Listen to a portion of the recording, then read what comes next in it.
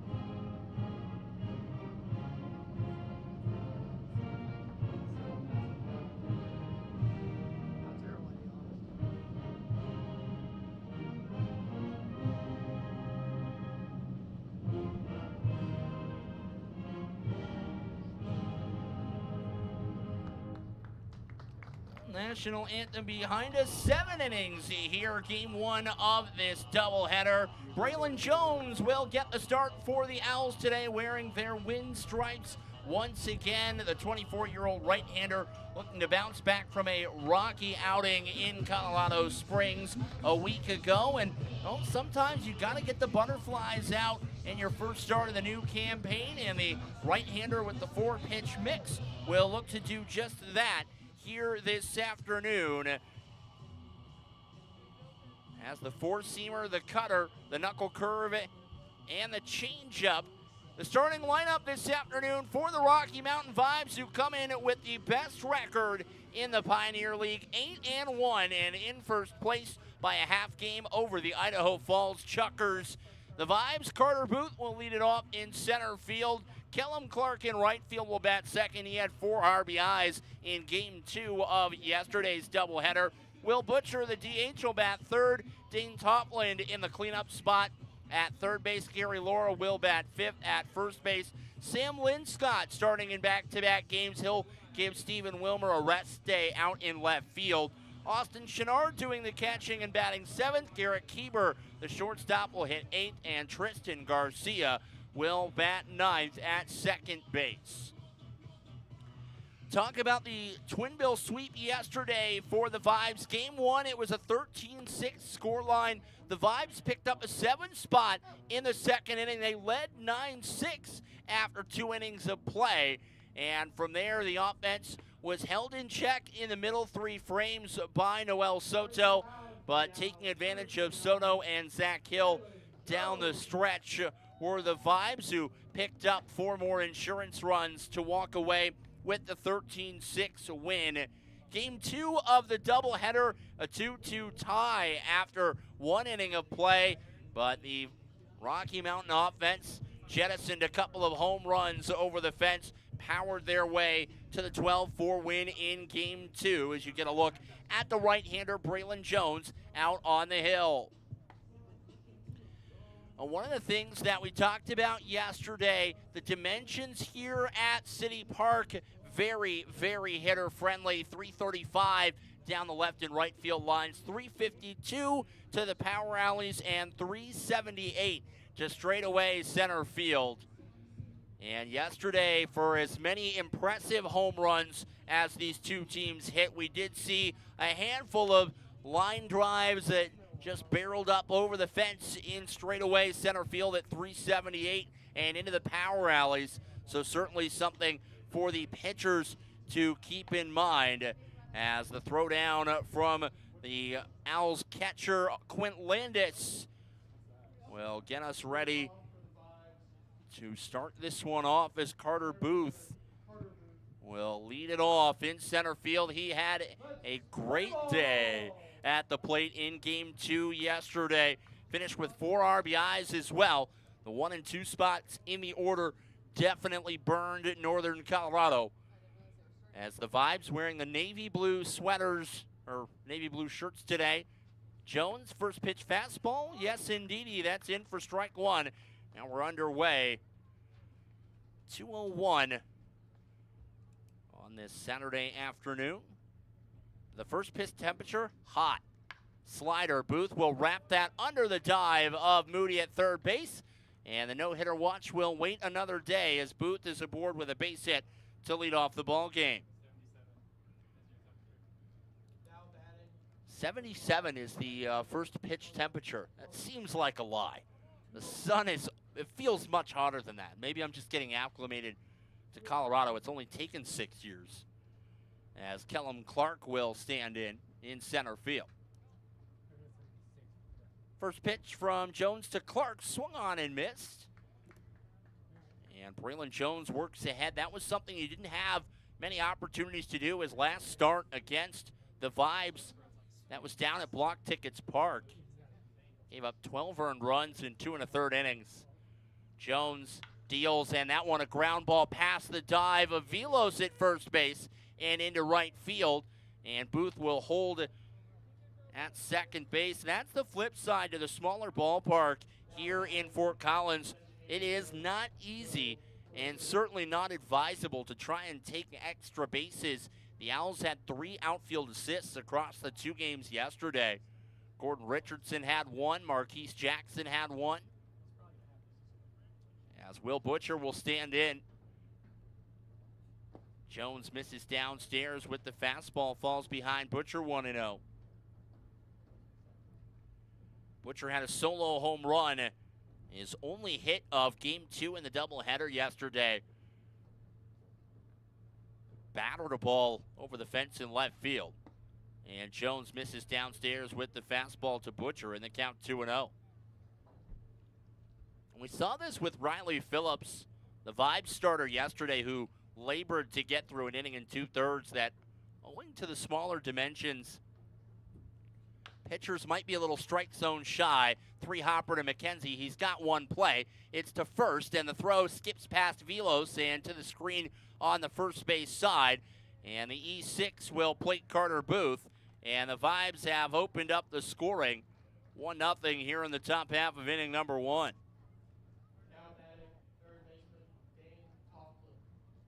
And that'll bring up the 30-year-old third baseman, Dane Toffland. Talked about he's a guy that has buckets of Pioneer League experience. His 3rd year in the league. You can have up to 3 years of PBL experience. So this will be Toffland's final year in the PBL. Unless the Vibes use him as the franchise player, as Toffland takes a first pitch strike.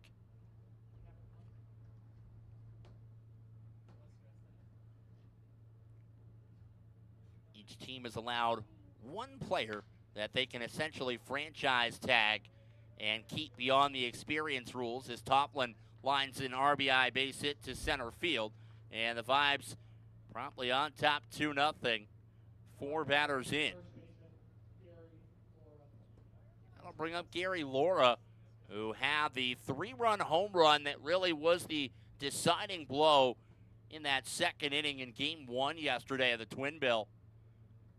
It was his home run that was more dimensionally favorable here at City Park than Four Rivers Equipment Stadium or Block Tickets Park, as the slider slips, misses upstairs for ball 1. Laura taking advantage of the surroundings, flipped that 3-run home run over the fence at the time, made it 9-2 Vibes, and that was really enough of the insurance that Rocky Mountain needed down the stretch. Jones misses upstairs and away with the fastball in the count 2-0. Hitters count to the Vibe first baseman. Early traffic on the base paths against the right-hander, Braylon Jones. 2-0. Up again, Laura will step out and see if he's got the green light here with the way the Vibes have been swinging the stick over the past 9 games. Not sure Les Lancaster would unilaterally give Laura the red light. Could be a yellow. 3-0 from Jones. And Laura will split the gap in right center field. That will 3-hop to the fence. Holmes will leave it for Jackson. 1 run is in. They'll stop Topland at third. It's an RBI double for Gary Laura. And the Vibes jumping all over Jones early in the top half of inning number 1. They lead 3-0.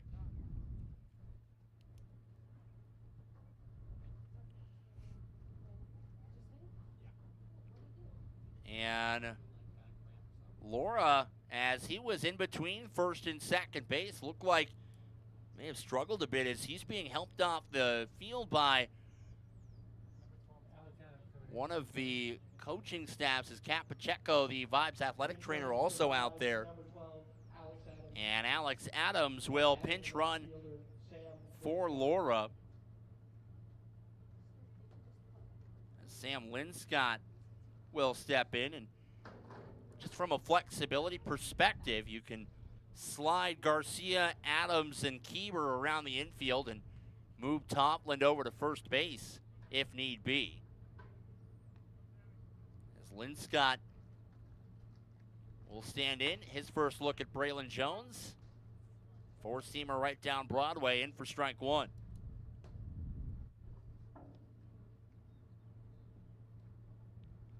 Jones trying to work his way out of danger here. Misses down and away. Evens the count to Linscott.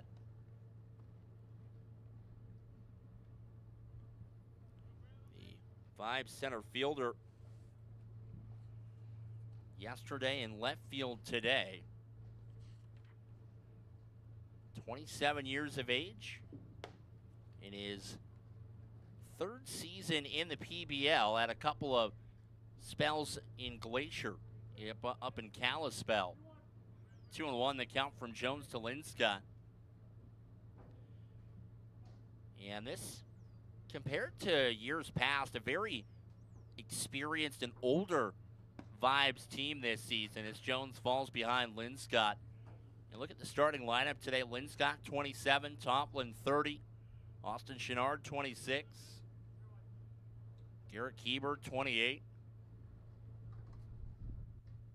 And we've seen in the past a ground ball up the middle. McKenzie ranges to his left. The off-balance throw to Velos in time for the 6-3 ground out. It is an RBI for Linscott as Tomlin will come on down to score. Adams also takes 90 feet.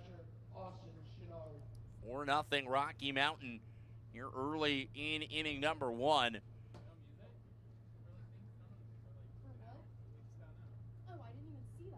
And again, owing to that veteran experience on this Rocky Mountain side, we've seen teams find success with that in this Pioneer League over the last couple years. Ogden historically has had guys with a lot of PBL experience. The Ballers have done that as well.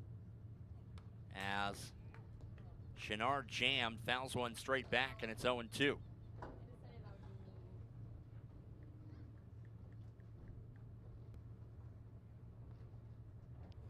Chenard, another guy coming in with PBL experience, spent 2023 in Grand Junction, parts of last year with the Vibes. And man, that pitch just missed on the outside edge. Jones thought he had the backwards K. Instead, Chenard a backdoor into the at-bat, the count 1-2. Jones gets the sign from Landis.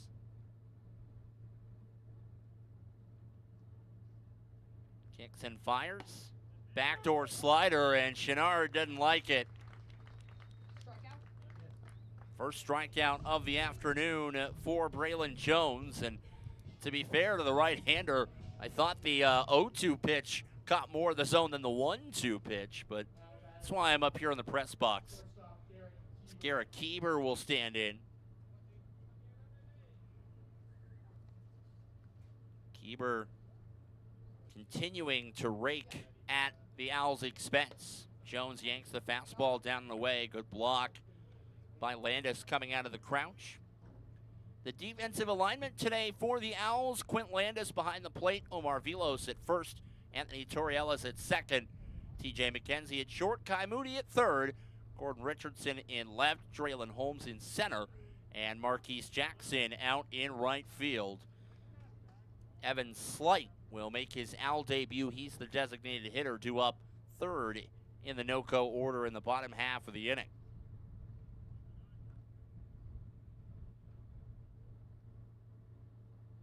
Jones rocks and fires out of the stretch, and Kieber will bounce a base hit back up the box. Another RBI for Kieber at the Owls' expense.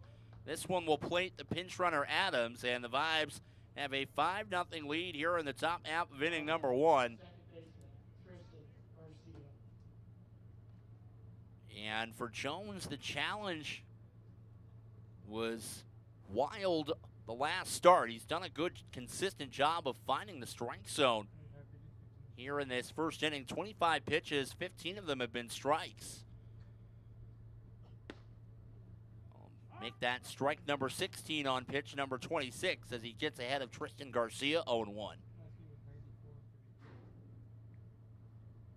And that's the improvement start to start you want to see from the right-hander as Garcia dribbles that foul off his shin, and the count 0-2. I mean, just really from a contact perspective, Laura splitting the gap in right center field is the hardest contact of the inning. It's been a lot of base hits making their way back up the middle. The one that slipped under Moody on the dive from Carter Booth. And that slider had a ton of east to west movement, came back over the plate. Garcia fouled it off. 24 years of age from Louisville, Kentucky. And played with Florence in the Frontier League a couple years back. As Jones misses down and away, wastes a fastball there. Count 1-2. It's just such a different feeling as a pitcher, knowing you've worked ahead of a guy. Gives you so many more options in your arsenal. Jones strides and deals. Garcia pops it up. Will it stay playable for Landis over towards the rail by the Vibes dugout? It was Jones who was actually the first one to it. And that one kicks off the top of the Rocky Mountain dugout and falls harmlessly into the grass. And Jones, who ran into the railing, getting an extra conversation with the home plate umpire, a chance to catch his breath. Brandon Hastings calling the balls and strikes this afternoon in Game 1. Zach Dart, our first base umpire, and Travis Schatzman at third. That was the three-man crew we had yesterday as well. Everyone rotating around this weekend.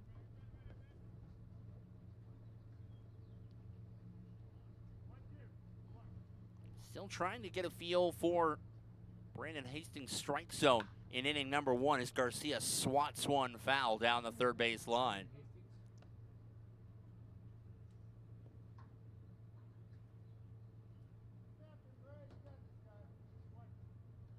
Yesterday in Game 1 of the doubleheader, strike zone was very tight to start. And Garcia again rolls one over. This one dribbles towards Jones off the mound. He'll underhand it to Vilos and retire the side here in the top half of the first. The Vibes score 5 runs. They do it on 5 hits, 1 error, and leave a runner on base. We'll head to the bottom of the first. The Owls will get their first turn to bat. You're watching Northern Colorado Owls baseball.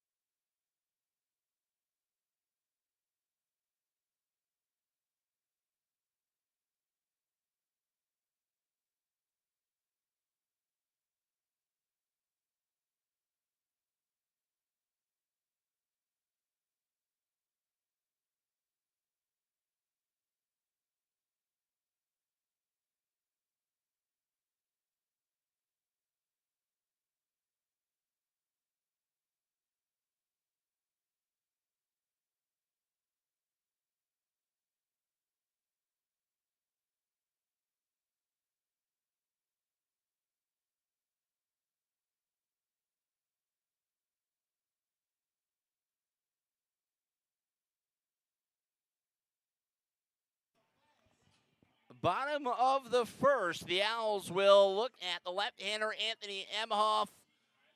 The second time in 3 games, the Southpaw has started on the hill for the Rocky Mountain Vibes.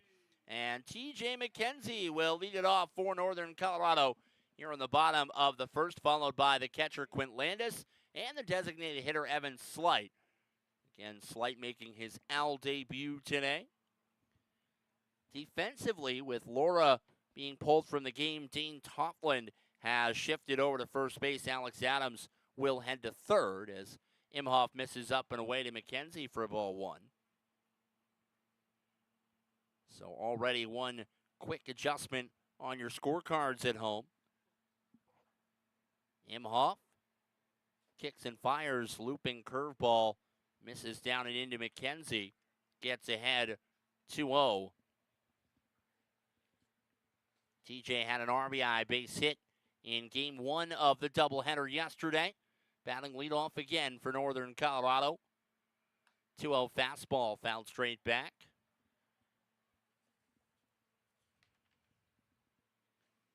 The left-hander Anthony Imhoff, 23 years of age, and he was brilliant in his first start through 7 innings. Gave up just 1 hit, walked 3 and struck out 6. Befuddled the Owls lineup in Colorado Springs a week ago.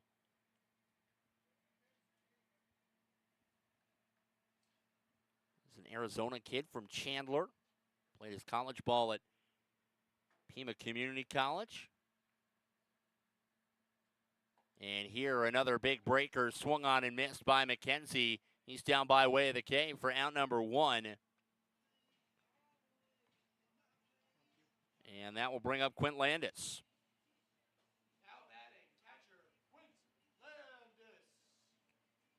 Landis. And as experienced as this Vibes team is along the PBL and Frontier League ranks, not too many guys with affiliated ball experience on the roster. Imhoff, one of them, as he grooves strike 1 into Quint Landis, who had game 2 of the doubleheader off yesterday.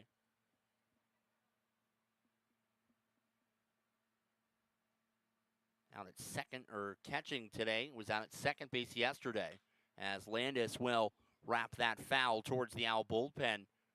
Evens the count 1-1. The Owls, somewhat of a luxury in the PBL in that they carry 3 guys that can catch for them in a pinch. Quint Landis, Manny Jackson, and Omar Vilos. So Vilos out at first base here in game 1. Imhoff out of the windup. Man, another beautiful curveball gets Landis to swing and miss. 2 up, 2 down, both on the strikeout for the Southpaw. And that will bring up Evan Slight, the Owl designated hitter, making his Northern Colorado debut here this afternoon in Fort Collins.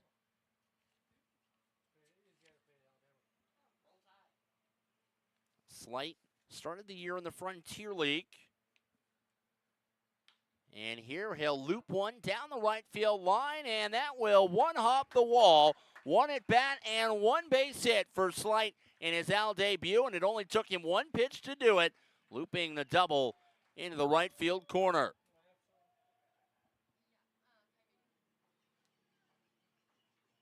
And that will bring up the Owls' power threat, Kai Moody. Had the 2-run home run in game 2 of the doubleheader, a solo shot in game 1. Mashing the ball all over the yard right about now.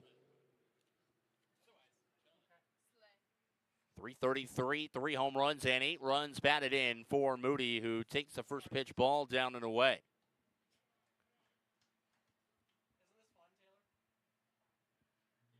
Played his college ball at Cal State Northridge in the Big West Conference. 1-0 from Imhoff. Another big breaking curveball. Trying to go backdoor. Good take by Moody.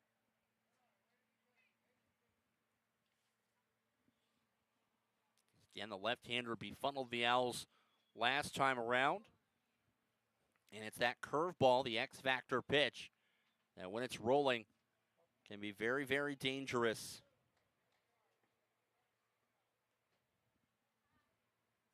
Moody may have a yellow light here. Had 3-0, 2 away though. Imhoff out of the stretch. Skip the fastball in towards the plate. Chenard unable to handle it cleanly. Slight will take third on the wild pitch. Moody advances to first on the 4-pitch walk. And the Owls have runners at the corners with 2 away here in the bottom of the first inning. Trying to jump back after giving up a 5 spot in the top half of the inning. As Traylon Holmes will stand in. Try and add to his RBI total. Holmes had a 2-run base hit yesterday in game 1 of the doubleheader. Doubled his RBI total with that hit. Still trying to get going at the plate. Curveball drops in at the knees for strike 1.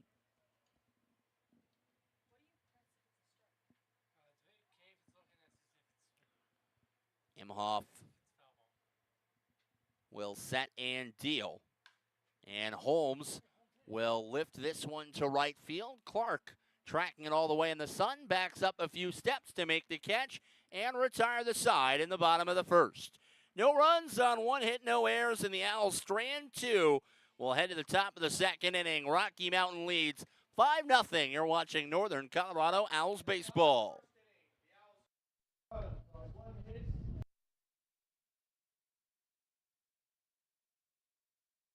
Each game will be 7 innings long, with game 2 starting approximately 30 minutes after the end of game 1.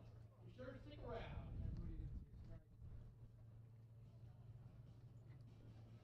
What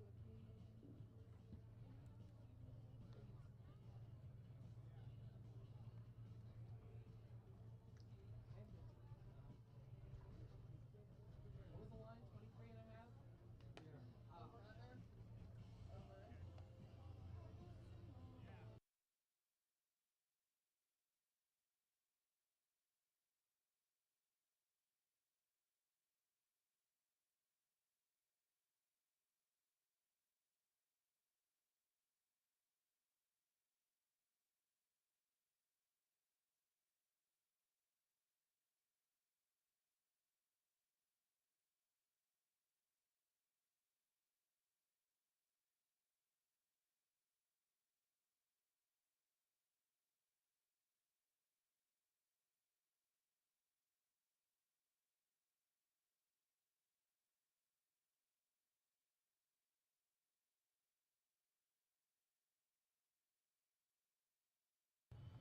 Top of the order, 2 up for Rocky Mountain here in the top of the second inning. Brendan Price with you from Fort Collins. A warm, sunny day, a great day for baseball. In fact, it's such a great day, let's play 2. As Carter Booth stands in to lead it off. Singleton scored in his first at bat to lead off the ball game. Knocked the base hit under the dive of Kai Moody at third base as Jones gets ahead with the first pitch slider. And again, that was what Jones did well in the first inning. Did not fall behind many. Evens the count here, misses up, pulls Landis out of the crouch. 24-year-old mostly appeared out of the bullpen last season with Ottawa in the Frontier League as Booth fights that off foul down the first base line out of play. It's been a common thread amongst the Vibes and Owls both, grabbing guys from the Frontier League. That extends to the broadcast booth as well.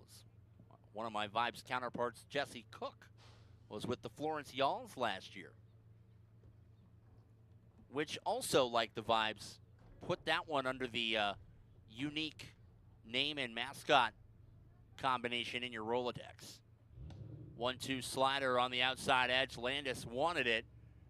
Missed outside. Evens the count 2-2. Q asking about that location. And again, no ABS this weekend, so everyone working with the strike zone on natural. No opportunity for hitters or pitchers to overturn as Jones misses up and away, and Booth will draw the leadoff walk. First to the ball game issued by Braylon Jones. And traffic again out on the pillows will bring Kellum Clark up to bat.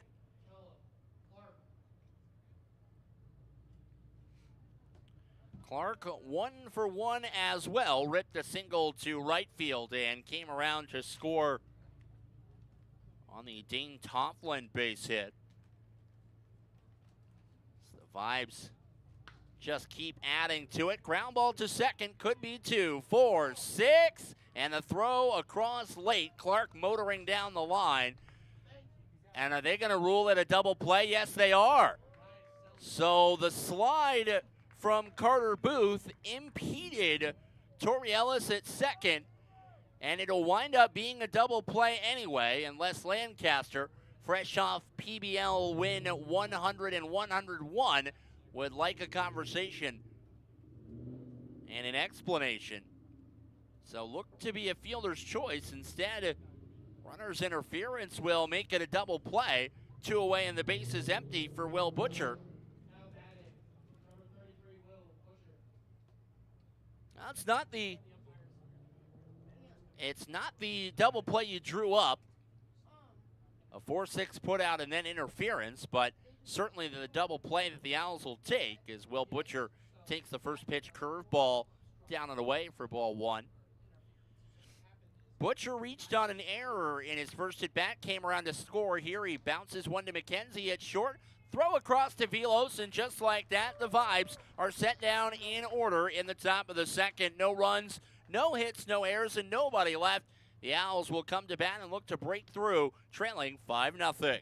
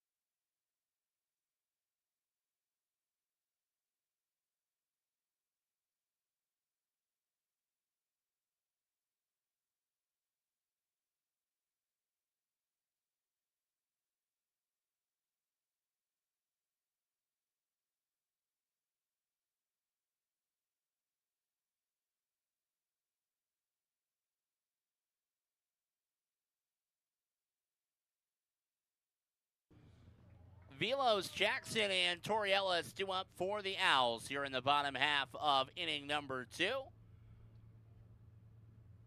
As Anthony Imhoff rolled through the first inning, got a couple of strikeouts, danced around a double and a walk to retire the side. And here, another north-south curveball falls off the table and in for strike 1 to Velos. Omar starting at first base this afternoon, hitting in the 6 hole. And Velos heel will yank one foul down the left field line. And the count 0-2.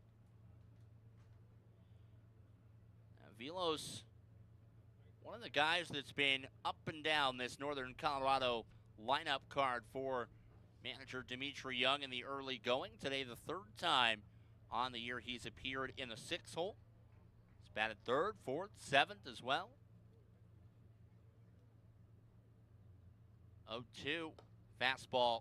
Imhoff yanks it up and away. Had the waste pitch. I'm not sure that's where he wanted to waste it, though. Want it to be close enough that maybe you get a swing.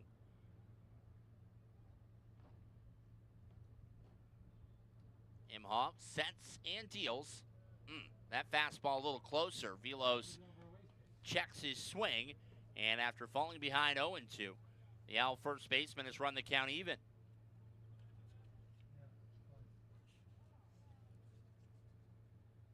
Velos spent time with the Jackalopes last year as he pokes one down the right field line, falling fast.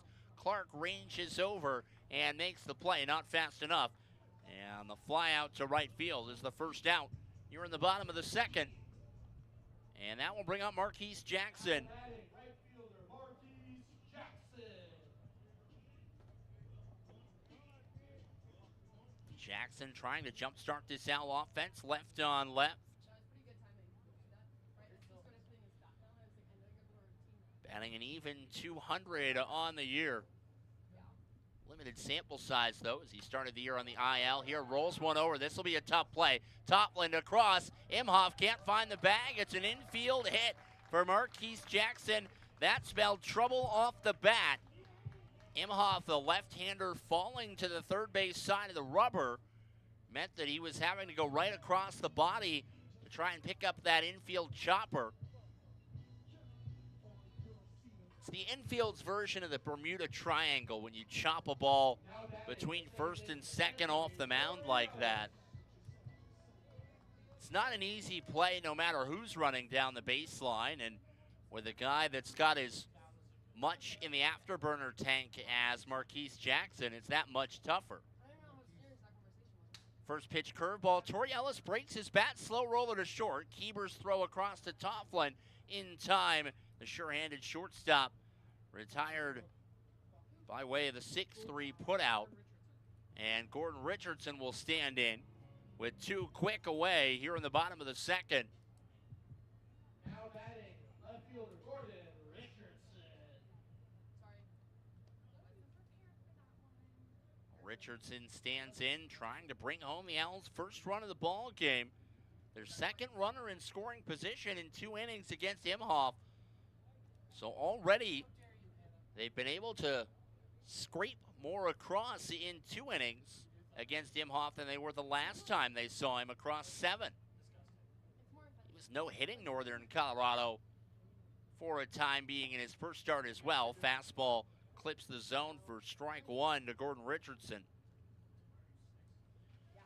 The rookie left fielder from Simi Valley, California, batting .259 with 3 runs batted in on the young season. Imhoff misses down low. Chenard kept the ball in front of him. Jackson on the move for third. He is safe. Gets that back foot in on the slide around Adams. Jackson taking advantage on the wild pitch. He'll move to third. And 90 feet from home.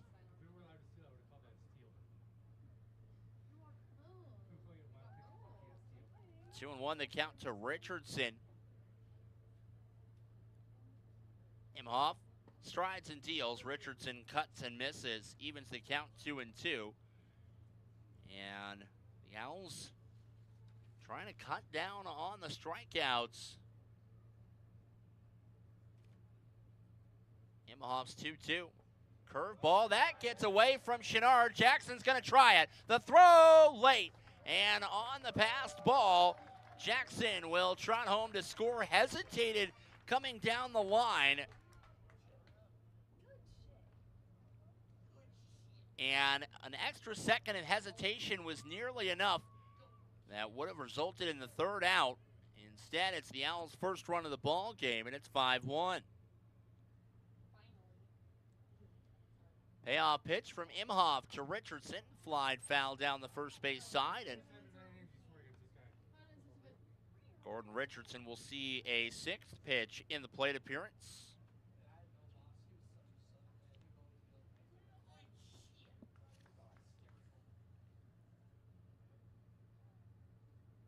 Imhoff, with the bases empty, can work out of the windup again. That's beautiful. Wow. Man, I'm not sure I can blame Chenard or Imhoff for that. It's a backdoor breaking ball. That nearly broke some ankles on the way down, and Richardson will work the 2-out walk. And the lineup card will turn over for TJ McKenzie, the Northern Colorado shortstop. Now batting shortstop, TJ McKenzie. 0 for 1, he struck out in his first at bat. The pitcher thought he struck out. The catcher thought he struck out. The umpire said he walked. Okay, so I wasn't in the wrong for nothing. First pitch from Imhoff to McKenzie. That's in at the knees for strike one from the left-hander, who's been pretty efficient through an inning and 2/3. That's just his 30th pitch of the afternoon. And again, a 7-inning ball game with this doubleheader today. So the more efficient, the more innings you can get, the better it's going to be for your bullpen down the line. And we saw that yesterday as Game 1, Noel Soto for the Owls pitched into the 6th inning, who then had to use just 2 pitchers the rest of the way in Game 1. Fastball down and in, misses. The Vibes on the other side got that in Game 2. Malik Bittens worked into the 5th inning, got the win. And from there, it was Hunter Bryan, Tom Peltier, Trey Morrell,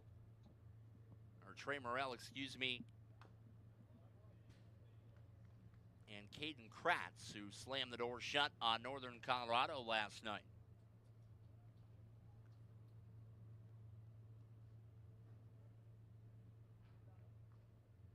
McKenzie will take his 2-strike timeout. He's trying to readjust an outfielder by trade at shortstop to start the year for the Owls. Try and add a little bit more versatility to the lineup card.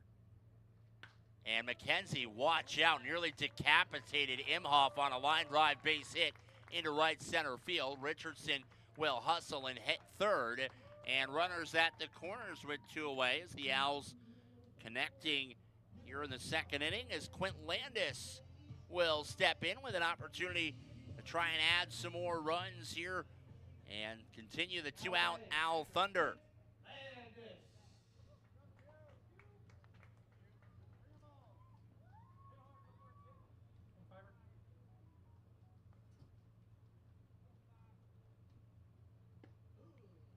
First pitch strike to Landis.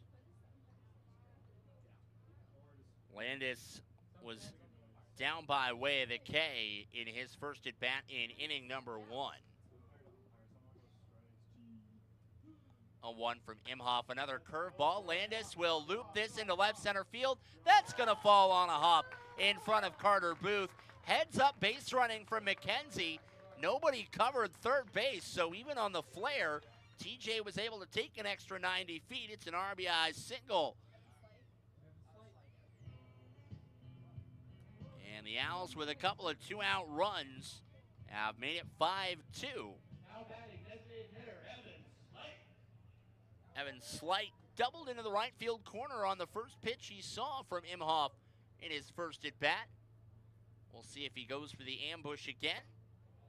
Not much to do with that pitch except watch. Fastball misses on the north side of the zone. Count 1-0.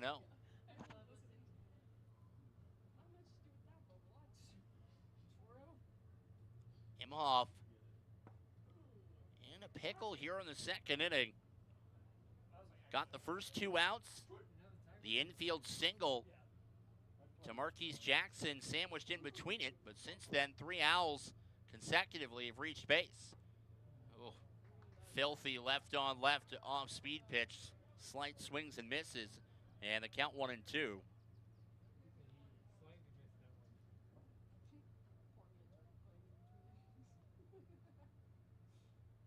1-2 on the way from Imhoff, trying to get out of the inning. A ground ball skips off the infield. Garcia, slick hands at second, recovers and gets it over to Toplin in time to retire the side.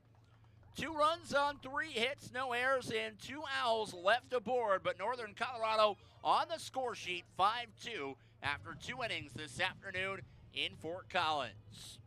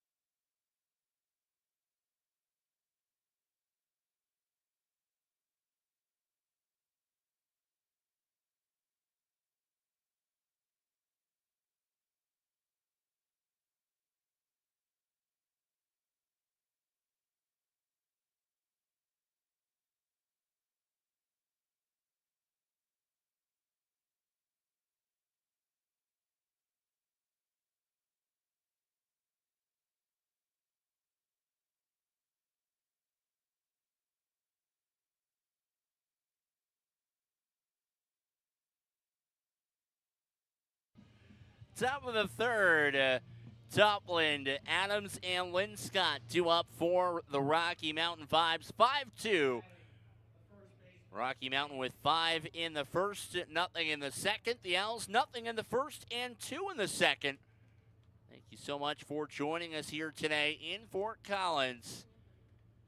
Topland 1 for 1. RBI base hit. He grounded one back up the middle, past the reach of Braylon Jones and into center field. First pitch from Jones to Topland. Goes with the curveball, drops it in for strike one. And again, Jones keeps working ahead of Northern Colorado, or of Rocky Mountain hitters rather. As Jones tries the fastball up and away, misses, and evens the count to Topland 1-1.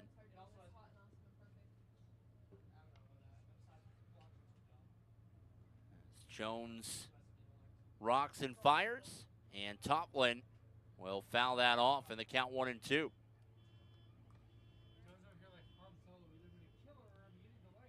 And this is exactly what you want to see for the right-hander. Got the bounce back inning in the second. The leadoff walk, got the double play ball, and then a ground out, set down the side, 3 up, 3 down as Topland sends that straight back.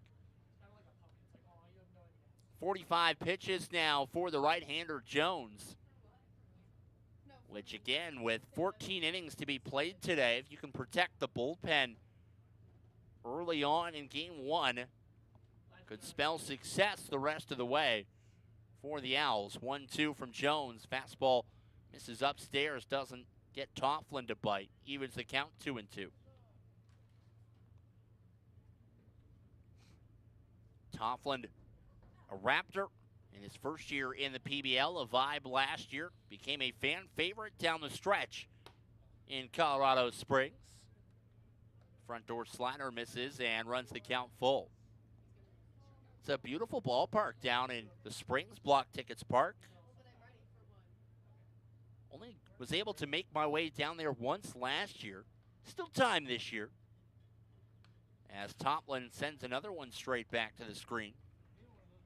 Was going to go on the Sunday doubleheader that wasn't down in Colorado Springs. Rain washed out game 2.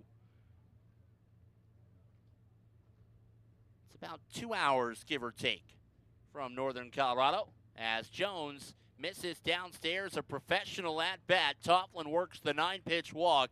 He's aboard to lead off the top half of inning number 3. Now batting, the third baseman,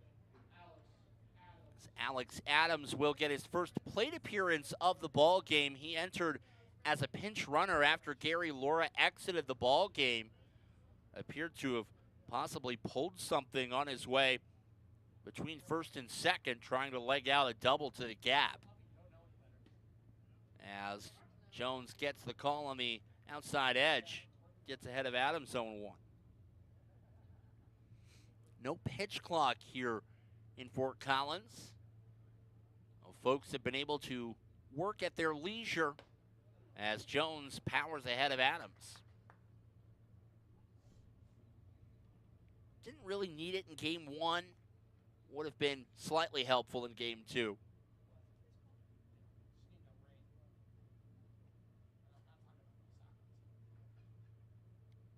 Jones strides and fires. That one kicks up and away from Landis, rolls all the way back to the screen. Topland will take second base as the 59-foot pitch skips to the screen, puts Topland in scoring position.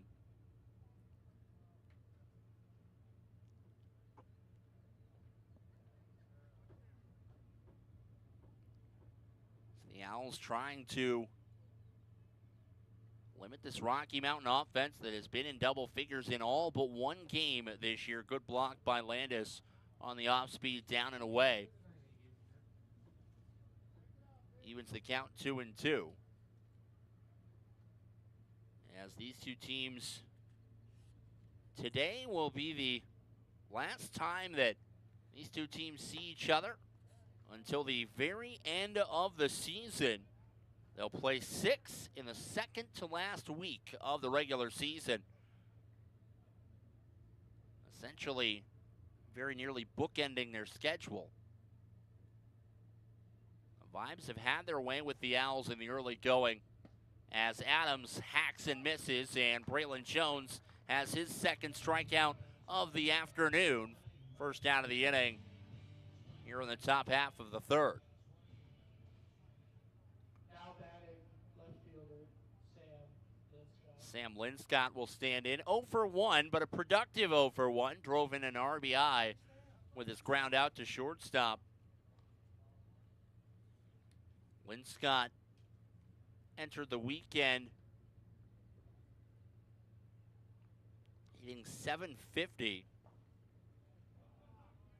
Good block by Landis there.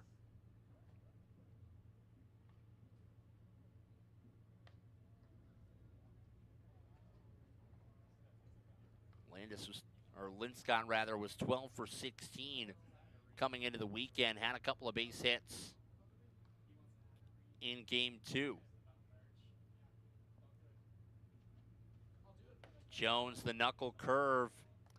And that's the same spot that Imhoff thought he had a strikeout on Gordon Richardson in the bottom half of the second. So tip of the cap for consistency and continuity from Brandon Hastings behind the dish.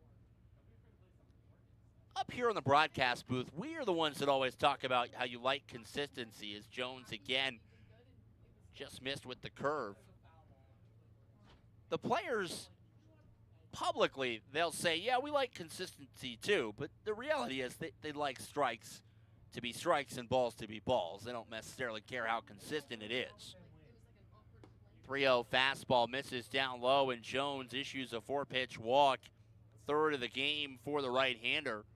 Puts the double play back in order for Austin Chenard with runners at first and second and one away.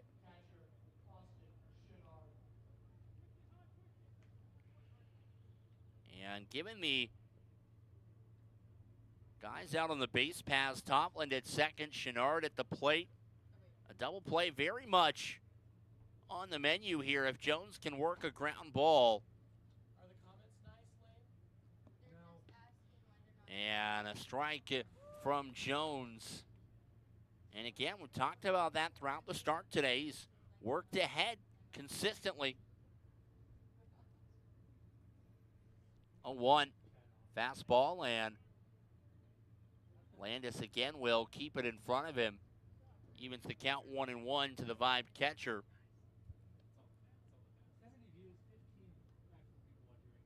who entered the weekend batting .214. On base percentage, though, excellent. .450, works walks. Why do we like him, Pete? He gets on base. Fastball from Jones, in for strike 2. No, I know. I was gonna play. I was seeing if I need to get strikeout ready. That was a movie reference. We need to show the infant Moneyball in here. Yeah. Jones try and hang consecutive scoreless half innings here for Northern Colorado, wearing their red hats, the old Orem Owlz lids. And there's a 2-ball. The turn for 6-3, right on the money and right in time. A double play retires the side. No runs, no hits, no errors, and a runner left on base. We'll head to the bottom half of inning number 3 in Fort Collins. 5-2, the Vibes lead the Owls.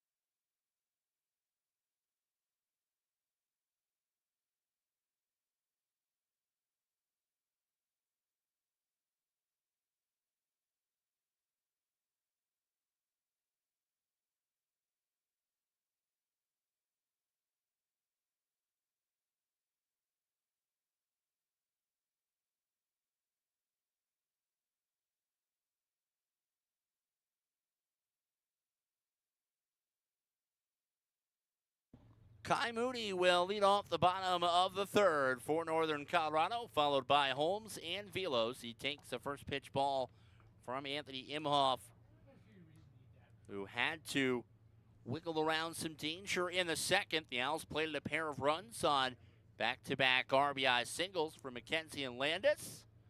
Curveball doesn't get the swing from Moody. Kai didn't see really anything to hit in his first plate appearance. 4 pitches, drew the walk. 2-0 on the way, and Imhoff again will stay south of the strike zone. Tried to get one in at the knees, and it's quickly 3-0.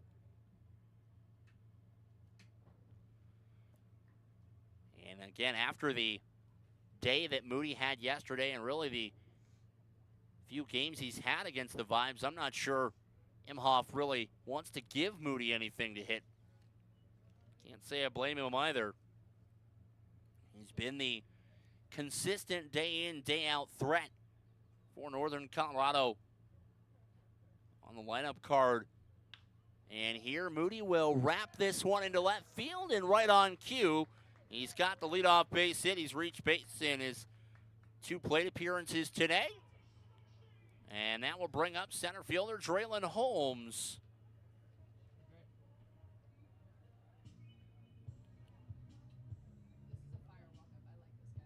Draylen flew out to right field in his first at bat.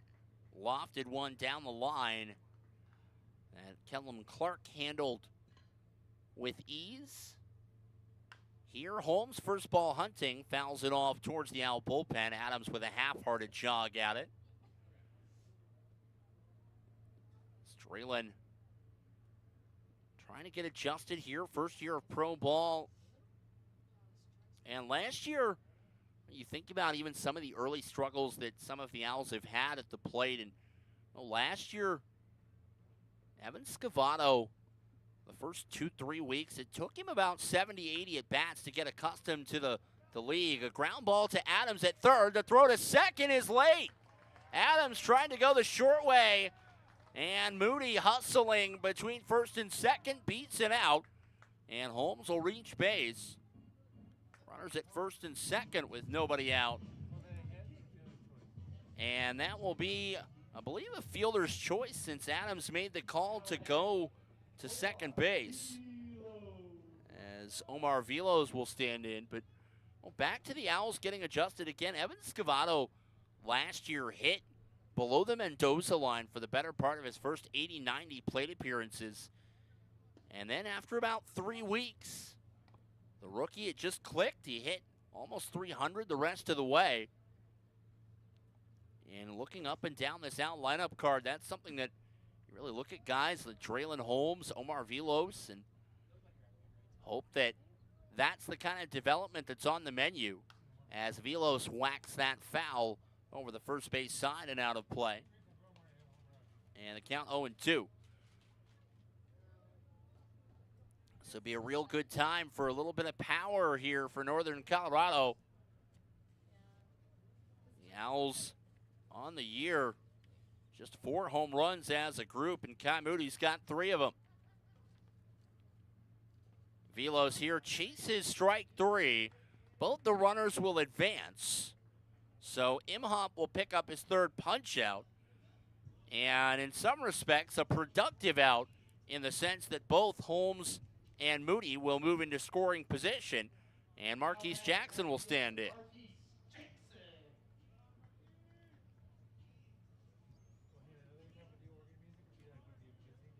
And the Owls are a base hit from making this a 1-run ball game. And, again, you're working with 6 fewer outs today here in the doubleheader. I know, I'm trying to do it during, downtime. They're pretty quick turnarounds, so if I hesitate, I can't do it. First pitch from Imhoff, the fastball. Jackson waves and misses at that. 1 for 1, the infield single. Just past the pitcher's mound in between first and second in the second inning. Came around to score on the McKenzie base hit. Quickly falls behind here 0-2. tell you, credit where credit is due to all the folks down in the metal bleachers on a warm day like this. Sweating, and I'm up, ensconced in a press box as Jackson swinging a miss. Chenard, smart defending there. Jogged it up the line ever so slightly, made sure that the runners don't come home. And a big second out for Imhoff and the Vibes, as Anthony Torrielis will stand in. Now batting, second baseman Anthony Torrielis.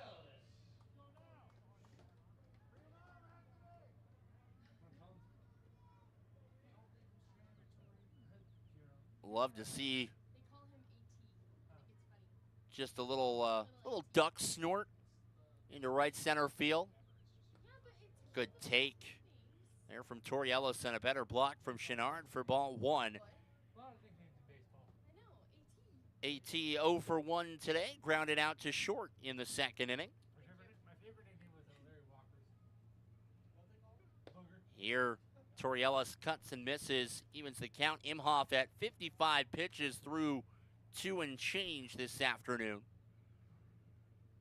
Yesterday we saw Riley Phillips hit nearly the century mark in game 1. Noel Soto threw 100-plus pitches to get through 5 2/3. As Torrielis behind in the count 1-2. Second-year pro in the infield for the Owls. Spent time with Evansville in the Frontier League.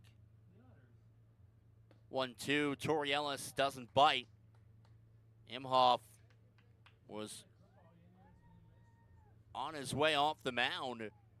Has to get back in his spot. Torrielis with no batting gloves. Don't see that often anymore. Man, that is a wicked good curveball. As the home plate umpire having a quick conversation with the Vibes dugout. Imhoff a couple of times this afternoon has thought he had got strike 3, made his way off the mound, and turns out he didn't have it. And here works the walk to Torrielis, and Imhoff is frustrated out on the hill. That was how Gordon Richardson worked his walk as well, and I think perhaps sensing the frustration from the southpaw, Les Lancaster will quickly make his way out to the mound. Bases full of Owls here for Gordon Richardson with 2 away. And if you're the Vibes, this is where you don't want to see this snowball on you at all. Haven't allowed any runs, just base runners. And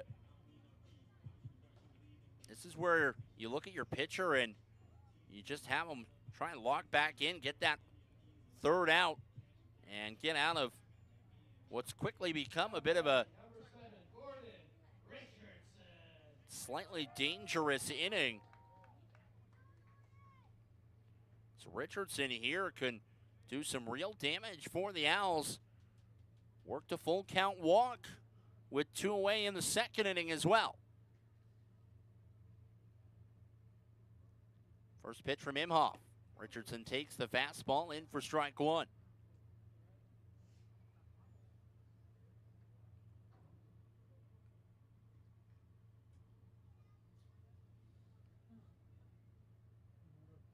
Imhoff this time misses down and away. Owls trying to snap the 2-game losing streak.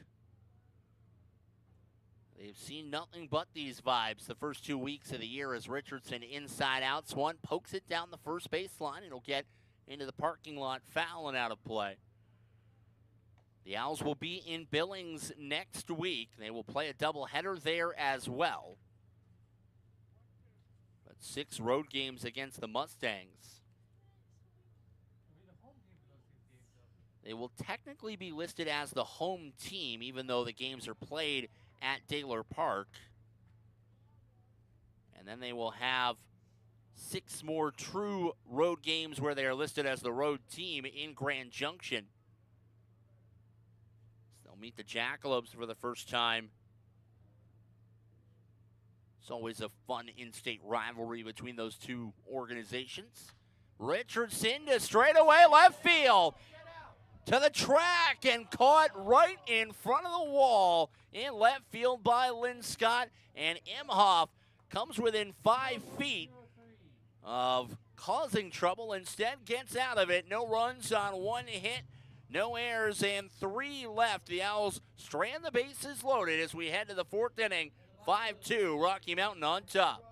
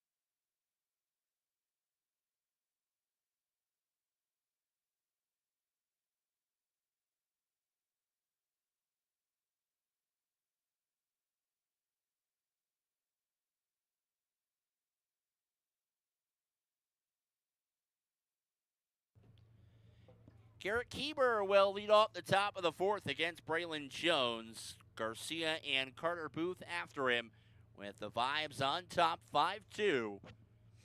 Rocky all 5 in the 1st inning as Jones gets the first pitch strike with the curveball.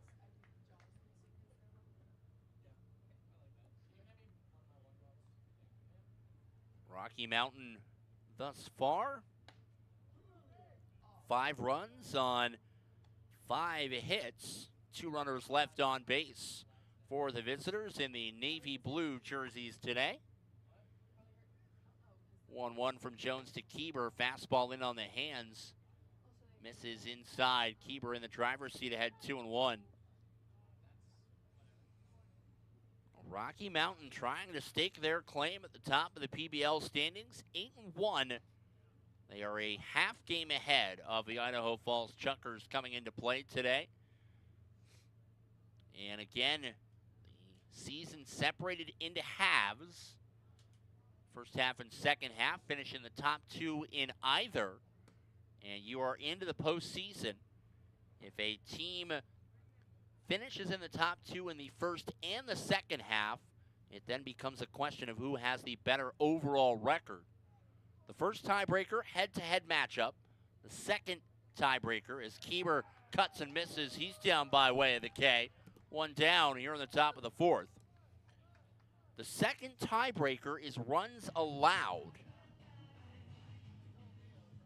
as that was something that did not work out Northern Colorado's way last season in the first half, as Tristan Garcia stands in. Northern Colorado missed the postseason by 30-plus runs, as Garcia waves and misses, and Jones working the slider now.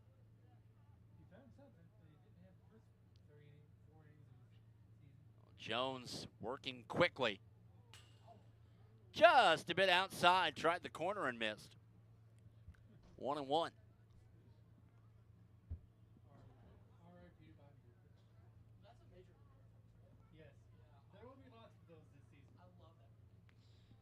Jones will try and lock back into Garcia, who's 0 for 1. Chopped out to the pitcher first time up, and Garcia's swinging at anything in the general direction of the plate there.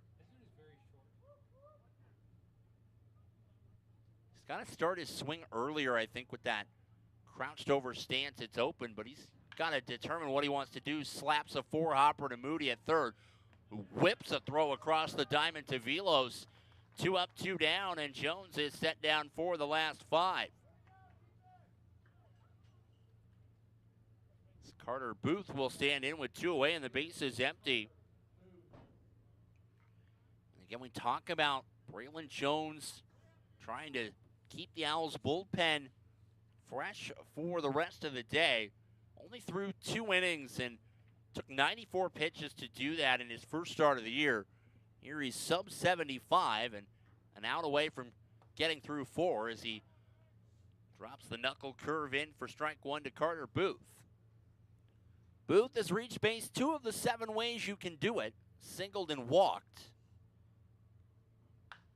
I know my counterparts Jesse Cook and Ethan Ibe during the Vibes series down in the Springs, they were actually able to name all 7. I myself don't have that kind of confidence. 0-2 the count to Carter Booth. See, my question is, try to keep track of, can you see all 7 in one game? As Jones wanted the outside corner, doesn't get it. That'd be a very poor pitching performance. And that spot has not been there today for either pitcher, Jones or Imhoff, So the umpires thought of the Owls, though, yeah. despite how much they wanted it. Both they're not happy with 1-2. Spiked the fastball 58 feet plus. That one skipped through the 5-hole past Landis to the screen. And everyone will give Quint an extra breath or two. 2-2 the count to Carter Booth.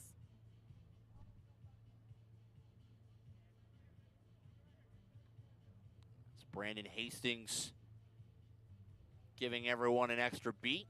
It's Landis and Booth chit-chatting at home plate. And again, by this point, these guys have played today are games 10 and 11 consecutively against each other over the past week and a half. So they get along pretty good. Booth will pop this up on the right side of the infield. Who wants it? Torrey Ellis will take it. And Jones sets down the side in order in the 4th. Donuts, no runs, no hits, no errors, and nobody left. We'll head to the bottom half of inning number 4. The Owls searching for some offense, trailing 5-2.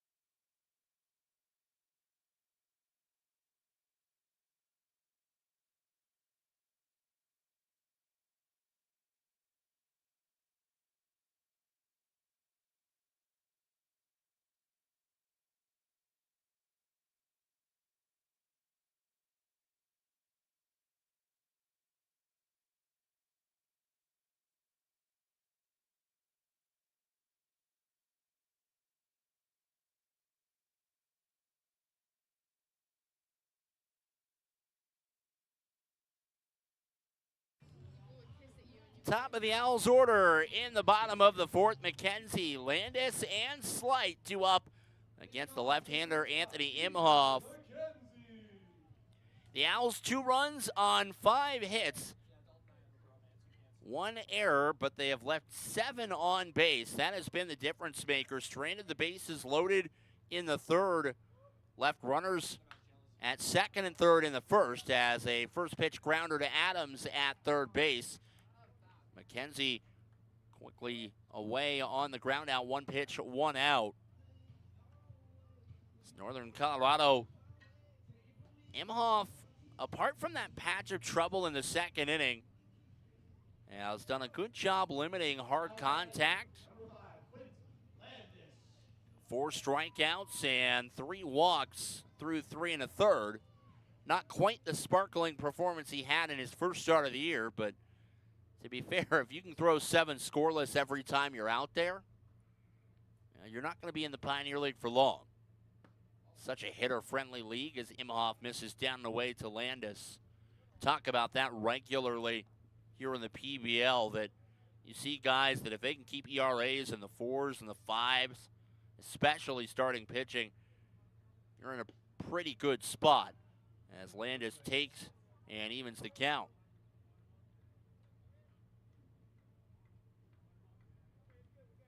And looking around the PBL at the moment, you've got Oakland leading the league. They have a 3.30 ERA. Yuba Sutter at 4.81. They're second. Once again, the 2 California teams leading the charge. And the Vibes right behind him. Their team ERA at 5.07 coming into play today.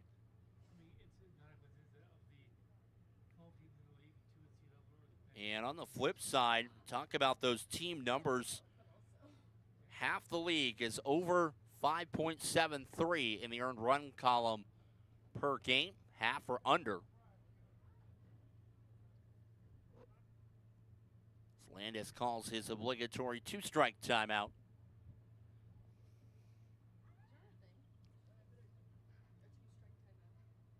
Struck out in the first and singled in a run in the second.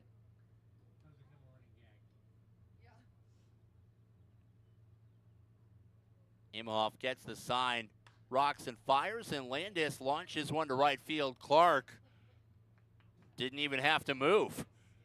Reading the scouting report to perfection as Landis flies out to right.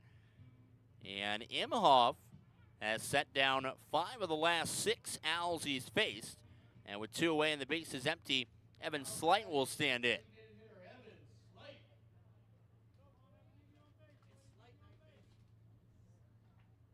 Slight doubled into the right field corner in the first, grounded out to second.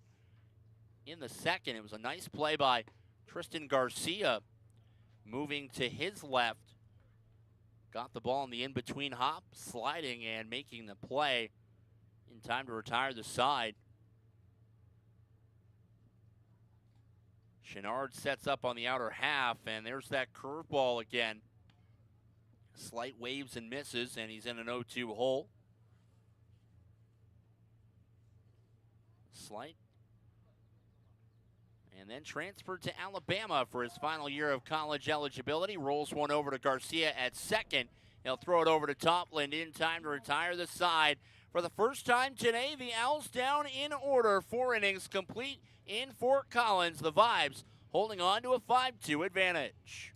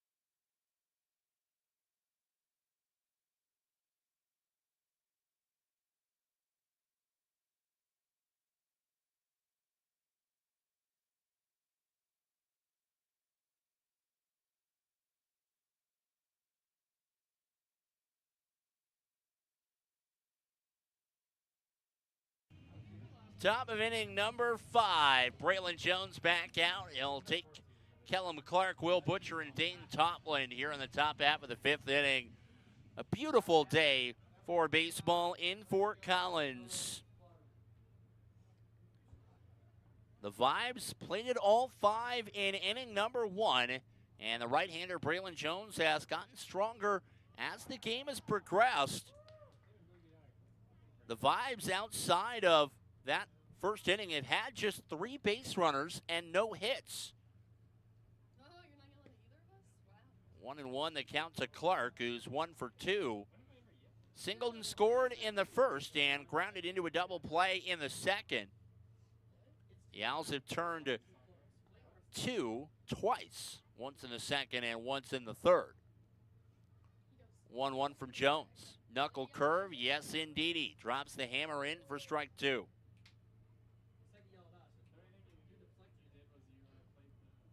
Jones just hitting the 80 pitch mark here in the 5th inning. Oh, it wasn't a run. Yeah, I realize that now. And Clark rolls this one over foul down the first base line. It'll slowly make its way down toward the Vibe bullpen. Game 2 of the doubleheader, 30 minutes after the conclusion of Game 1. You can keep it right here on the stream. We'll have Game 2 for you as well. Roberto Coronado was set to pitch for the Owls. Craig Scherer for the Vibes.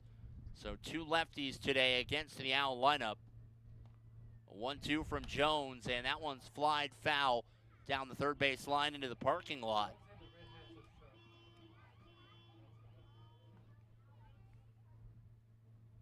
As both Imhoff and Scherer dominated the Owls their first time out against Northern Colorado.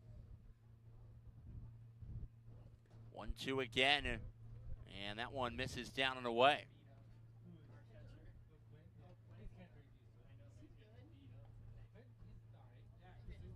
Landis having a tough day behind the plate. It's again, man, catcher, that's the position you couldn't pay me enough money to play. 2-2 on the way from Jones out of the windup. Swung on and missed for strike 3. 4 Ks on the day for Braylon Jones. And that will bring up Will Butcher. And Braylon Jones is asking for a new baseball, I think. As Butcher 0 for 2 today, reached base on an E6 in the first inning, grounded out to short in the second.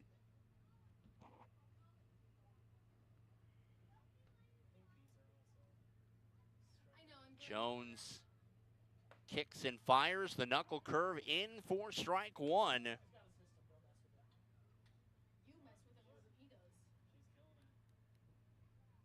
The Owls keep getting zeros on the mound.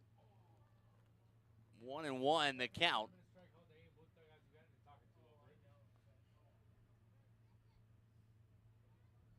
Jones shakes off the first sign from Landis, deals. Watch out. Front door breaking ball that didn't quite break far enough away from Butcher's head. 2-1. Had to bend out of the way. Saw that in Game 2 yesterday. We had 3 hit by pitches, none of which were intentional. That's in for strike 2 on the hands. None of which were intentional, but by the time the third one between the 2 teams, you could tell folks were getting a little annoyed, a little peeved, perturbed. Butcher wraps one to short. McKenzie will gather and get it over to Velos in time for out number 2. 6 in a row set down by Braylon Jones. The base is empty for Dane Topland.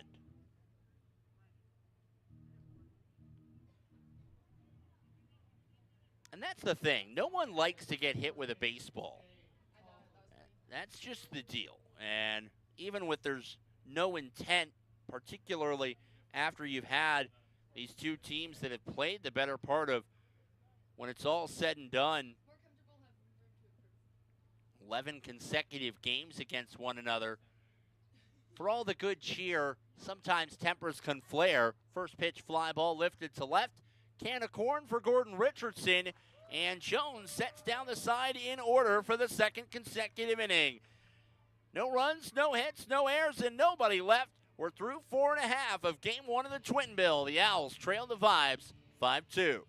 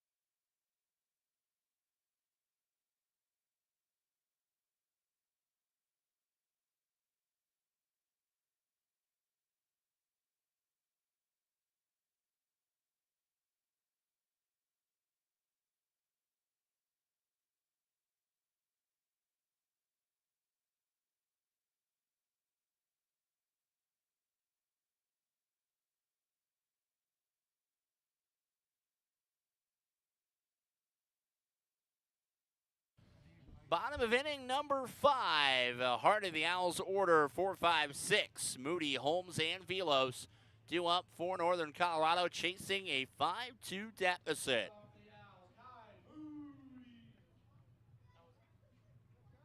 Kai has reached base in both plate appearances today. A single and a walk. Walked in the first on 4 pitches and singled on 5 in the third.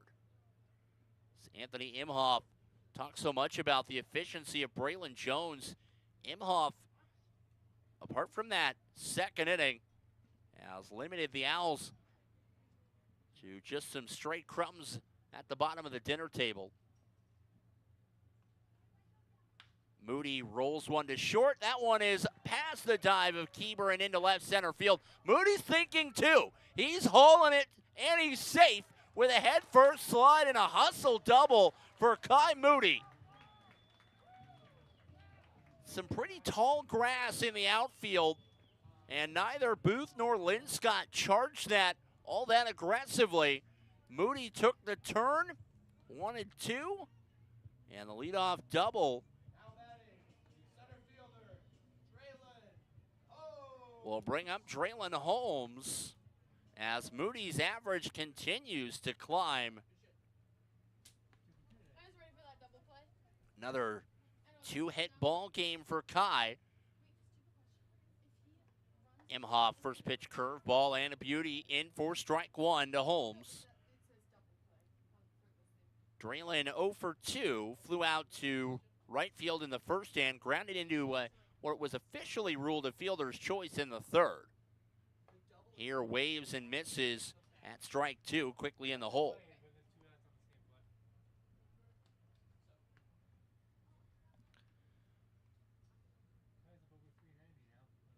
Moody approaching 400 now, hitting over 390 as Holmes will flare this down the first base line, foul. Some action down in the Rocky Mountain bullpen. It looks like it's Hunter Bryan, the right-hander, up and throwing. He threw an inning yesterday for the Vibes in the second game of the doubleheader.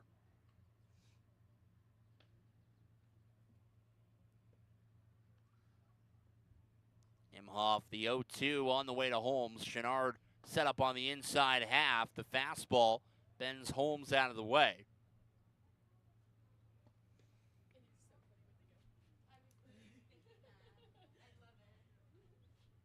Northern Colorado has gotten what they've needed from Braylon Jones out on the hill. Shut down this Rocky Mountain offense. Holmes on 2 hops, a base hit into left field. Moody had to wait to see if Keeber could get it. He'll stop at third. Runners at the corners with nobody out. And all of a sudden, the Owls trying to get something cooking here in the bottom half of inning number 5 as Omar Vilos set to step in and hit. Now batting, first baseman Omar Vilos. Vilos 0 for 2. Flew out to right field in the second and struck out swinging in the third. This would be an awfully good time to get off the hitless schneid for the day. First pitch from Imhoff. Man, that curveball is disgusting. 0-1.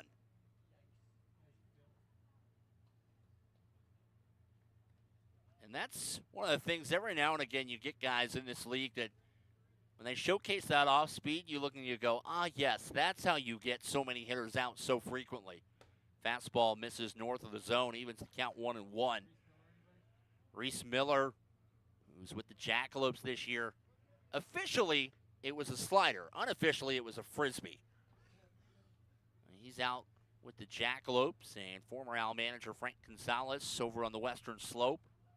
Vilos right back up the box, a base hit and an RBI as Moody will come in to score, and the Owls will pull to within 2, 5-3.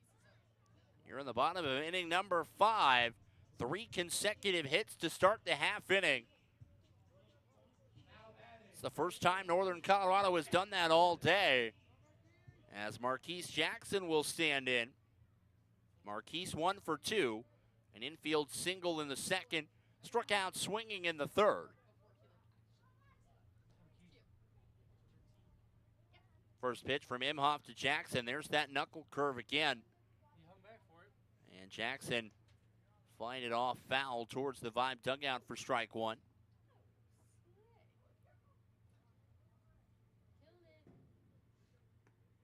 Imhoff, 84 pitches now for the left-hander. Wonder with Torrey Ellis and Richardson on deck if it might just be the last batter. And what a heads-up piece of defense from Keeber at short, threw behind the runner at third, nearly got Draylon Holmes, who had rounded the bag. As it stands, the 4-6 put-out cuts down the middle runner, Vilos. Jackson to first on the fielder's choice, and this may be it for Anthony Imhoff. It's a pitching change for the Vibes. We'll step aside as Rocky Mountain makes a call to the bullpen. The right-hander Hunter Bryan will deal with runners on the corners and 1 away when we return.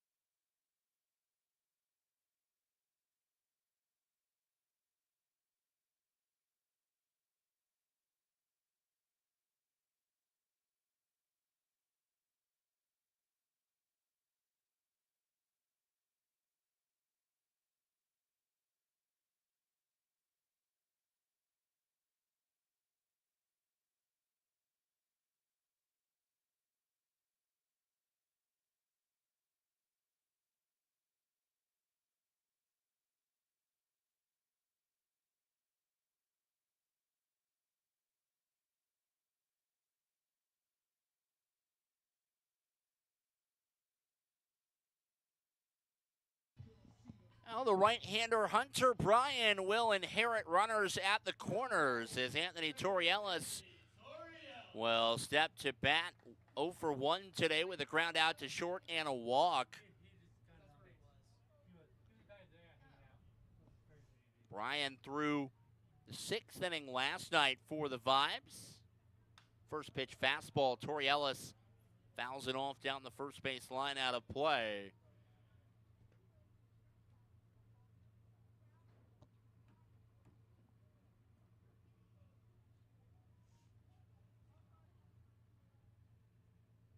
Bryan loads up another four-seamer, misses down and away. The right-hander, second year in the Pioneer League, was with Grand Junction for a spell a year ago, donning the purple and black.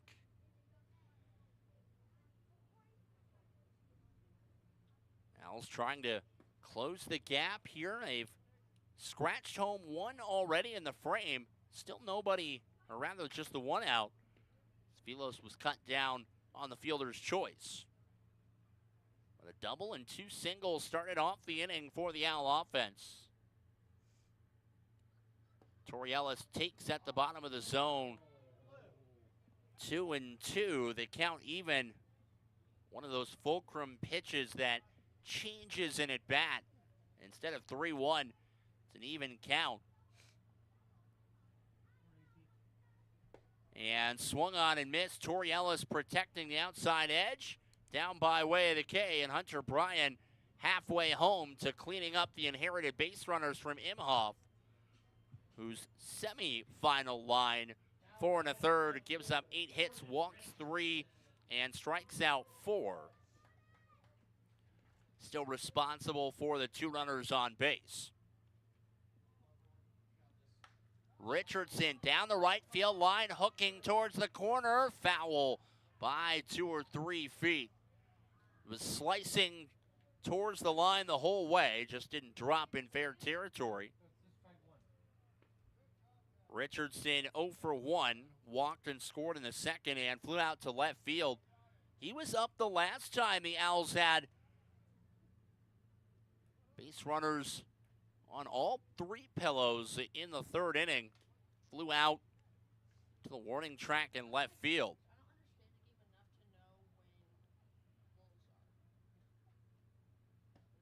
Slider, delayed strike 2, but in there. And Bryan gets ahead of Richardson.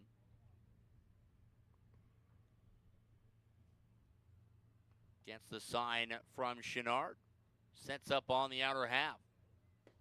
Got the pitch there, didn't get the swing from Richardson. 1-2. Northern Colorado trying to steal game 1 of the doubleheader here. They need to win both today to split the series after falling twice yesterday.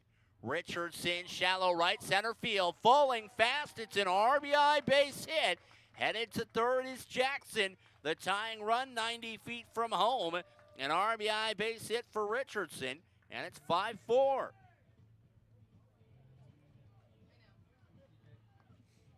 Well, sometimes you don't have to hit it hard. You just have to put it in the right spot. Richardson plays lawn darts, hits a bullseye, drives in a run, and turns the lineup card over for TJ McKenzie.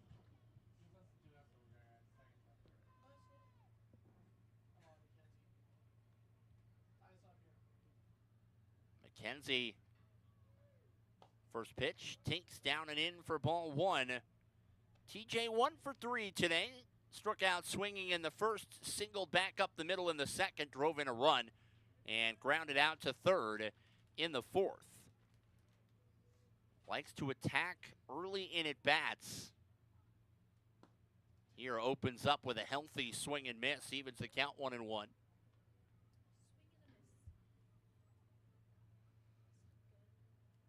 TJ in that leadoff spot for Dimitri Young once more.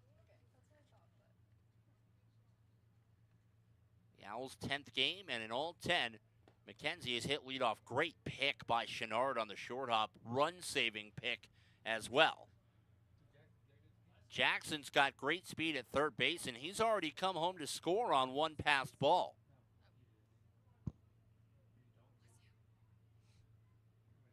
Hitters count to TJ, 2-1 to McKenzie. Bryan kicks and deals. McKenzie grounds this one foul past the Owl dugout. And that may have popped him on the foot on the way through as well, as he's limping around home plate to try and walk it off. It's easy for everyone up here to say.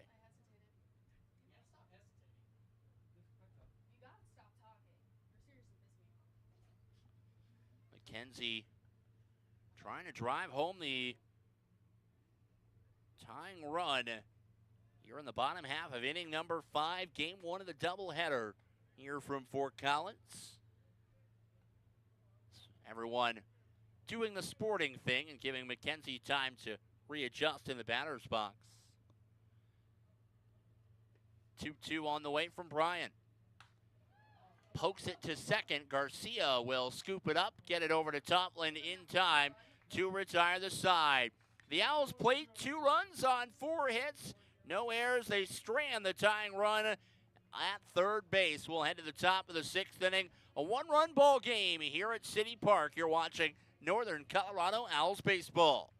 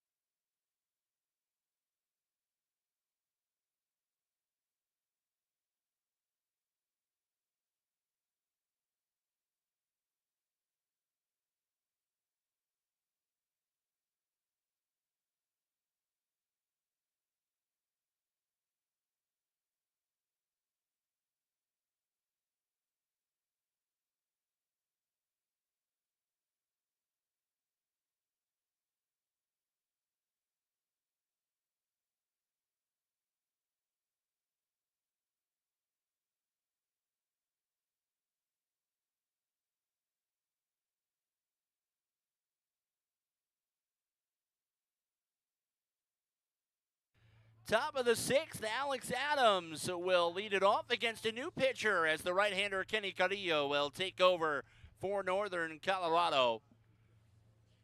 Carrillo making his 3rd appearance of the season, the right-hander from Bellflower, California. And first pitch, he's greeted with a base hit back into center field by Adams. It's a rather rude greeting for the right-hander in his 3rd appearance of the year. Pitched in 18 games last year with the Voyagers in Great Falls through 49 innings. Made 7 starts as well. Can do a little bit of everything.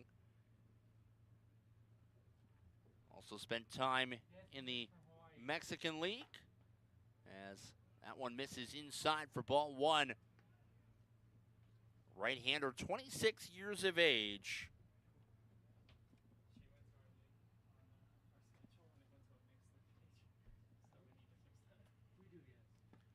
As that one, thank you, caught the bottom of the zone.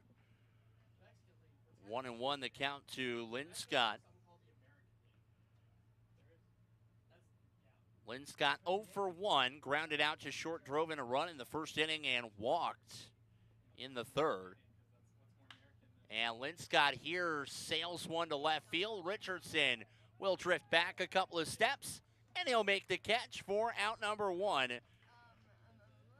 The final line for the right-hander Braylon Jones this afternoon. Not a bad day at the office. 5 innings pitched. He allows just 5 hits, 5 runs, only 3 of them earned. Walks 3 and strikes out 4. And perhaps most importantly for Dimitri Young and the Owls, surrendered all 5 runs in the first inning. And in the second through the 5th, his final 4 innings of work, no hits allowed, 3 walks, and 3 strikeouts for the right-hander in his second start of the year. A phenomenal bounce-back performance for the 24-year-old right-hander. You want your starting pitching to give you an opportunity to stay in games and win games, and the right-hander did just that this afternoon as the slider is skied to short. McKenzie on the infield dirt will make the catch, and Carrillo inducing the flyout and the pop out for 2 outs after the leadoff single from Adams. Garrett Kieber will stand in, and this has been the area where Northern Colorado has not gotten consistent innings from their bullpen. And having Carrillo come in and grab a couple of quick outs here, try and hang one more 0 would be huge for Northern Colorado. Misses up and into Kieber for ball 1.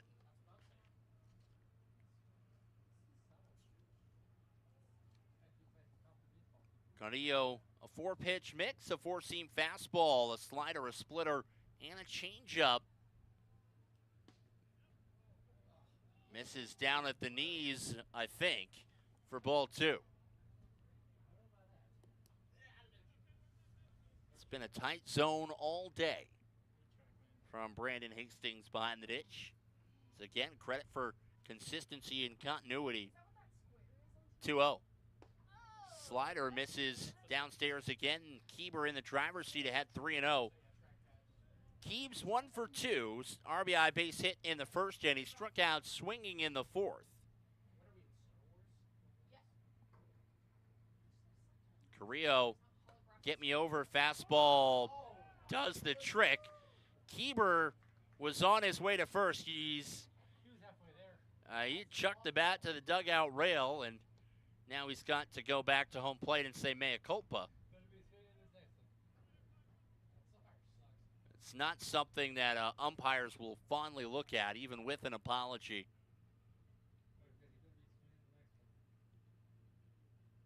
Let's see what Carrillo wants to do here on 3-1. Out of the stretch. Yeah, knew that was coming. Oh, Kieber's not happy. He's going to take his time out to try and resettle and regather. As he and Hastings having a conversation, and the count runs full. And, man, I tell you, if this is anywhere on the edge and it's a called strike 3, Kieber might blow a gasket. And Les Lancaster might not be far behind. Payoff pitch. Misses down and away for ball 4, and now Kieber will draw the 2-out walk.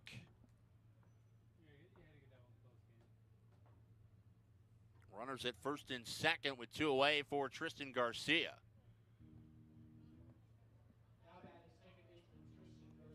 And I don't know that either team has been terribly thrilled. With the strike zone, but the vibes have been far more vocal about it. Carrillo, first pitch to Garcia. And a sharp 2-hopper.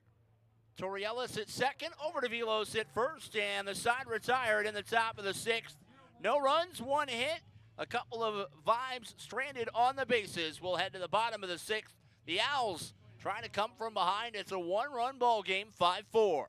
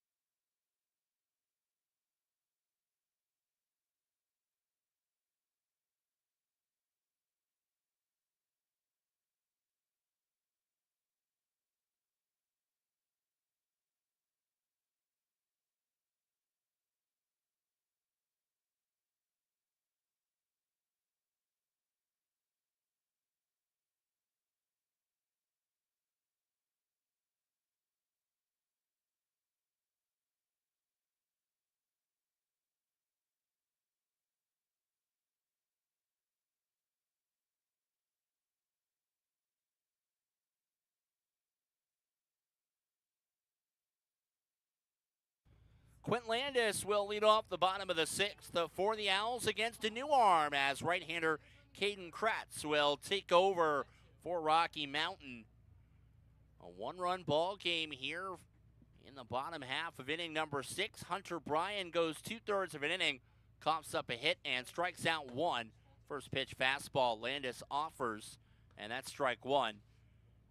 And he looked back and did not look all that impressed. They'll appeal down to first, but they're not going to not call that a swing.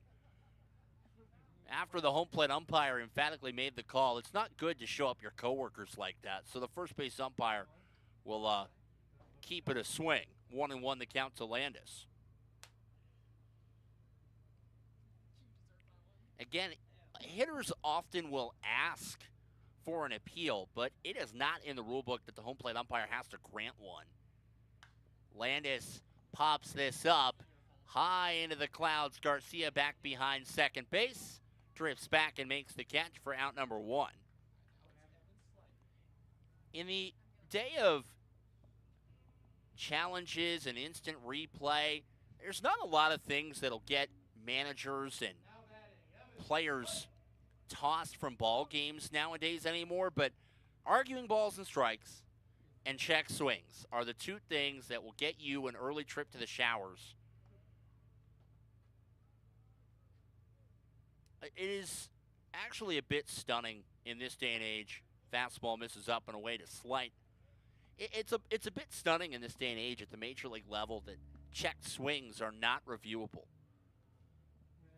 But it is the majors, as they're going to take a look at Kratz, because after that last pitch, wasn't sure if everything was okay, and now Cap Pacheco, Les Lancaster are going to make their way out to the mound. Is right after the pitch, Austin Chenard and Caden Kratz both,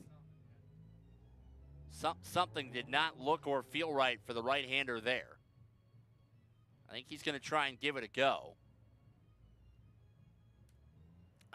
And back to, check swings in this day and age with technology, the challenge system, it almost defies description that at the major league level that check swings are not made reviewable, or at least minimally you institute it's only reviewable right in the 7th inning or later, something, right? As Slight waves and misses at strike 1.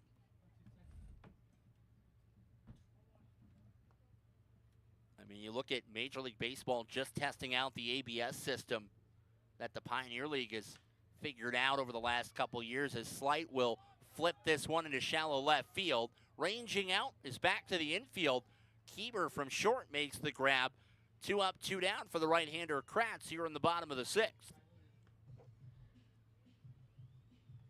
And that will bring up Kai Moody with 2 away and the base is empty.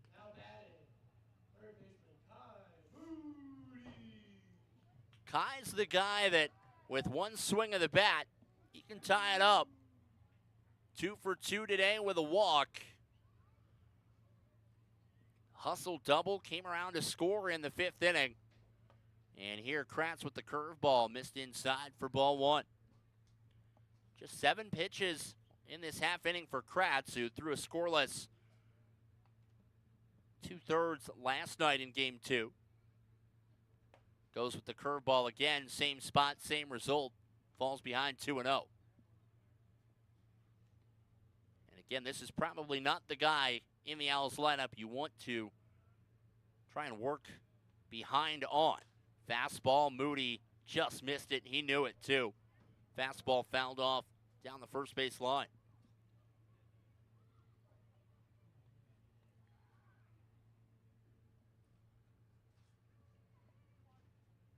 Kai stands in, trying to bring the Owls back even. Muscles one foul towards the no-kill bullpen. The count 2-1, or now even at 2-2.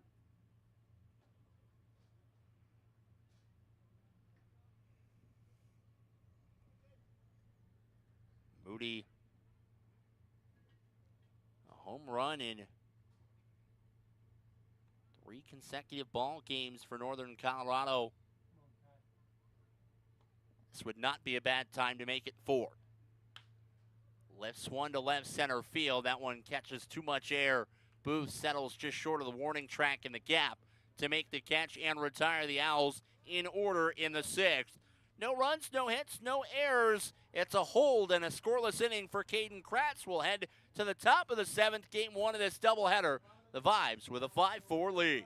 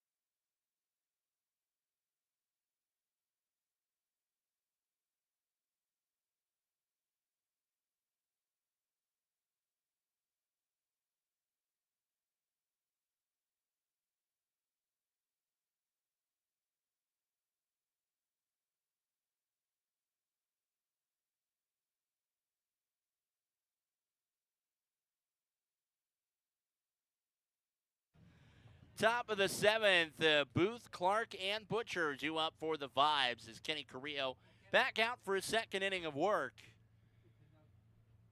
First pitch from the right-hander. Booth will ground this on 3 hops to McKenzie. He'll gather and throw. Velos digs it out at first base. 1 pitch, 1 out. Great hands by Omar over at first base to pull that out of the dirt. And that will bring up Kellum Clark. 1 for 3 today for the Vibe right fielder, batting from the left-hand side. Clark, 24 years of age, was in high A ball last year with the Brooklyn Cyclones in the Mets system. He and Chris Pregent, the only hitters on the Vibes with affiliated ball experience. They both came to the Springs together from the Brooklyn Cyclones. Did he offer? Landis, I don't think will appeal. 1-1 the count even to Clark.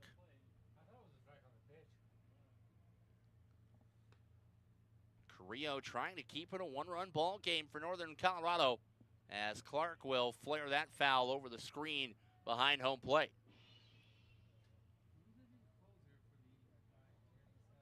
And, well, there is some action down in the Vibe bullpen. It might be Trey Morrell.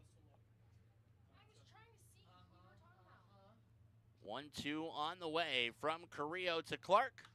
That one's rolled foul towards the Vibe dugout. The right-hander trying to get the Owls through the first game of the doubleheader here, only using 2 pitchers. Jones throws 5, trying to get Carrillo through 2. And Clark will loft this foul over down the third base line. This will be the 5th pitch of the at-bat upcoming. It's the Owls pitching their 2nd finest performance of the year so far this afternoon. Johan Castillo had the no-hit bid last Sunday in the Springs, but gave up the 5 runs in the first from Braylon Jones, and since then the Owl pitching has allowed just 1 hit.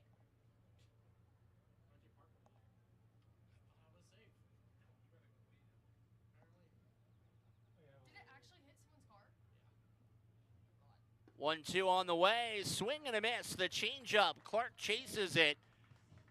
And 2 up, 2 down here in the top half of the 7th inning. And this has been the kind of performance that the Owls have not often got from their bullpen. As DH Will Butcher will stand in hitless in the ball game, 0 for 3. Reached on an E6 and grounded out to short twice. First pitch, Carrillo yanks it outside, low and away for ball 1.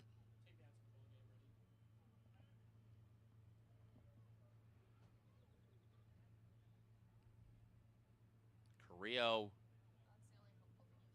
worked around a pair of base runners in the 6th, a single and the walk. And let's see if he wants a new baseball. Nope, he's good with that. Pick it right back up.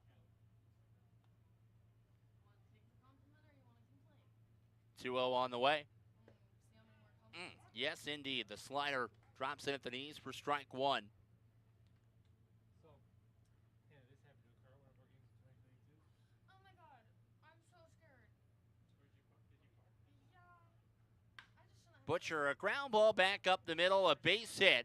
First hit of the day for the Vibe designated hitter. And a 2-out base hit will keep the line moving for the ever dangerous Dane Toffland. Toffland, an RBI base hit in the first inning. Knowing my luck, hopefully not, but Walked in the 3rd and flew out to left field in the 5th. is it a silver car? It's a silver Toyota Camry. First pitch from Carrillo, fastball misses down. Praying for you. Praying it's not mine. It might be hers. It's what? License plate ARD. Do you have like a figurines in the front? Oh no. Is it actually like damaged? Okay. Carrillo misses down and away for ball 2. As everyone was checking on their vehicles up here in the press box after the foul ball from Will Butcher. It's very nearly trouble, but it sounds like everybody up here is in the clear.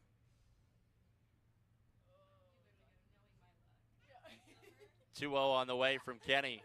Slider in for strike 1, and Dean Toffland didn't love that call.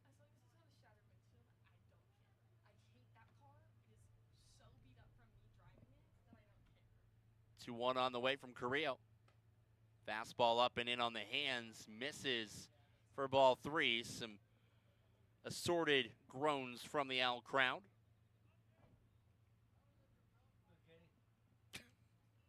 And a couple of chirps as well.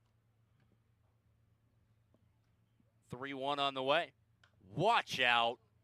That one popped Toffland right on the shoulder. And the hit by pitch. Back-to-back runners on first and second now with 2 away. No ill will intended there from the right-hander Carrillo. And Alex Adams will step in.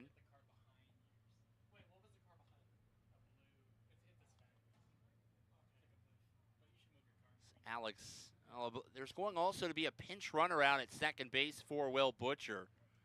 Gabe White, who was coaching third base yesterday for the Vibes, will head out and pinch run.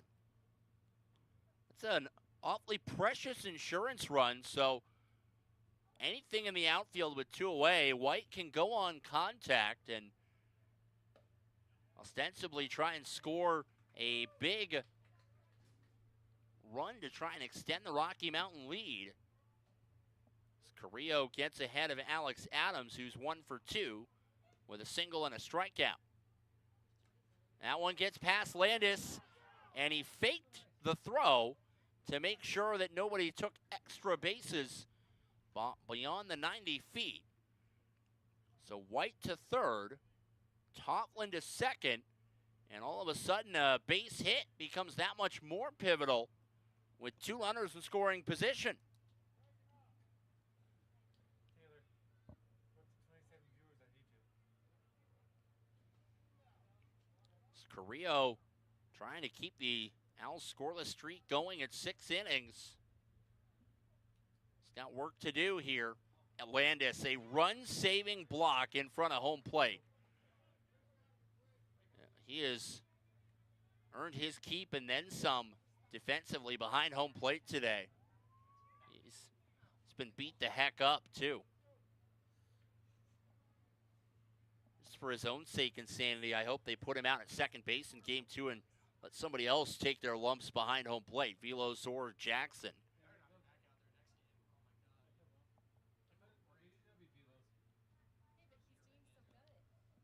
2-1 from Carrillo. Fouled straight back by Adams, and the Owlz a strike away from holding the deficit at 1, headed to the bottom of the 7th. Oh, I thought it went out. No, hit the top rail.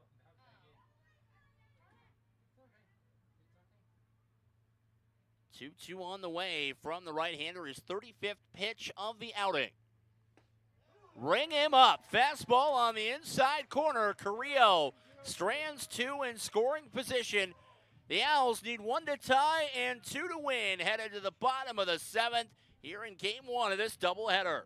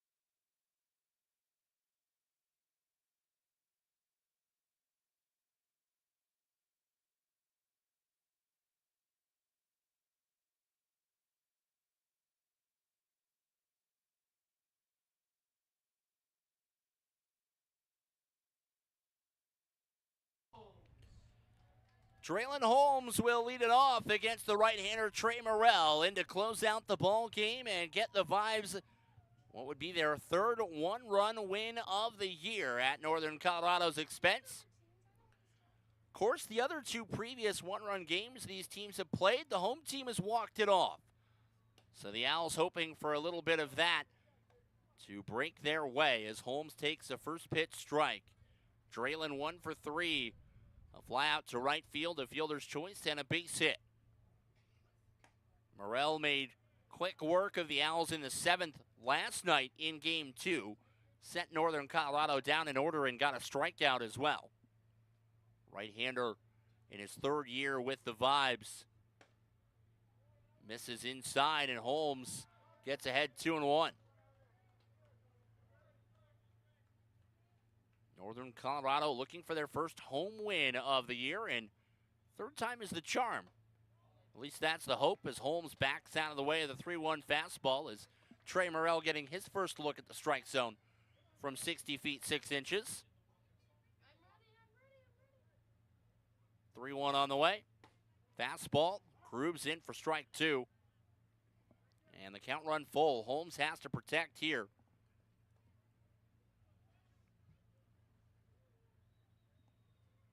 Payoff pitch on the way. Yeah, that's strike 3. Holmes rung up. And the interesting part, at least from up here, is Holmes was not rung up on the pitch. That was on the swing. So 1 away. And so Omar Velos will step in.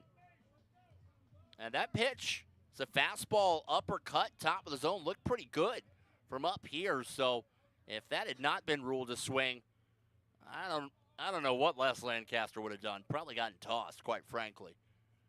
as that's in for strike one. Velos 1 for 3 today with an RBI base hit. Single to right center in the fifth. Pulled the Owls back to within 5-3.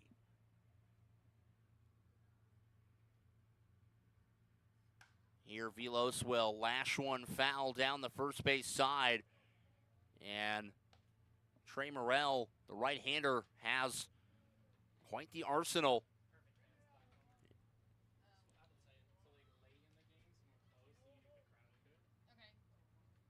Omar representing the tying run here. The Vibes offense finishing with 5 runs on 7 hits.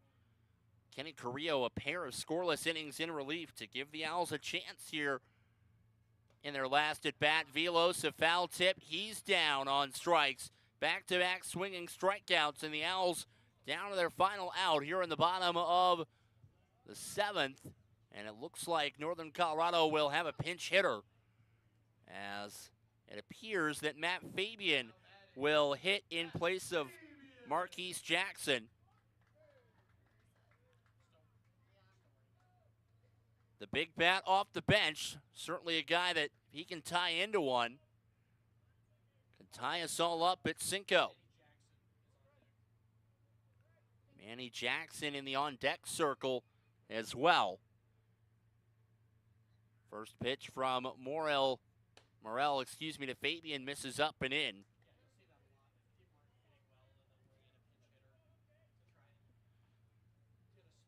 Outfield playing deep. Well, as deep, I suppose, as the dimensions will allow. Again, 352 to the gaps and 378 to center field. Fabian was not expecting the off-speed there, frozen by the curveball. The count 1-1.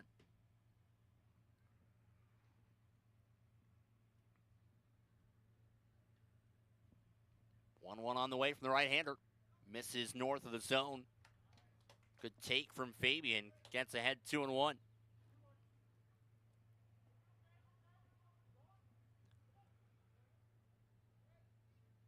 One save in one opportunity for Trey Morrell this year as Fabian nubs one in front of the mound. Morrell off of it. He'll whip a throw to first in time, and that is the ball game here in Game 1 of the doubleheader.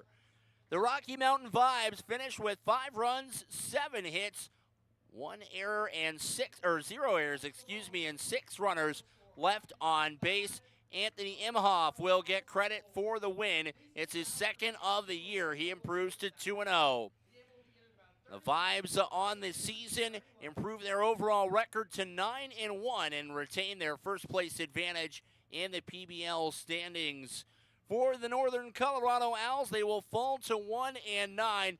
Braylon Jones with 5 strong innings, the tough luck loser. He falls to 0-2. Trey Morrell picks up his second save of the year. The Owls on the ball game finish with 4 runs on 9 hits, 1 error, and they strand at 9 on base in the loss.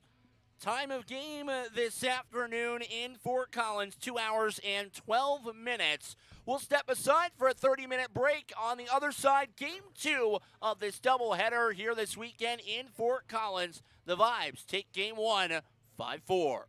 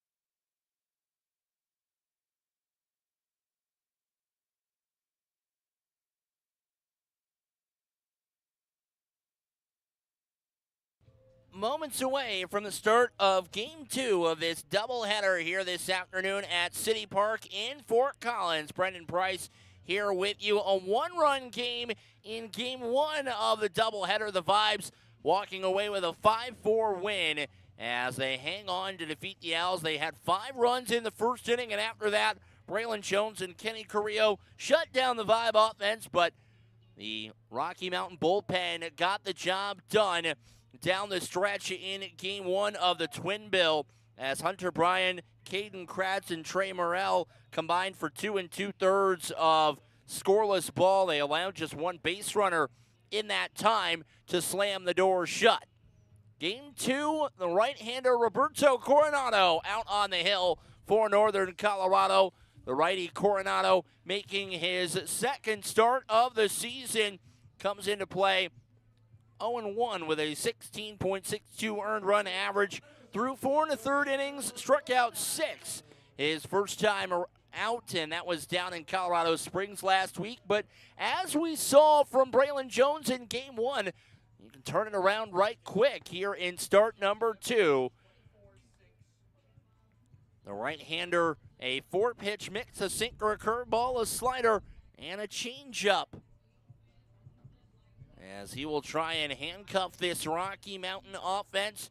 The starting lineup for the Vibes here in Game 2 of the doubleheader. Carter Booth will lead it off in center field. Kellum Clark will slide over to DH. He'll bat second. Will Butcher will bat third. At first base, Dane Topland in the cleanup spot will bat fourth. Stephen Wilmer back in the lineup.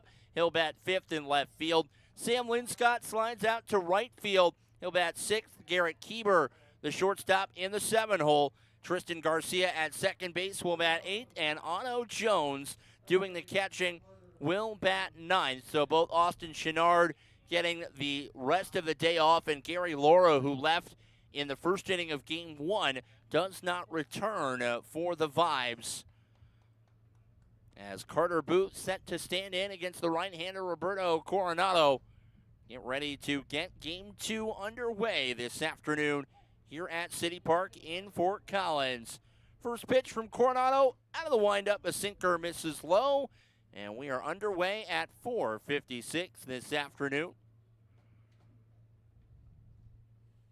Coronado kicks and deals, gets that one in for strike 1 to even the count to Booth. Zach Dart calling the balls and strikes. He's behind the plate. Travis Schatzman, our first base umpire, and Brandon Hastings over at third as Coronado misses behind Booth for ball 2. Carter Booth 1 for 3 with a single and a walk in Game 1 of the doubleheader today. Oh, Jiminy. You could hear that one back in Colorado Springs. Wore that sinker right on the backside, and the hit by pitch will give the Vibes their first base runner of the game, and I'm sure that's not how Carter Booth wanted that to go. Fair point from the research team behind me, Jordan Freemeyer. That's probably not how Roberto Coronado wanted the first batter to go either. As Kellum Clark, the DH, will stand in for the Vibes.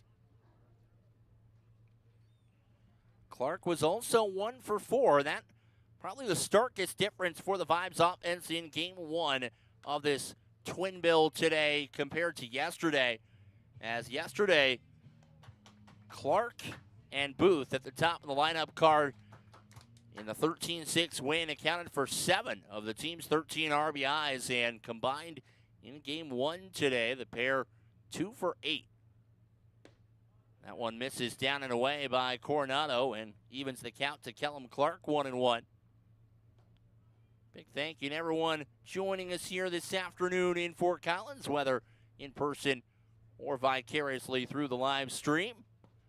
As Coronado misses downstairs with the sinker 2-1. He and his brother JC on the roster this year. JC Coronado started 2023 with the Owls. That one misses outside for ball 3. Roberto was on track to join the Owls in 2023. An arm injury precluded him from being able to do so. But the Coronado Twins making their way back to Windsor. 3-1 from Coronado. Yeah, he went swing and a miss for strike 2.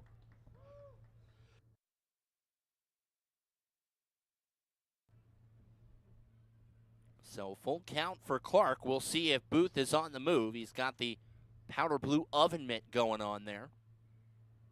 He'll stay put. Coronado misses outside. A hit by pitch and a walk to start things off for the Vibes here in the top half of the first inning.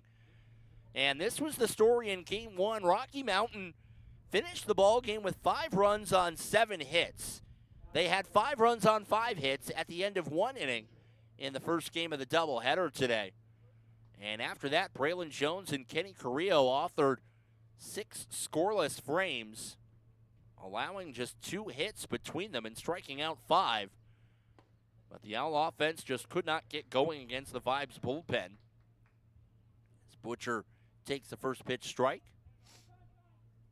And time called. And the reminder that without pickoffs, owing to the steepness of the mound, you don't have to go out of the stretch. And Butcher will flip this foul down the first base line. It'll get up over into the parking lot and out of play. The defensive outlook for the Owls: Matt Fabian at first, Quint Landis at second, TJ McKenzie at short, Kyle Jenkins at third, Gordon Richardson in left, Traylon Holmes in center, Evan Slight moves to right field, Manny Jackson doing the catching, and the aforementioned Roberto Coronado out on the bump. The 0-2. And Butcher will twist this into left field. Richardson charging in. It dies on the grass, up and throwing. Cut off by Jenkins. It's an RBI single for Butcher. And wash, rinse, repeat here in the first inning as the Vibes have the first run of the ball game with 3 consecutive base runners.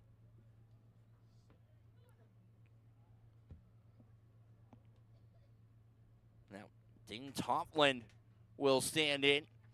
And again, this was a carbon copy almost of Game 1. The first 5 batters reached base. And it was 4-0 before the Owls recorded an out. Sinker misses down and in for Roberto Coronado for ball 1.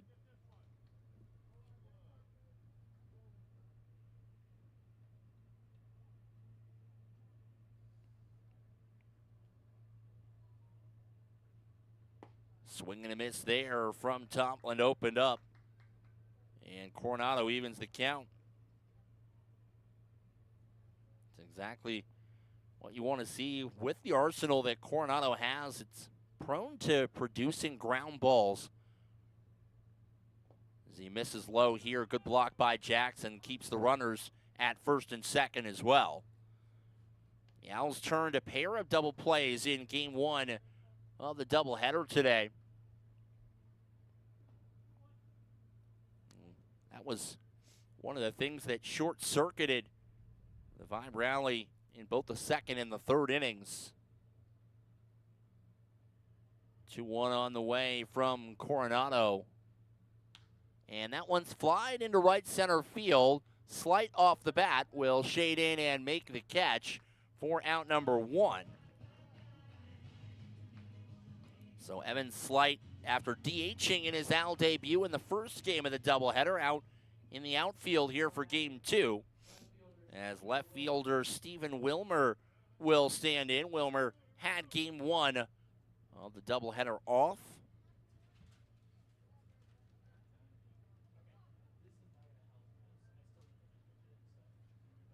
First pitch from Coronado, tries to go down and in at the knees, missed the spot. They count 1-0.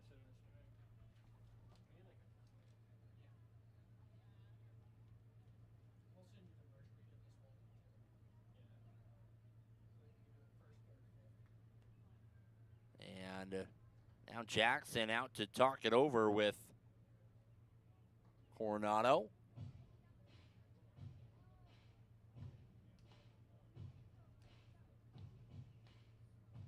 Wilmer on the year batting .263, 5 for his first 19. 3 runs batted in for the switch hitting outfielder in his third tour of duty here in the PBL. And now Ray King is out to talk with Jackson and Coronado. Not sure if it's going through the signals or if they feel like something's up with the mound, or it's a mound issue. Ray King is out there scuffing around the dirt out on the hill. Coronado trying to get comfortable out there. It's a bit steeper of a mound. It's a 12-inch mound and not a 10-inch mound, which, well, in the grand scheme of things, may not sound like a lot, but when your muscle memory gets you used to doing something hundreds upon hundreds upon hundreds of times, even the slightest difference in change at times can wreak havoc with the psyche a little bit. Coronado kicks and deals, and Wilmer flips that foul down the third base line out of play. Split last year with Oakland and Rocky Mountain. Part of that massive 6-player deal that the Vibes in the second half were chasing a playoff spot for most of the second half, and that 6-player deal that got them Halsema, Wilmer, and Austin Davis was a big piece in helping the lineup grab some fireworks down the stretch. Ultimately, just too big of an early deficit from late July to overcome, as Coronado clips the outside edge and evens the count 2-2.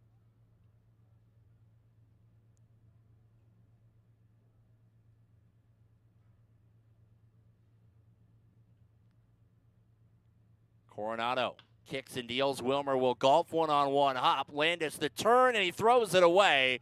And instead of a possible double play ball, the Owls will walk away with nobody out on the sequence, and the bases are loaded with one away.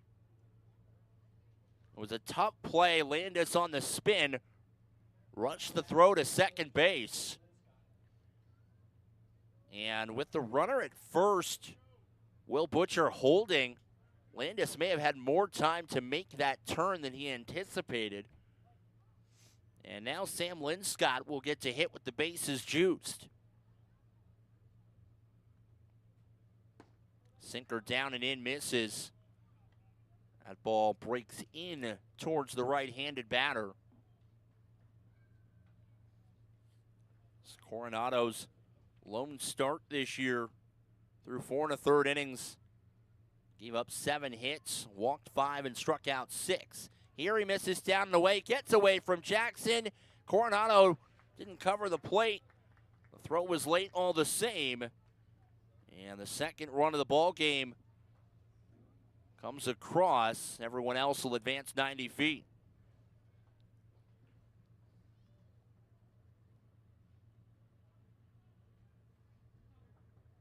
Sam Linscott starting in back-to-back ball games, 0 for 2 with a walk and an RBI. First game of the doubleheader today. Here he takes a strike on the outside edge. Coronado gets back into the at-bat at 2-1.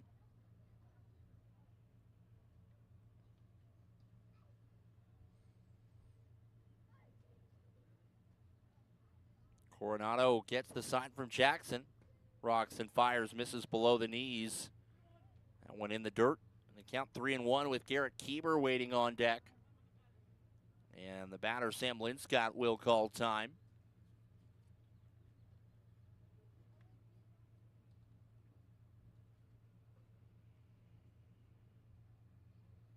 Well, the Vibes.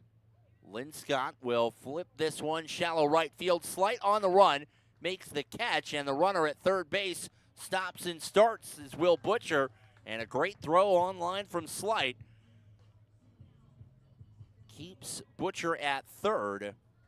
2 away now as the runners stay home as Garrett Kieber stands in. And the Vibes off to a 9-1 start. Have already guaranteed themselves a season series win over the Owls. As Kieber knocked that off of Jackson's mask and straight back. It's been a tough series over the last couple days for the catchers. Austin Chenard got drilled with a foul tip in the first game of the doubleheader yesterday. Quint Landis took a beating back there in game one today for the Owls. As Coronado strides home and a good block by Jackson behind the dish. There's a fair bit of real estate behind home plate. Saw in game one, Marquise Jackson stopped and started on his way down the third base line before deciding to come home. That one in for strike two. Keeber 1 for 2 with a walk, a strikeout, and an RBI single in game one of the doubleheaders. He continues to rack up RBIs at Northern Colorado's expense. Here he'll poke one foul straight back. Keeber comes into play batting .467, 13 RBIs already for Keebs. For a Vibes offense that's hitting almost 400 as a team. And here Keeber will lash one into right center field. Long run and a leap. It's over Slight, and it'll roll up against the 352 sign in the right center field gap. And Keeber will add 2 more RBIs to his resume, and the Vibes have a 4-0 lead here on the top of the first.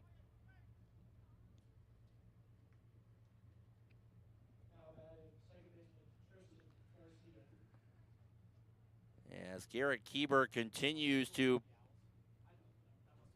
pulverize Owl pitching. As Tristan Garcia stands in, and he'll poke one off the end of the bat. Jenkins at third, the throw across the diamond, the stretch by Fabian, and the side retired here in the top of the first. 4 runs on 2 hits, 1 error, and 1 runner left on base. The Owls will get their first turn to bat, staring at a 4-0 deficit.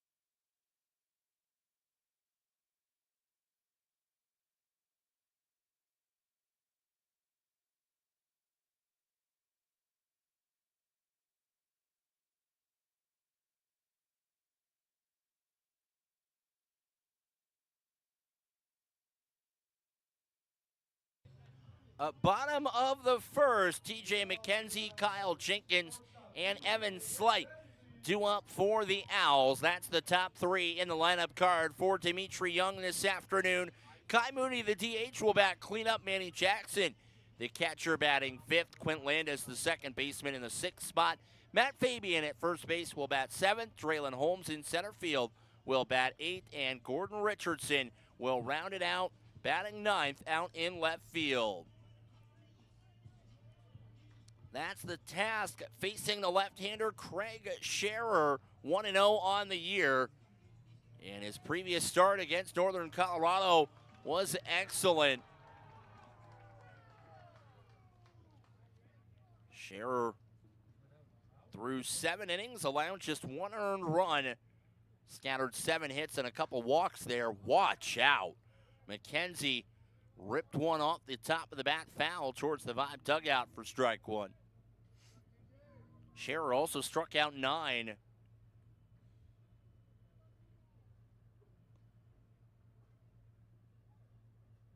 A 1 to McKenzie.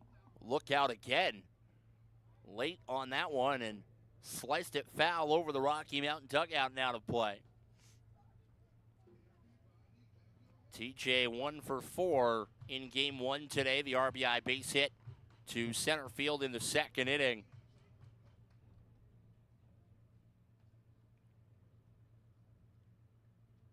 Scherer gets the sign, kicks and deals. And McKenzie right back up the middle, a base hit. And the leadoff man aboard for the Owls here in the bottom half of the 1st inning, trying to cut into an early 4-0 deficit. And now it's Kyle Jenkins, who had game 1 of the doubleheader off. Now batting, the third baseman, Kyle Jenkins. And looking around the scores elsewhere in the Pioneer League, that's got to be a misprint, right? Billings defeated Idaho Falls 30-10. Holy jumping. As Jenkins takes ball 1 low in the that can't be right. They have a line score, 30 runs on 30 hits for the Mustangs. That'll certainly overinflate the batting totals a touch. It's good news for Northern Colorado. That's where they're headed next. As that one up and in on the hands to Jenkins for ball 2 with the fastball. That's unbelievable. Were there any errors? There had to have been errors. 2 errors on each. The PBL is not for the faint of heart, folks, especially out on the hill, as Jenkins hacks at the fastball, a wave and a miss. The count 2-1. And we talk about that on the regular, and Mustangs had a guy that went 7 for 7. Drove in. Yeah, that's something you could put on the accomplishments section of your resume. 7 for 7 with 8 runs batted in. Unbelievable. 2-2 on the way from Scherer. Right through the 5-hole on Jones and back to the screen. McKenzie will take second base and the count full to Jenkins.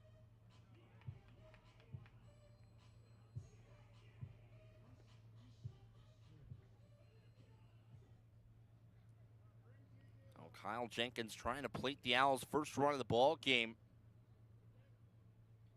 He's making sure that Zach Dart is ready to go before he steps back into the box. Payoff pitch from Scherer to Jenkins.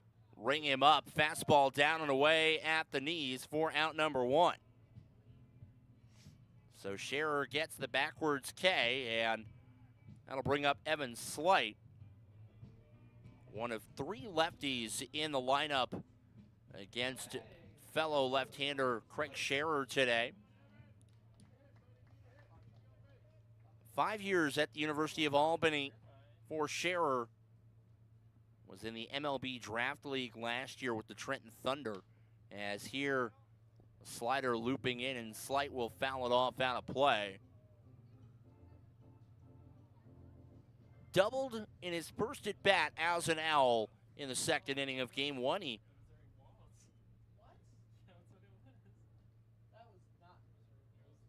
flipped one into the right field corner.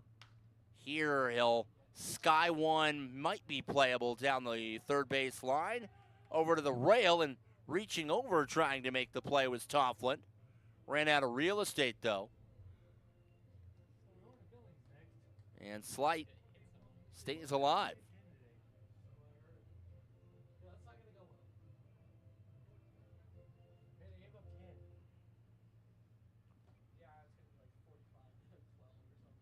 Slight trying to plate the first Owl run of the ball game here, just underway in the bottom of inning number 1. Split his time in college at Rutgers in Alabama. Scherer's delivery, and Slight will roll this one to first. Backing up to make the play was Butcher. He'll flip it to Scherer, covering the bag for the 3-1 putout. McKenzie advances to third. And that'll bring up the designated hitter, Kai Moody. Now batting, the designated hitter, Kai Moody. Moody had the home run streak snapped in game one of the Twin Bill. Still had a very productive day.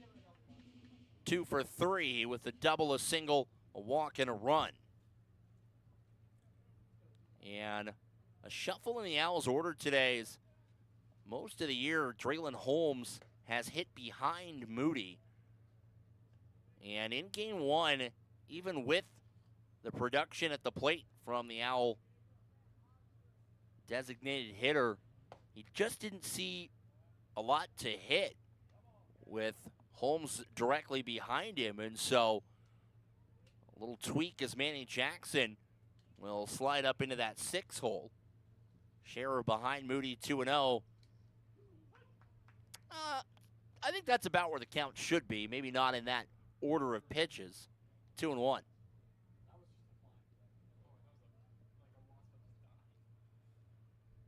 Scherer kicks and fires. And Moody will line this one fair inside the bag, down the third baseline and into the left field corner.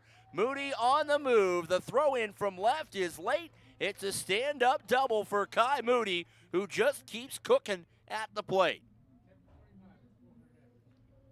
10 for 25 now on the year for the Owls, as Manny Jackson will stand in a 4-1 ball game.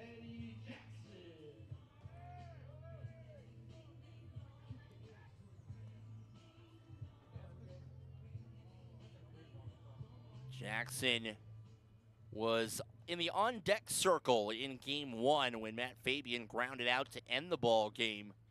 The 5-4 Vibes win in the first game of the doubleheader. Here, a healthy swing and miss at the off-speed for strike one. Manny enters play today, batting .263, 5 for his first 19 with 3 RBIs.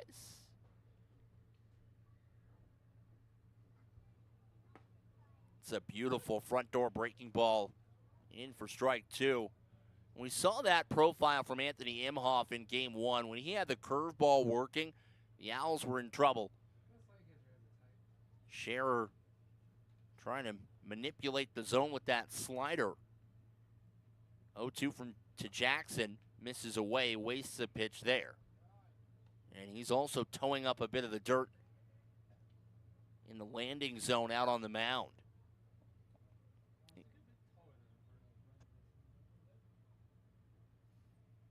1-2 on the way from Scherer. And Jackson will fight this off foul into the parking lot over the press box. 19 pitches in this first inning for Scherer. And both teams have been able to relatively limit how deep they've had to dig into their bullpen across the doubleheaders this weekend, as Jackson waves and misses at strike three, and that'll retire the side in the first. The Owls get 1 run on 2 hits, no errors, and strand a runner on base. An inning complete, both teams on the board. It's 4-1 Vibes here in Fort Collins.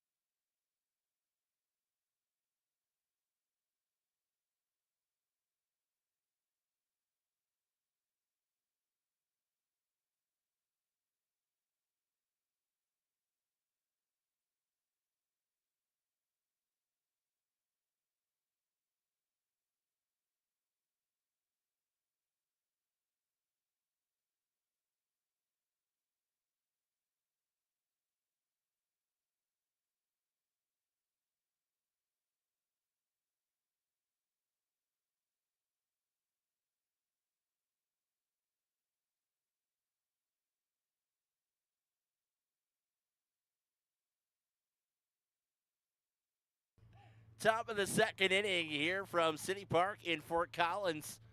Old friend Ben Shoemate stopping by between innings. It's a closer commute from Fort Collins. So, he figured he'd stop by, catch a few innings. Coronado skips ball one in.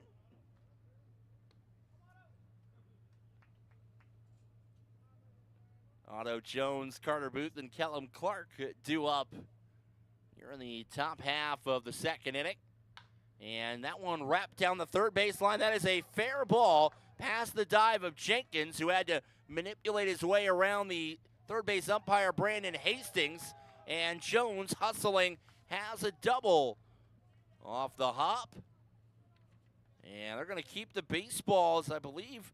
Yeah, that's Jones, his first professional hit.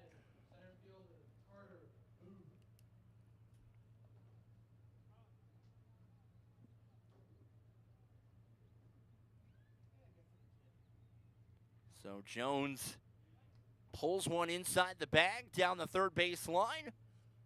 And now he's dancing all around up second base. And that one down and away for ball one.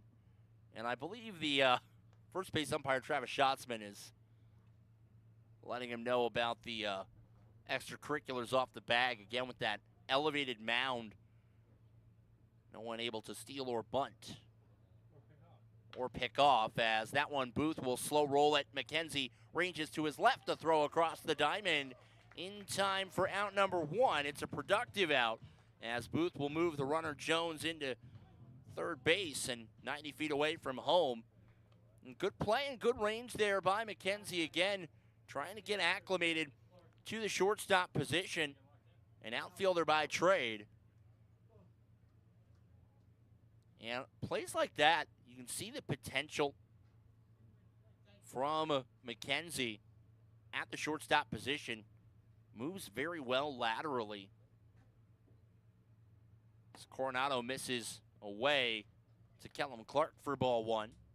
Clark walked in, came around to score in the first inning. And here Coronado deals, and Clark a laser to straightaway center field. Holmes ranges back on the run. He'll make the catch. It's a sacrifice fly and an RBI for the Vibes, who for the first time today score after the first inning, and it's 5-1. So Will Butcher will stand in. And it's the kind of inning here for Roberto that you'd love to see get Butcher, get this third out, limit the damage to the one base runner. That one, a fastball up and in on the hands to Butcher for ball one. Saw that from Braylon Jones in the first game of this doubleheader, where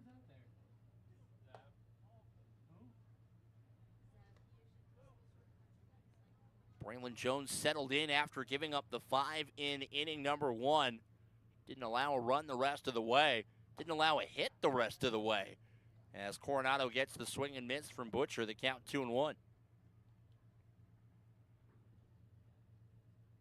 Roberto working quickly and powers another one past the Vibe first baseman, who's 1 for 1, an RBI base hit to center field, or to left field rather, in his first at bat. And here Butcher dribbles one about 15 feet foul, just to the left of home plate. It's a busy baseball day around the state of Colorado today.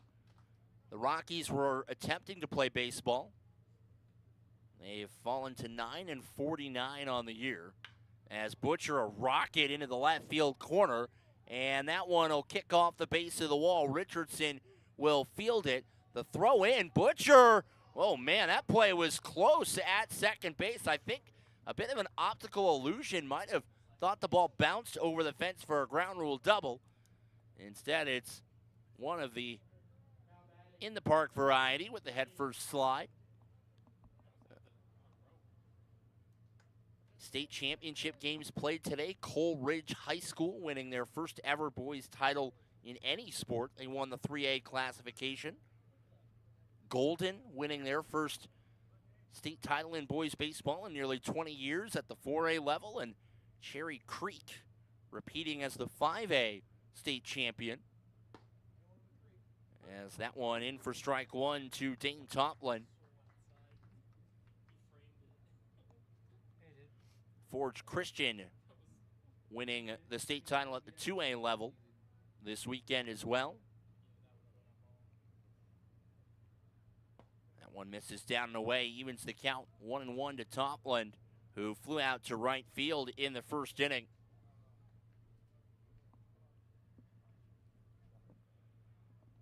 Owlz, their final home game of the weekend before they head to Billings, as Toplin will ground a base hit, kicks off the infield grass, takes a terrific hop for Richardson, who hits the cutoff man Jenkins. Butcher holding at third, perhaps a bit leery after his previous base running adventure. So the Owls had 3 outfield assists across the 2 games yesterday. Didn't record one in game 1 today here in the doubleheader. Stephen Wilmer stands in, reached base on an E4, grounded the ball to Quint Landis in the first inning. And Wilmer hits one, a towering drive. If it's fair, it's gone, and it's fair. A 3-run home run for Stephen Wilmer, a rocket into the corner over the scoreboard, and the Vibes on top 8-1 here in the top of the second inning. A high, majestic fly ball for Wilmer, his first home run of the year. And the Owls watch the deficit grow. Sam Linscott will stand in.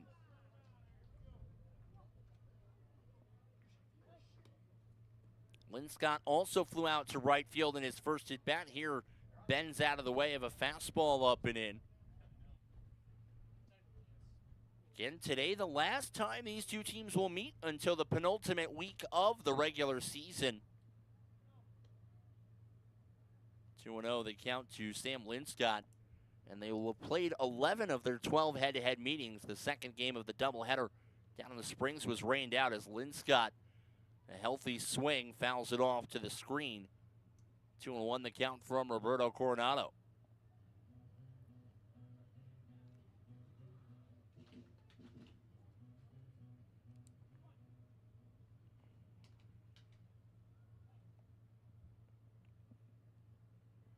RC working quickly, and Linscott tattoos one into the next time zone into left center field. Back-to-back home runs for the Vibes have made it 9-1.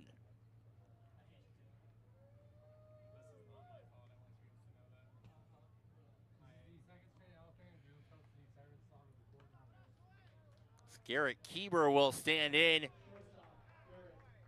as the Vibes continue the power surge, their second home run of the inning. Game 1 today is the first time here at City Park that the Vibes have been held homerless. As that one misses down and into Garrett Kieber, who doubled in 2 with a shot to the right center field gap in the first inning. Coronado works quickly, gets a strike at the bottom of the zone. Kieber, 16 RBIs now at the Owls' expense. And here he'll dribble one foul down the third base line. And Kieber's done that in the 7-hole pretty consistently for the Vibes in just the now 11th game of the year. He had 39 RBIs for the Owls in all of last season. 1-2 on the way. Misses away. Doesn't entice Kieber to chase. He's got a good eye at the plate. Walked more than he struck out early on in the campaign. 2-2 from Coronado on the way. Up and in. Kieber takes again. And that'll run the count full.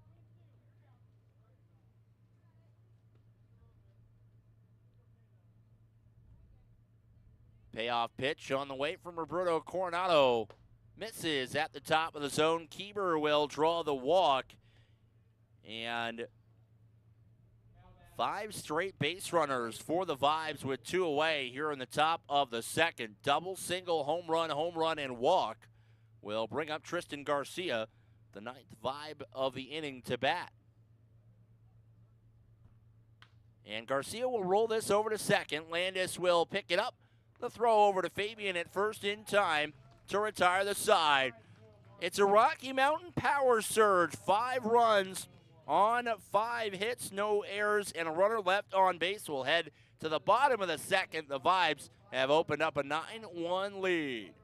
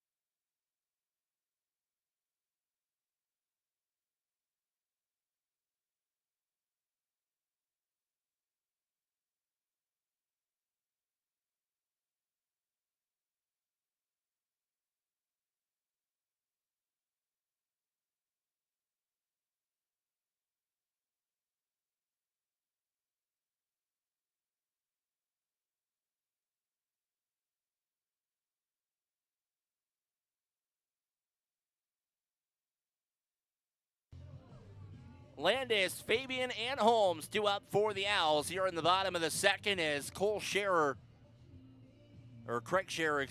has quite a bit more cushion here headed into the bottom of the second than he did the bottom of the first. A 9-1 scoreline after back-to-back home runs in the top of the second inning. And first ball hunting Landis. What a pick by Keeper on the in-between hop and the backhand. 1 pitch, 1 out. That's Garrett Keeper in a nutshell, folks. As Matt Fabian will stand in. Fabian 0 for 1 in the first game of the doubleheader today. Pinch hit in the bottom of the 7th inning with the bases empty and 2 away. Grounded out to the pitcher, Trey Morrell. And that ended the ball game as Fabian takes a first pitch fastball low.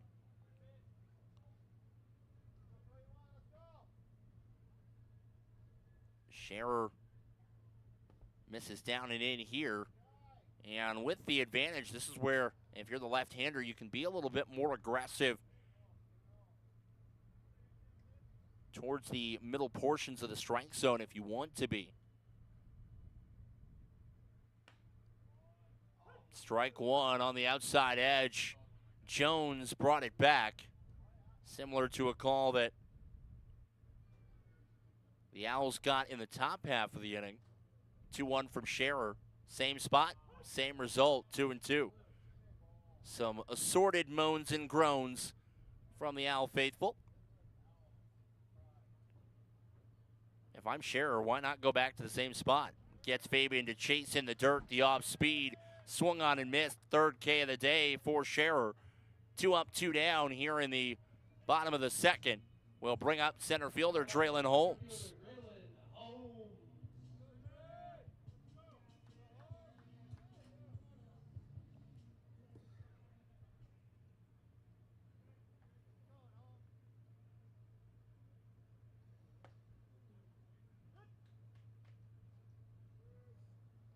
Holmes takes the first pitch strike. 1 for 4 with a single and a strikeout in the first game of the Twin Bill, and stumbling a bit after that swing and foul tip straight back. He's trying to stretch something out. And still not comfortable with his maneuverability. Well, step back into the right-handed batter's box. First pitch, or rather the 0-2, Holmes shoots that straight back, and he still doesn't look very comfortable in the batter's box.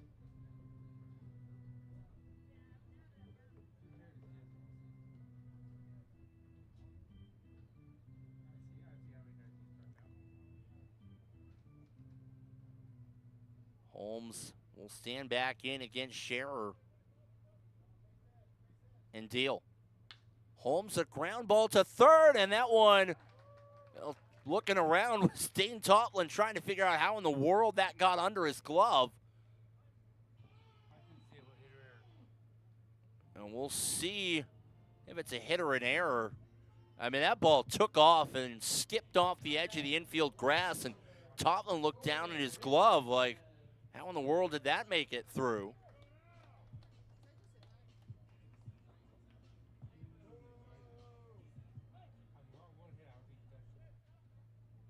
Well, looks like it'll be ruled a hit for Holmes with 2 away. And Gordon Richardson, who cuts and misses a foul tip for strike 1. Richardson had the best opportunities of any Owl in game 1. He hit with the bases loaded in the 3rd, and with 2 runners aboard in the 5th, was able to plate one of those runners in the 5th inning with an RBI base hit that brought the Owls to within a run. But that was where the offense stopped for the Navy in gold, as Scherer misses up and away to even the count 1-1 to Richardson.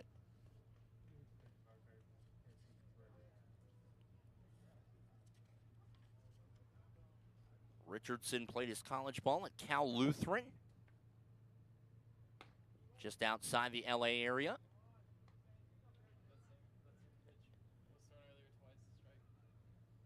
2-1 the count to Gordon.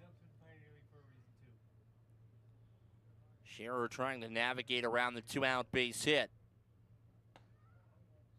Backdoor breaking ball misses, and the count 3-1. Scherer peering in ever so slightly. I guess that was ball 4. I certainly thought that was ball 3. But Richardson will work the 2-out walk. Goes to show, what do I know up here? Shortstop TJ McKenzie will stand in.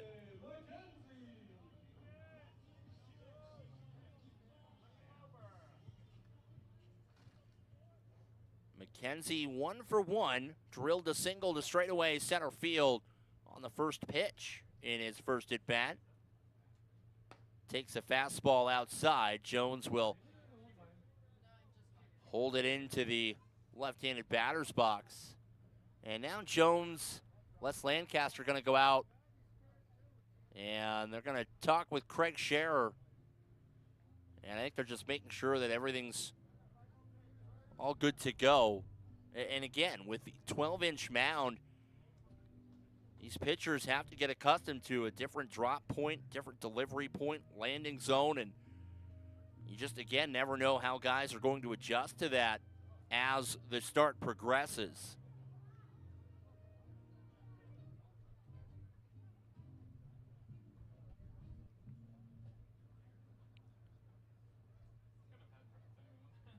McKenzie will stand in and try and get the Owls some 2-out runs here, trailing 9-1.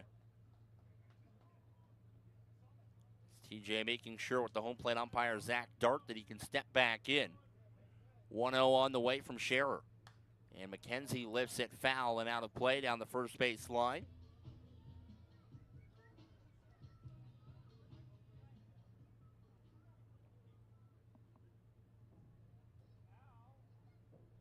McKenzie again, now he's might have something in his eye. We're at that time of day where the bugs start to roll in.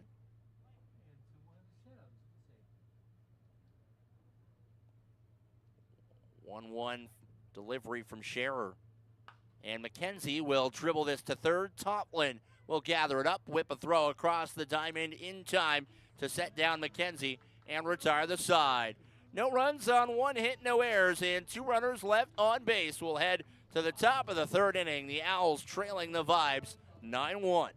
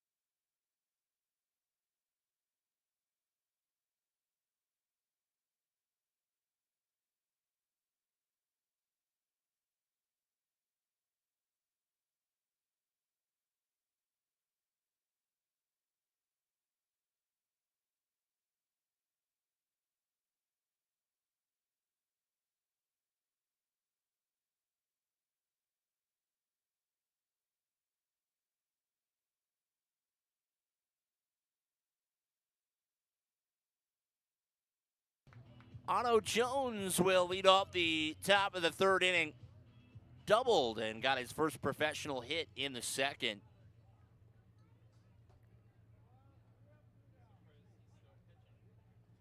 Popped one just inside the bag down the left field line. Here, a wave and a miss at strike one.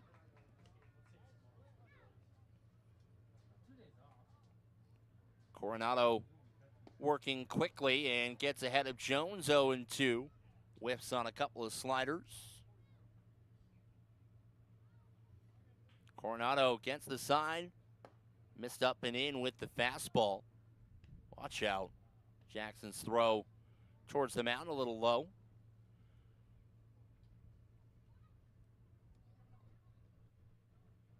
That one misses down and away, and Jones works the count back even. So the Owls heading to Billings next week as Jones set down by way of the K for out number one here in the top of the third. The Vibes will take on Yuba Sutter. They'll be back at home at Block Tickets Park, as they will not have their back-to-back home series until the end of July. Again, the PBL switching that scheduling tweak up last year, where instead of it always alternating home and away, everyone had a stretch of 12 straight at home and 12 straight on the road. As Coronado falls behind Carter Booth 2-1. Booth rips that straight back foul to even the count. Some of the long shadows starting to make their way behind home plate and in portions of the outfield. 2-2 from Roberto Coronado. Slider misses down and away to run the count full. As the Vibes have drawn 2 walks and had a hit by pitch in the first 2 innings. Payoff pitch from Coronado. Watch out, up near the eyeball and missing for ball 4. And Booth will draw the free pass. So he's reached base twice in 3 plate appearances with the hit by pitch and the walk, as Kellum Clark will stand in from the left side of the plate.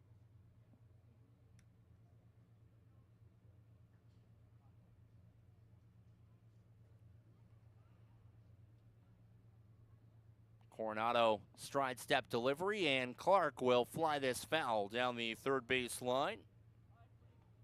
It's a long strike one for the Vibe designated hitter.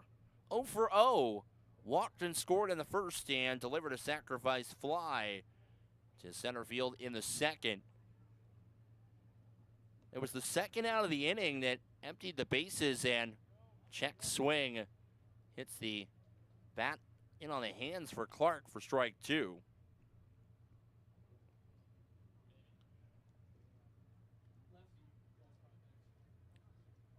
Emptied the bases with 2 away in the top of the second, and felt like Roberto Coronado, was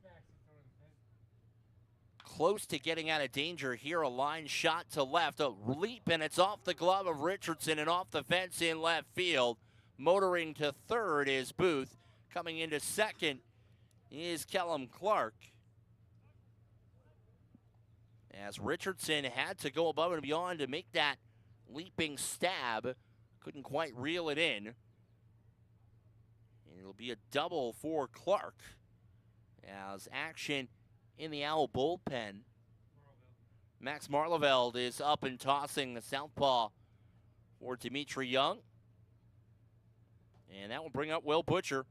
Halfway to the cycle, single and a double on the resume. Oh dear, that one clipped. That was a 2-for-1. It hit Butcher on the shoulder and then Karen back and clipped Jackson in the mask. And the bases are loaded with nobody out for Dane Toppland.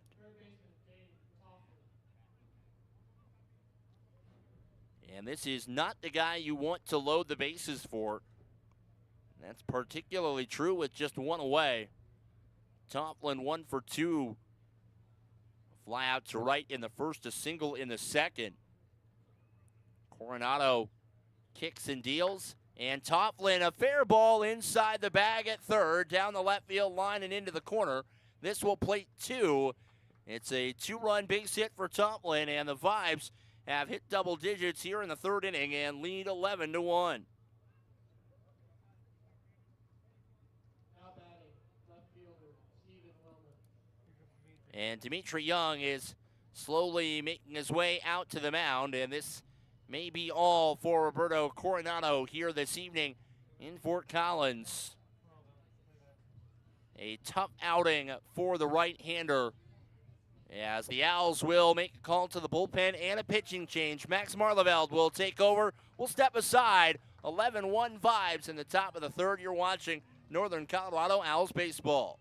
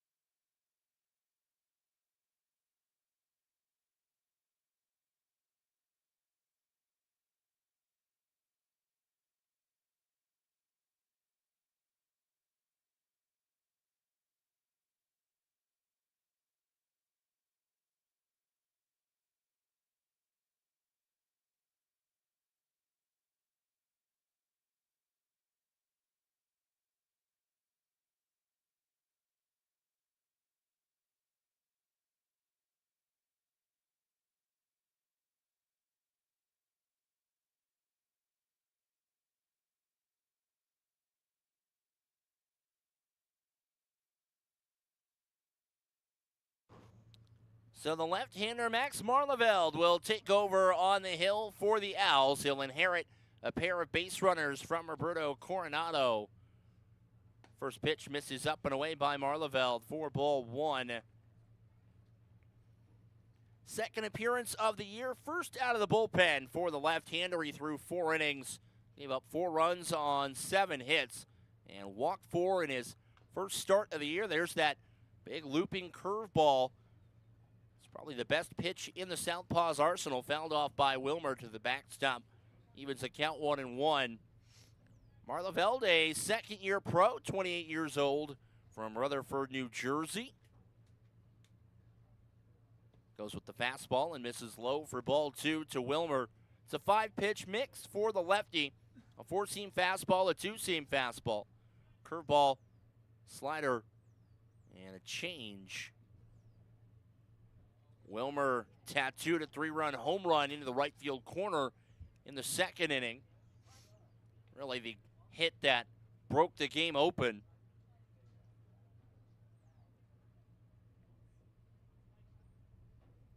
It's Roberto Coronado's final, well, mostly final line anyway. 2 1/3, 9 hits allowed, 3 walks and a strikeout. As mentioned, the 2 runners, Butcher and Tofflin, on base. Still the responsibility of the right-hander, at least as far as the statisticians are concerned. Marlaveld deals on the full count pitch. Look what I found on the comebacker. 1-5, and the throw across the diamond late. Marlaveld, I don't think he could decide right away if he wanted to try and turn two or cut down the lead runner. He'll get the lead runner, Butcher. Wilmer at first base on the fielder's choice. Runners at first and second. And two away for Sam Linscott. Linscott and Wilmer went back-to-back in the second inning. Linscott's home run over the wall in left center field. As Marlaveld misses down and in for ball one.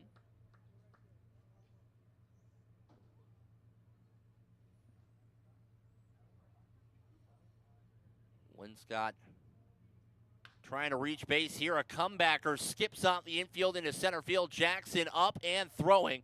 A missile cut off by Fabian at the mound. It'll hold Butcher, or rather Toplin, at third.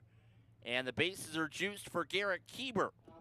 Shortstop, Garrett Kieber. That's the first time someone's fallen off the mound. Kieber 1 for 1, a 2-run double to right center field and a walk in his 2 plate appearances so far today. And the last time he hit with the bases loaded was down in the Springs. Drilled an opposite field grand slam. First pitch from Marlaveld. Kieber takes a fastball for strike one.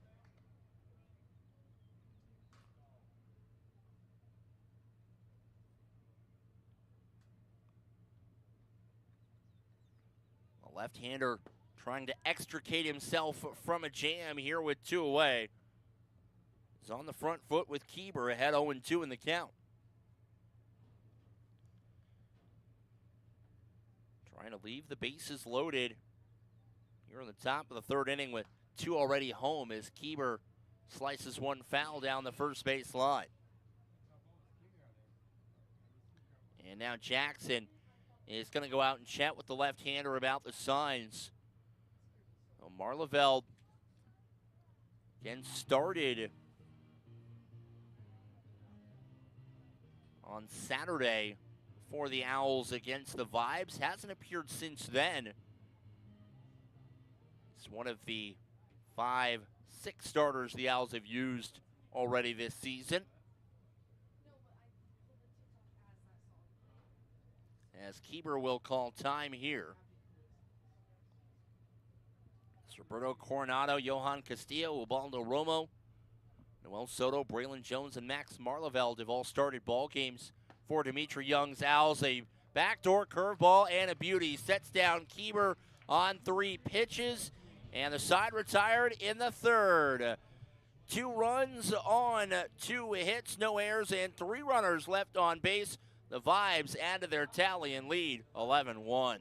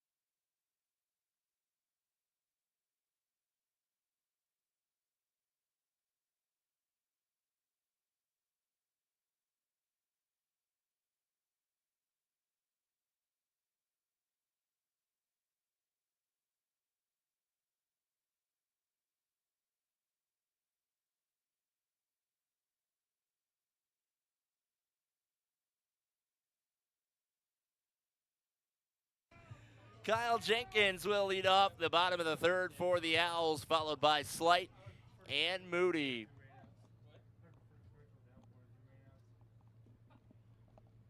First pitch, Jenkins will foul that off down the left-hand side for strike one. Struck out looking in his first at-bat against Craig Scherer. 0-1 fastball misses down the way to Jenkins, the one-time Idaho Falls Chucker. Fair bit of Chucker influence on the roster this year. Jenkins spent time there. Brandon Boning and Owen Wilson on the coaching staff. Comebacker off the glove of Scherer. Toplin charges, and he'll eat it. And it's an infield hit for Jenkins. Scherer was able to stab at it, got a piece of it with the glove. And if the infield grass played a little bit firmer, Toplin may have had a play. But as it stands, Evan Slight will stand in with nobody out and a runner aboard.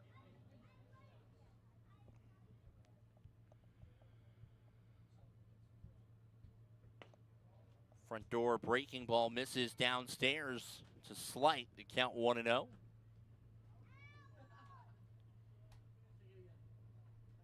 Scherer, quick peek over at first base. And Slight will knock this one into right center field to the wall, and that will short hop the fence. Booth will dig it up out of the warning track. Jenkins gets the wave. The relay from Keeber is in time. A picture-perfect relay. 8-6-2. Jenkins cut down at the plate.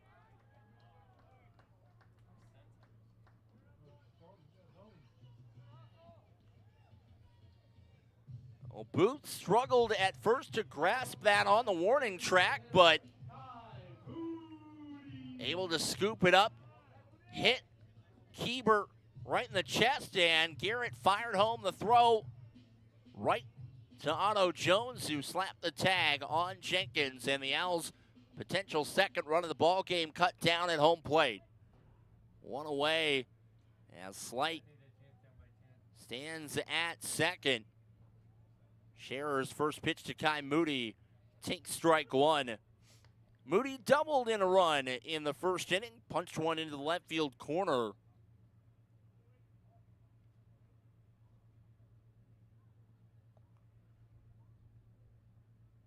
Here Moody trying to do the same thing. Flies that foul down the first base side. And it's an 0-2 hole for the Owl DH. It's a partial game two rest. Don't have to go out in the field and bake in the sun.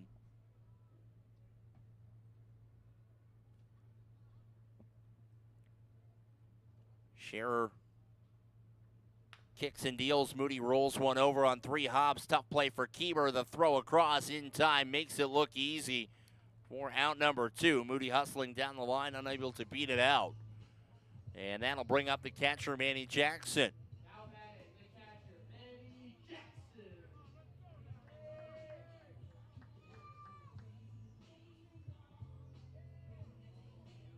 Jackson chased a slider for strike 3.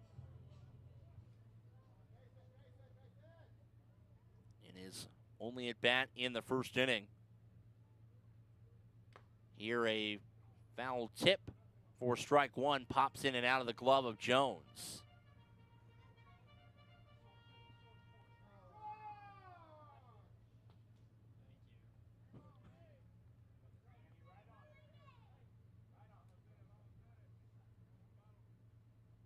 Scherer trying to work his second consecutive scoreless inning. Misses outside here to Manny to even the count 1-1.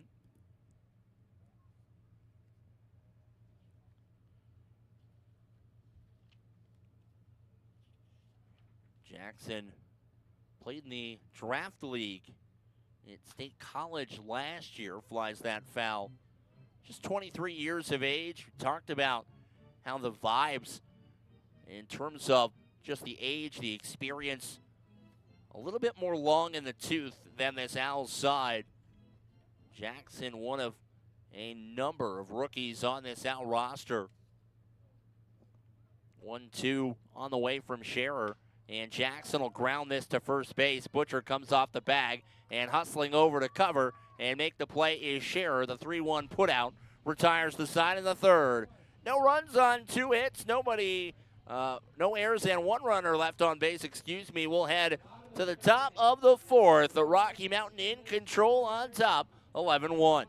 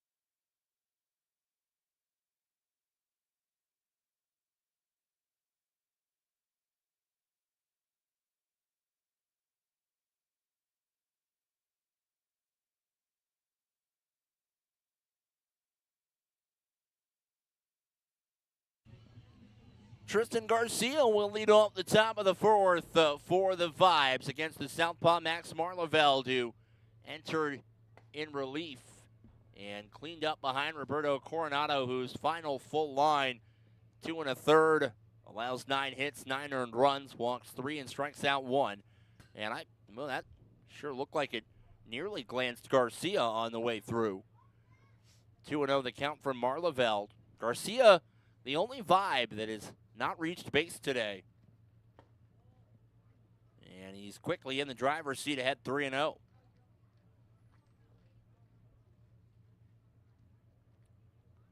Marlaveld, get me over strike, does the trick. Garcia grounded out to third in the first and grounded out to second in the second. 3-1 delivery. Garcia will loft that foul behind the press box out of play and run the count full. So Marlaveld battling back after falling in the early 3-0 hole to a guy that was almost a 400 hitter for his career in college. And he wears that on the shoulder, and that one also, again, redirected and hit Manny Jackson in the mask. And the Vibes, for the third time across the 2 games today and the 6th time across the 2 doubleheaders, have been hit by a pitch. And again, it's one of those things that even without any intent, right, the more it happens, the more frustrated you get. Was it last year, maybe the year before that, where Gunnar Henderson got drilled, trick shot off the backstop and right back into the infield for strike 1, where an Oriole hitter got drilled in on the hands. It wasn't intentional, but Baltimore at that juncture had had enough of the Yankees hitting them. Led to a benches clearing disagreement between the 2 teams. Marlaveld's curveball swung on and missed by Otto Jones for strike 1. The catcher 1 for 2, doubled down the left field line in the second and struck out swinging in the third. The only strikeout for Roberto Coronado during his outing. Jones made the Vibes out of the Pioneer League tryout in Arizona in mid-April. And he'll roll this one down the third base line, foul again for strike 2. Played at D2 School Washburn in Topeka, competing for the Ichabods. It's Icarus that got too close to the sun. I know that from mythology class. I don't know what an Ichabod is. I'll have to look that up. As Jones will roll this one foul down the third base side.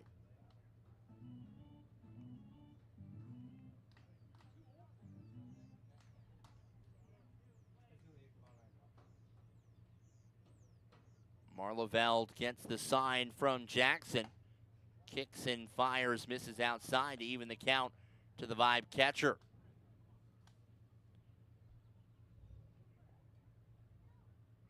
Marlaveld moving quickly. Man, oh man, where did that curveball miss? Count runs full. That's, again, that curveball is the lefty's best pitch and dropped it right off the table. Man, didn't get that one either. And Jones will work the walk. And after the hit by pitch and the free pass, runners on first and second and nobody out, in the lineup card will turn over for Carter Booth. Booth 0 for 1 with 2 runs in 3 plate appearances. He was hit by a pitch and walked. And here takes the first pitch strike at the bottom of the zone.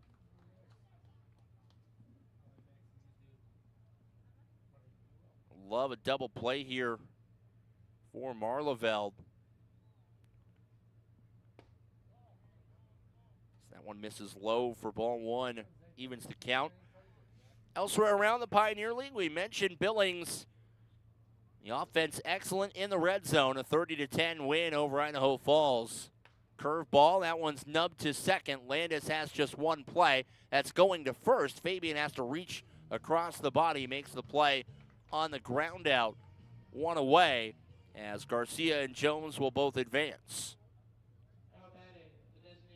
Grand Junction and Oakland are tied at 1 apiece. That game in the bottom of the third. Yuba Sutter and Ogden have yet to get underway. Same with Boise and Great Falls. And lastly, Glacier against Missoula. Kellum Clark stands in 1 for 1. A walk and a run in the first, a sacrifice fly and an RBI in the second, and he doubled and scored in the third. 4th plate appearance in 4 innings, very late on the fastball, swings and misses.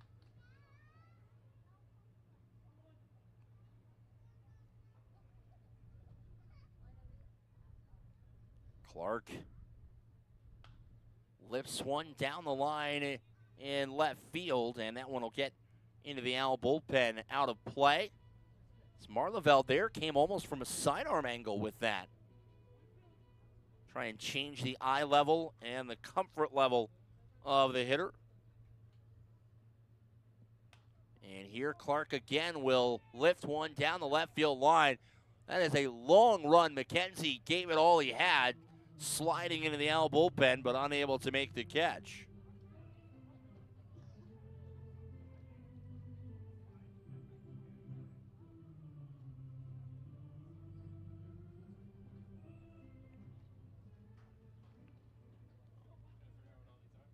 Marlaveld trying to work around the back-to-back leadoff base runners. Fastball misses down and in at the knees to Clark, 2-2.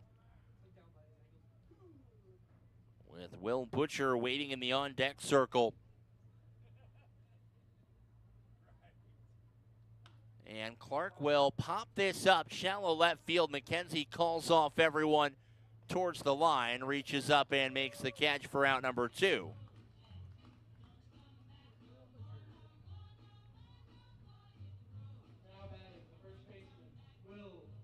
And that will bring up Will Butcher. 2 for 2 with an RBI, a base hit, and a double. Owls trying to hang their first scoreless frame of the ball game. The Vibes with 4 in the first, 5 in the second, and 2 in the third. Here Butcher will dribble this foul down the third base line. And Marlaveld quickly gets ahead 0-2.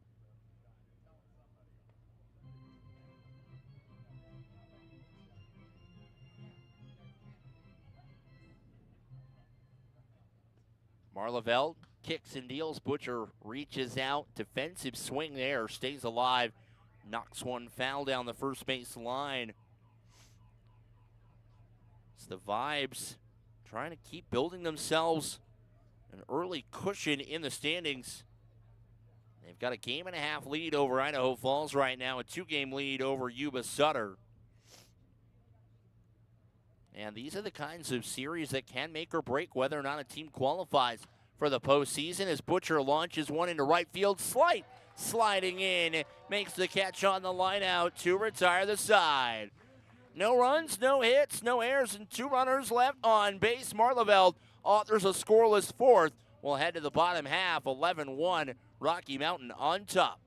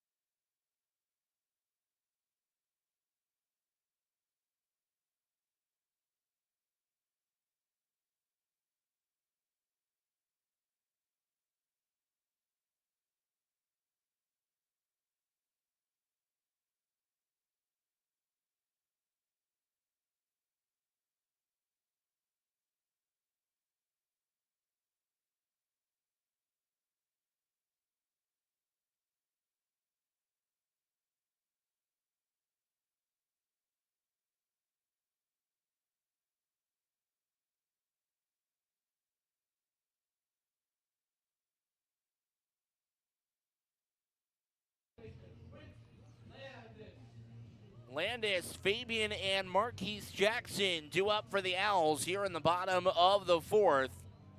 Work to do for the Northern Colorado offense against Craig Scherer, who will try and match Anthony Imhoff with 2 wins and 2 starts against the Owls as Landis takes the first pitch ball inside. Landis grounded out to short on the first pitch he saw in the second inning. And here he'll rip one into left field on a bounce. It'll fall in front of Wilmer for a base hit. And the Owls have the leadoff man aboard. That'll bring up Matt Fabian. Now batting, the first baseman, Matt Fabian. Fabian 0 for 1. He struck out swinging in the second inning. Just waiting for him to get the bat comfortable.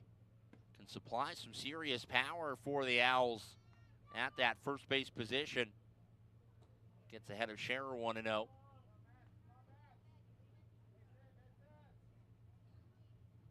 That one hits Fabian. Well, it's been a common theme so far tonight. That is the 4th hit batsman between these two teams. The first, however, by the lefty Scherer. And Marquise Jackson will get his first at bat after coming in as a defensive replacement for Draylon Holmes, who gutted out his at bat in the second, but just didn't look comfortable after the foul tip for the second strike. Tried to stretch out whatever the issue was, went out to center field, and when Dimitri Young made the pitching change, also elected to take Draylon Holmes out of the game, likely as a precautionary measure. with the Owls having Sunday and Monday off before they take on the Billings Mustangs. Jackson whiffs at a first pitch strike. Marquise started game one out in right field.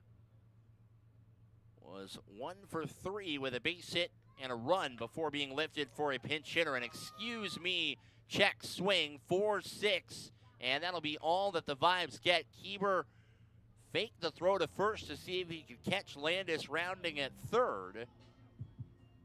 The Vibes will have to be content with the 1 out. Runners at the corners on the fielder's choice as Gordon Richardson stands in.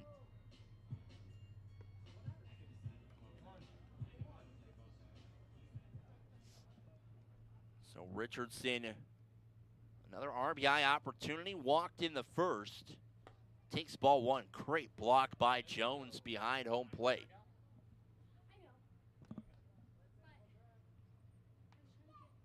1-0 to the Owl left fielder, who has started every game this year for Dimitri Young.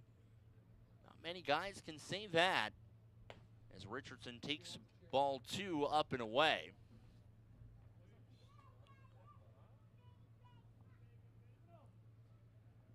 Richardson and Holmes have been as consistent as it gets.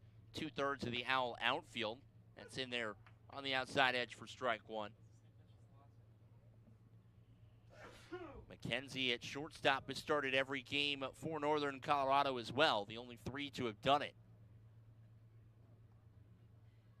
Scherer's breaking ball clips the bottom of the zone, evens the count 2-2 to Richardson. Scherer trying to navigate here through 4. 2-2 off speed pitch, got Richardson looking on the outside edge. A backwards K for Scherer, his 4th strikeout of the night. It's the 2nd out of the inning, and the lineup card will turn over for TJ McKenzie.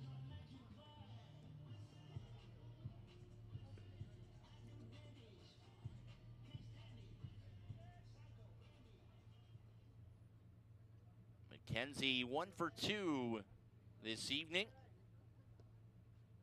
First ball swinging. Can't connect there.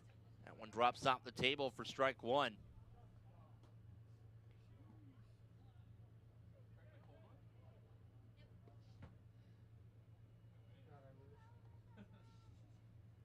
A 1 from Scherer on the way, misses down and in to McKenzie.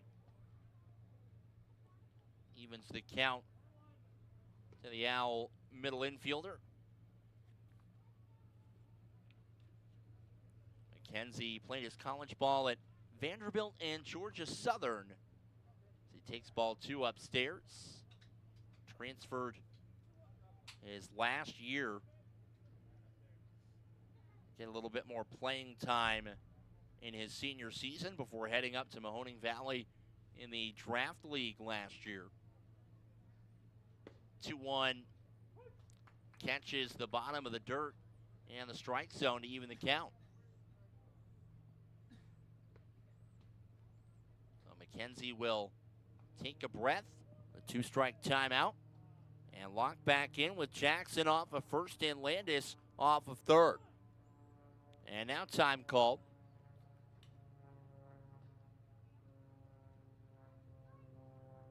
It's Brandon Hastings getting some next stretch work in. Third base umpire shifting over behind the mound. 2-2 skips in, a good block by Jones to run the count full.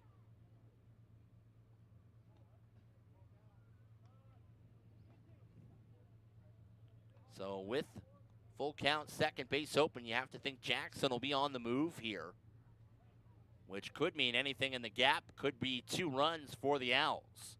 Payoff pitch, misses way outside. Scherer yanks the fastball, and that will load the bases here in the bottom of the 4th. Just the second walk issued by the left-hander through 3 2/3, and Kyle Jenkins will stand in. Jenkins 1 for 2 in the ball game. was sent home in the third inning on a gapper by Evan Slight. And was cut down at the plate. Look out. Fastball up and in. Jenkins has to step out of the way for ball one.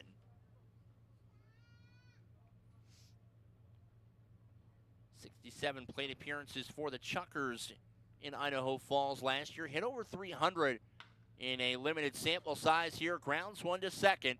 Garcia over to Butcher at first, and the side retired in the fourth. No runs on one hit, no errors, and the Owls leave the bases loaded. We'll head to the top of the fifth. The Vibes in command, up 11-1 in Fort Collins.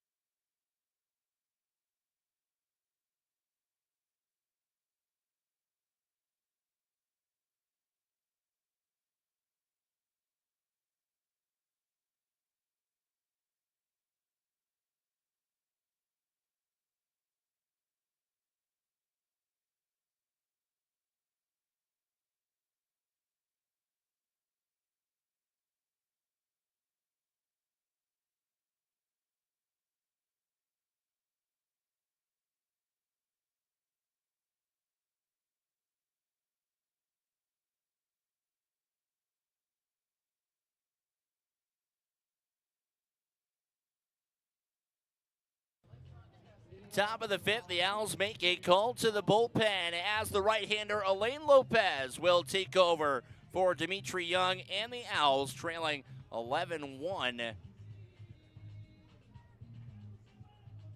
Max Marveld goes an inning and two-thirds, doesn't allow a hit, walks one and strikes out one behind Roberto Coronado. And it'll be up to the right-hander Elaine Lopez to try and continue here the rest of the way for Northern Colorado, trailing by 10. Lopez making his third appearance of the year, 0-1 on the season. Only thrown 2 innings, however. Allowed 3 hits, walked 2, and struck out 3. He's allowed 4 runs, none of which were earned down in Colorado Springs, as the right-hander falls behind Dayton Tofflin, who's 2 for 3 with 2 RBIs. Lopez deals, and Tofflin fouls that off down the first base side. Lopez, a 4-seam fastball, 2-seam fastball, cutter, and curve for the 22-year-old rookie from Matanzas, Cuba.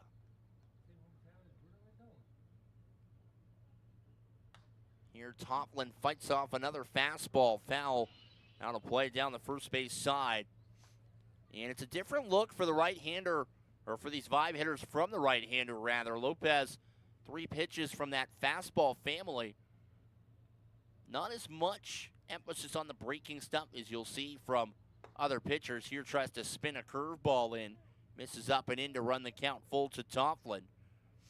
Entered plate today, 3rd in the Pioneer League in runs batted in.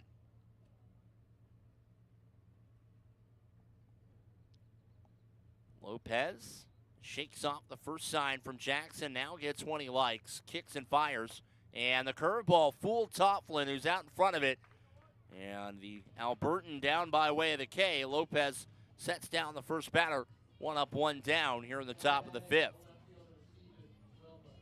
That'll bring up Stephen Wilmer for the Vibes. Wilmer 1 for 3 today with a 3-run home run. That coming in that 5-run second inning as Lopez gets strike winning over the outside edge.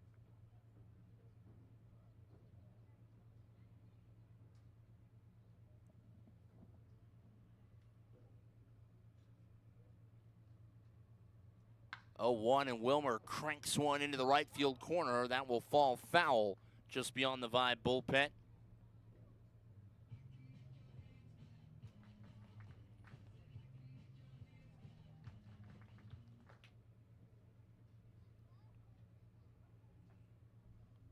Wilmer batting from the right hand or left hand side rather. 2-seamer misses away. Not a bad pitch there from Lopez. Ahead of Wilmer 0-2. You got that 2-seamer with late life breaking away from the hitter. Not the worst pitch in the world there where you can waste one. Tried to go back to the same spot and got it. Rings up Wilmer, back-to-back strikeouts for Lopez here to start the 5th. Now that was exactly what he wanted to do. Went back to the same spot, brought that in about 5-6 inches, and catches the outside corner of the strike zone. And the base is empty now for right fielder Sam Linscott. 1 for 2 with a solo home run on the account. Curveball down in at the knees for strike 1. It's Lopez trying to author another scoreless inning in relief here for the Owls bullpen. They got 2 scoreless innings from Kenny Carrillo in game 1 of this doubleheader, an inning and 2/3 from Max Marveld as well here in game 2.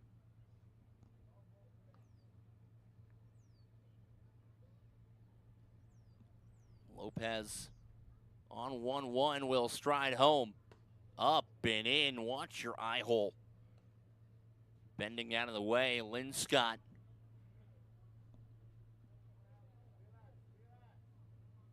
Lane. First appearance of the weekend. And here Linscott fooled by the curveball. And the count even 2-2. Lopez,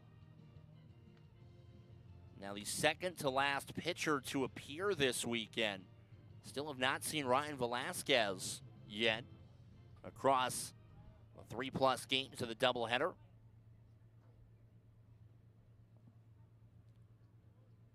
2-2 on the way from the right-hander Lopez.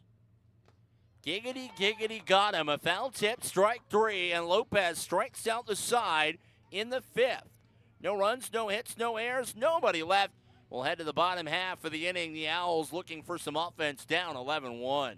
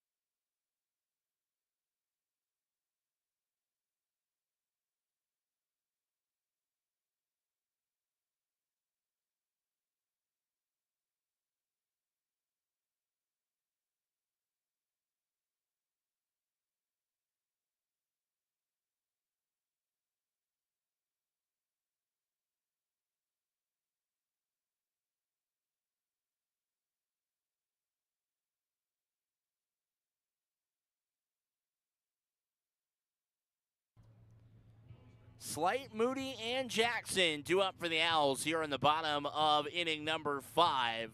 The heart of the Northern Colorado order against Craig Scherer, who's scattered 6 hits and 4 strikeouts across 4 innings. His Slight fouls off the first pitch. 1 for 2, lifted a double into right center field last time up in the 3rd inning. Scherer Slight here, breaks his bat and lofts one over Butcher and into shallow right field. And Evan Slight, not a bad day for a debut. 2 for 3 here in game 2, 1 for 4 in game 1. It's 3 for 7 across the 2 games. For those of you statisticians at home, is Kai Moody ready to step in for his 3rd plate appearance of the ball game.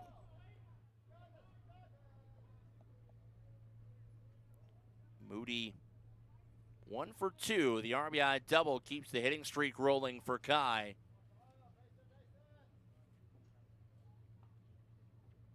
First pitch from Scherer to Moody, drops in for strike 1.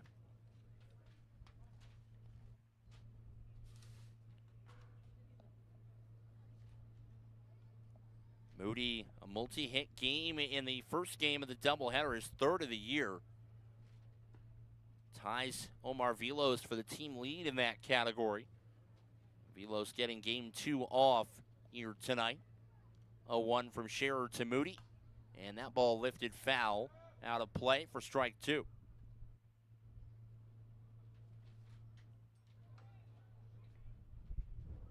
It's the Owls trying to come from behind in a big way here this evening in Fort Collins. Grab a win here this weekend at home. The Vibes have them on the ropes, though. 11-1 here in the 5th inning. Rocky Mountain with a 12-4 win, a 13-6 win yesterday. 5-4, a 1-run win for Rocky Mountain in the first game of the Twin Bill today. The Owls have the tying run at bat in the bottom of the 7th in the form of Matt Fabian. 0-2 on the way. Moody, good take down and away. Scherer appealing a swing. Well, Travis Schatzman down at first base says he didn't go. Hey, I suppose optimism is key. Scherer kicks and fires, and Moody caught looking on a pitch on the outside edge. A backwards K for Scherer. 5th strikeout of the afternoon, and it's 76 pitches. Manny Jackson will stand in against Scherer, who's trying to work through 5.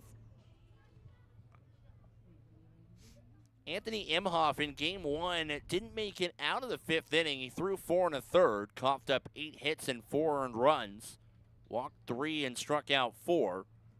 Yesterday, Malik Binns did not make it out of the 5th inning. He got the win for getting through 4. And Riley Phillips didn't make it out of the 2nd inning in the first game of the Twin Bill, as that one skips off of the shoulder of Jones and all the way back towards the Vibe dugout. The wild pitch will allow Slight to move to 2nd. As Les Lancaster has had to dig into the Vibe bullpen across these 2 days. But Scherer, so far, looking capable enough to go 5+ tonight, should Les Lancaster want it to be that way. Jackson 0 for 2 at the dish with a strikeout and a ground out here. He'll roll one to first base. Butcher will take it to the bag himself for out number 2. Slight advances over to 3rd, and he's 90 feet from home.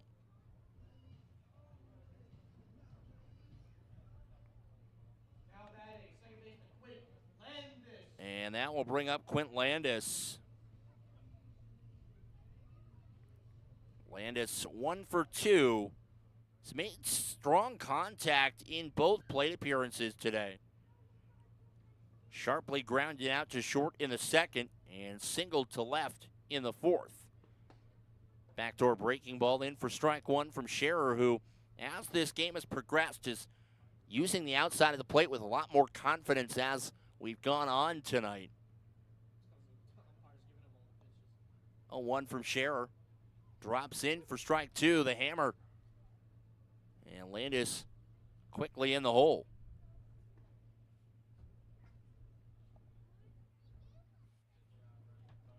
0-2 from Scherer. And Landis will fight it off, stay alive, putting one out of play down the first base line. The California kid through and through, 24 years of age, from Westlake Village. Played his first 3 years of college ball at Pepperdine. And then his senior season at UCLA, just up the hill in Pasadena. 0-2. Landis dribbles one off the bag. Foul down the third base line. It hit Landis in the shin. And the umpires emphatically signaling that that ball was not playable.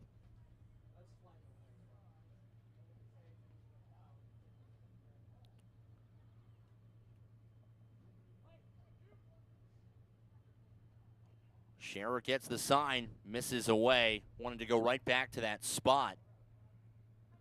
And it's been there, particularly for the lefty coming into right-handed batters. Skips a 59-foot fastball in for ball two and evens the count to the Northern Colorado second baseman.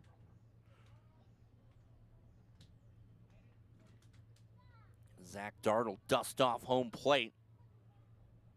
Pretty hard to see where you're throwing without that.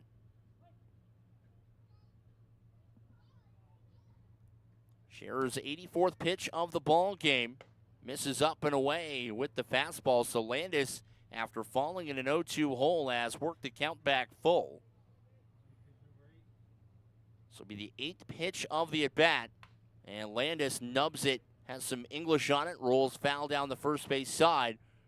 And the 24-year-old rookie putting together one of them professional at-bats. He'll see a 9th pitch in it with the count full and 2 away in the bottom of the 5th.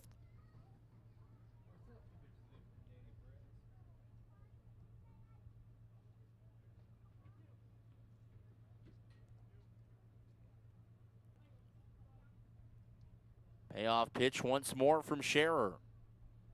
Landis will lift one into left center field on the move. Wilmer in the sun reaches out and makes the grab on the line out in the gap, and that retires the side. No runs on one hit, no errors, and one runner left on base as we march to the final 2 innings. 11-1, Rocky Mountain on top of the Owlz.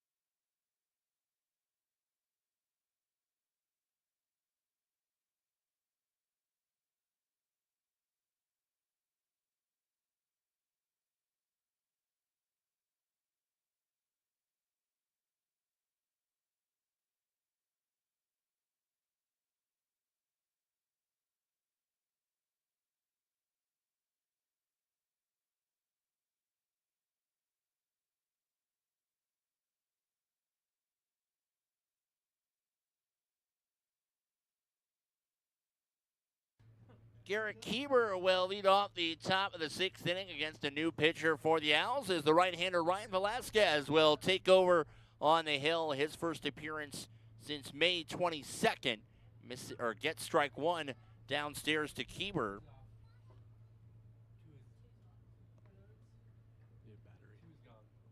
Lopez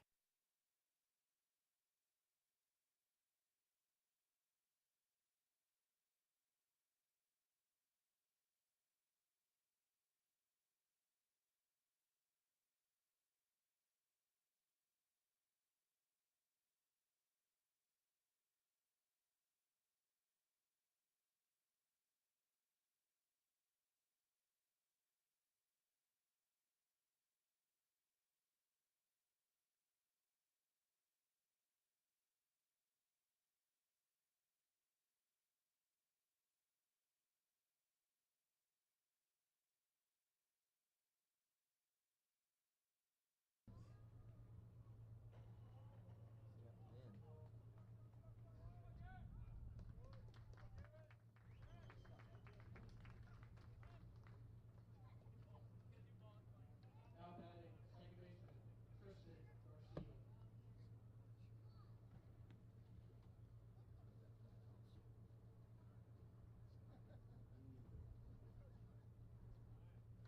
Tristan Garcia. Sorry, no, you're good. Here you go. And then there's a spare monitor battery if you need it.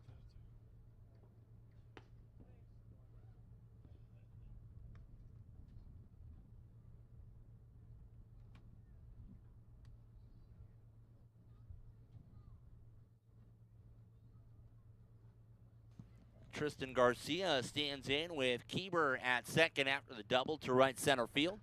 And Garcia will lift this foul down the third base line. Evens the count 1-1.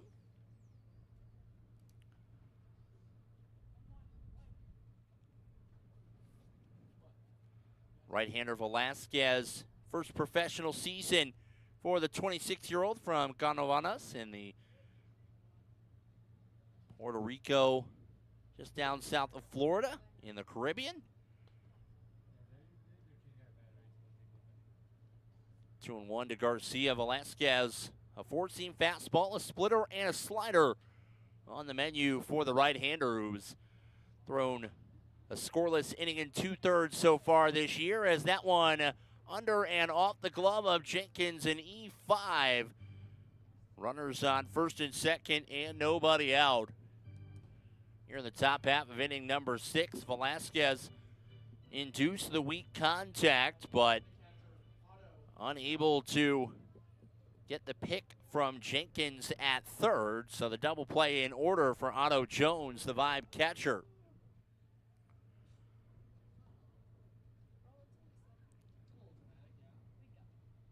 Jones 1 for 2 with a double, a strikeout, and a walk. Takes a slider for strike one. Velasquez, 2 years at Southeastern.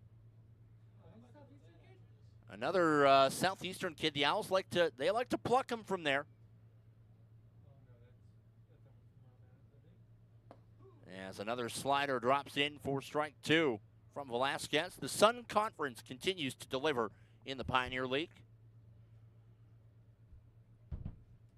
Velasquez was a starter in college and a very good one at that.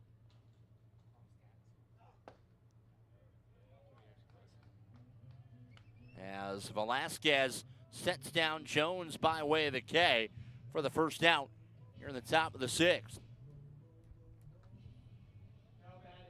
Carter Booth will stand in. Booth 0 for 2 with a walk and a hit by pitch. It's the right-hander Velasquez trying to get back into the groove here. His first outing in over a week out on the hill.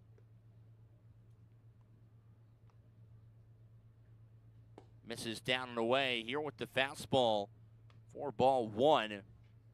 And Velasquez just one appearance this year, and that was in Colorado Springs back on May 22nd. Through an inning and 2/3, gave up just 2 hits, walked 2 and struck out 2. In relief as Booth flies that foul down the first base line out of play.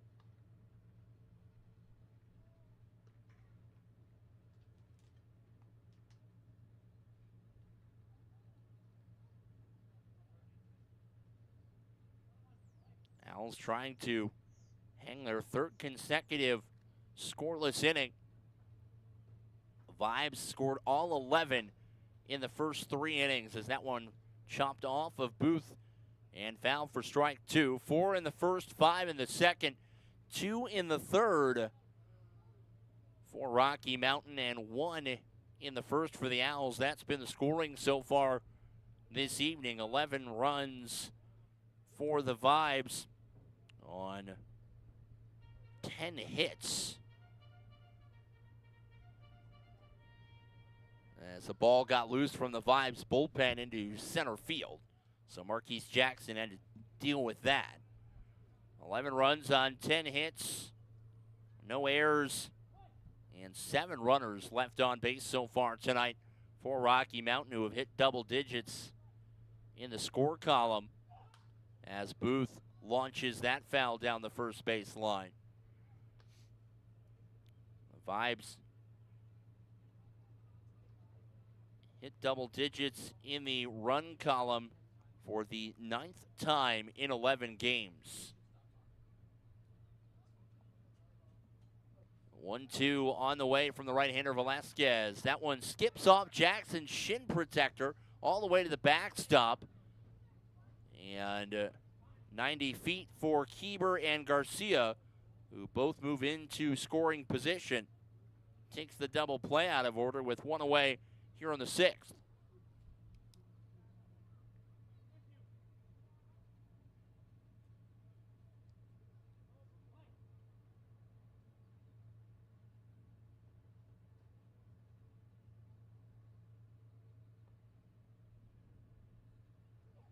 Velasquez yanks one, misses away, and runs the count full.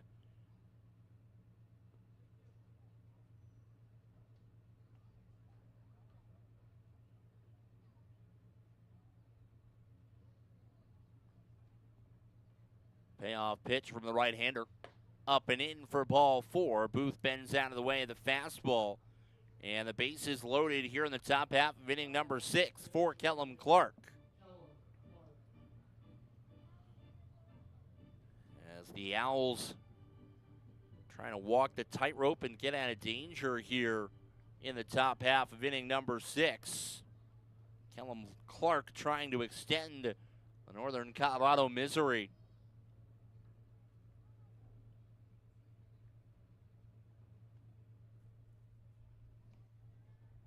First pitch fastball from Velasquez misses up and away to Clark.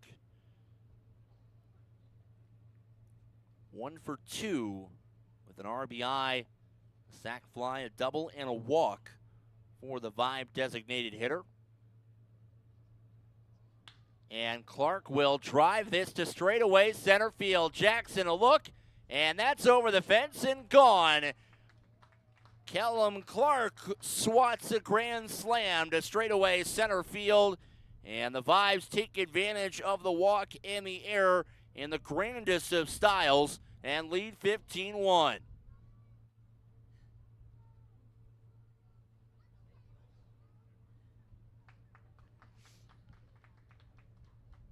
The Vibes with their second grand slam of the season. And that will bring up Will Butcher with 1 away and the bases empty.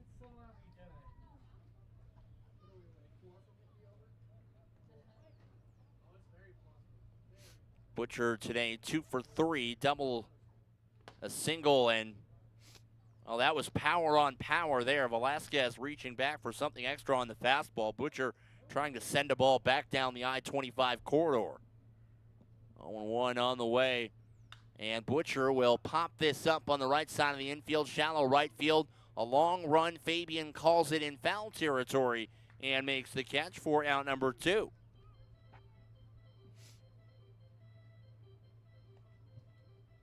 Now batting the third baseman, Dane Tofflin. And that will bring up the third baseman, Dane Toffland.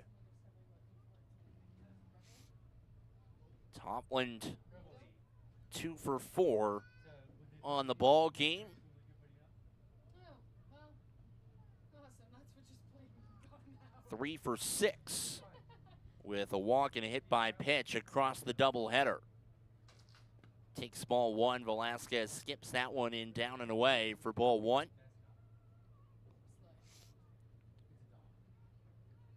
The Owls back-to-back doubleheaders this weekend. They were supposed to do that last weekend. Rain got the better of that. As a ground ball, Fabian, good pick on the in-between hop on the backhand. He'll take it to first himself in time to retire the side. 4 runs on 2 hits, 1 error, and nobody left on base. The Vibes open it up further. It's 15-1 headed to the bottom of the 6th.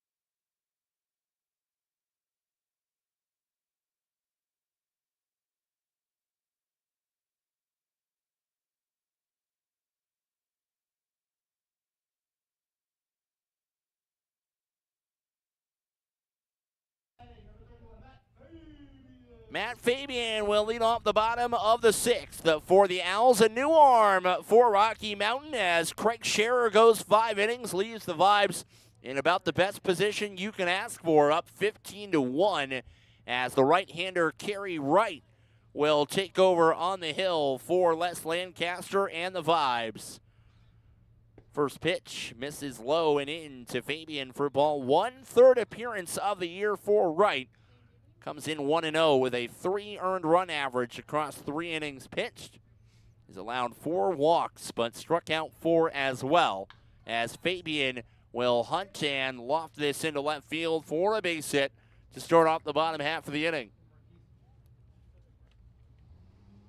As that'll bring up Marquise Jackson.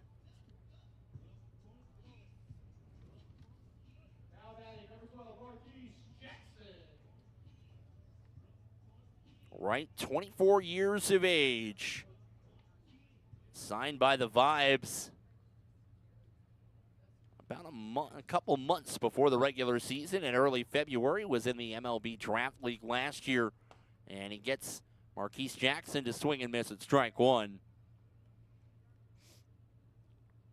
Last time out for Wright was on May 24th. He authored 2 scoreless innings while walking 3 and striking out 3. Misses down and in, evens the count to Jackson, who's 0 for 1 with a fielder's choice. Wright selected in the 2018 MLB draft by the Rays. Elected to go play college ball instead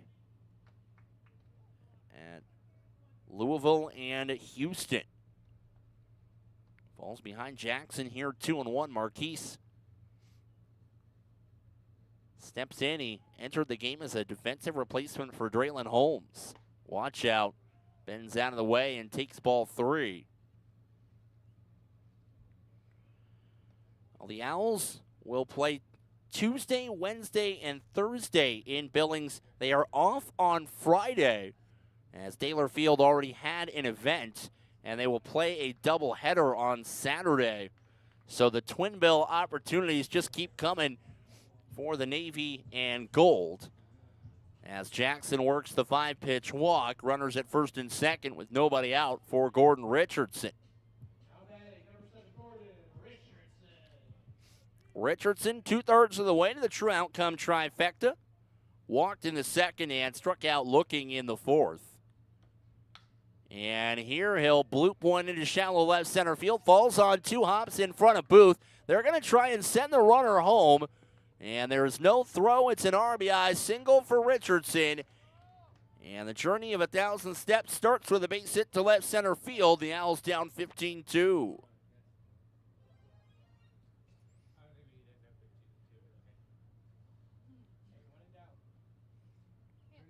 And TJ McKenzie will stride to the dish.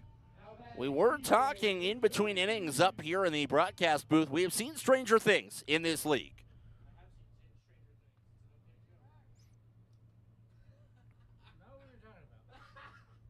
McKenzie 1 for 2 with a base hit, a walk, and a ground out on the resume here. Trying to hang back. Still waves and misses at the off speed. And here, game 2 of the doubleheader today. Been out here since about 11:30 this morning. Did much the same yesterday, and well, big credit to everybody on staff for getting City Park ready to go and got the speakers temporarily up. And got everyone in place. Dalton running the camera, Lane on production, making sure it all looks and sounds good here in the booth. It's a long couple days. Well, let me tell you again, it was a 10-hour day yesterday for everybody. We're going to be thrilled, lucky if we can hit 8 or 9 and be done today, but it's been a Herculean effort to get everything ready to go, and happy that we could get you these 2 games today after having just the audio available last night. A big thank you for everybody who's hopped in and stuck around throughout the day today on the YouTube stream. 2-2 the count from Wright to McKenzie. And TJ lifts that one foul down the first base side. He'll stay alive to see another pitch.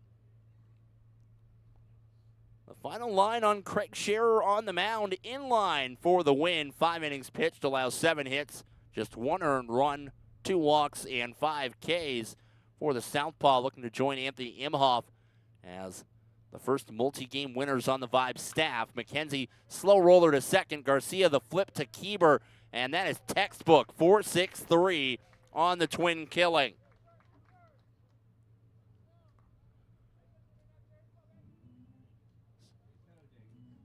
Kyle Jenkins will stand in with 2 away and a runner on third, and that will short circuit in quick order what the Owls were hoping for, a very, very crooked number here in this 6th inning.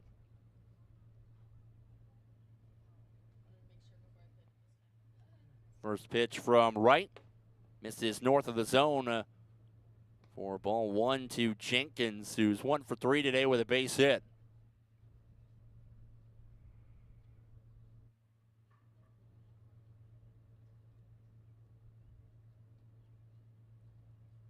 Jenkins here knocks that foul straight back.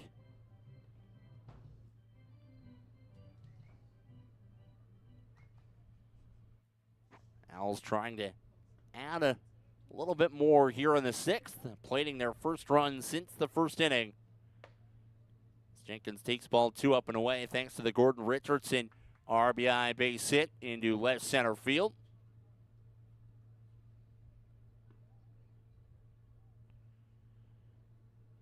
Jenkins starting at third base. Had the first game of the doubleheader off as he tanks low for ball 3. And the first game of the doubleheader off was the DH yesterday for the Owls. Wright gets the sign from Jones.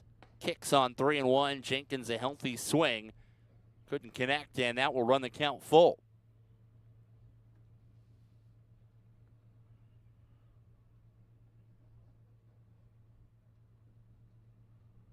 Right, the payoff pitch.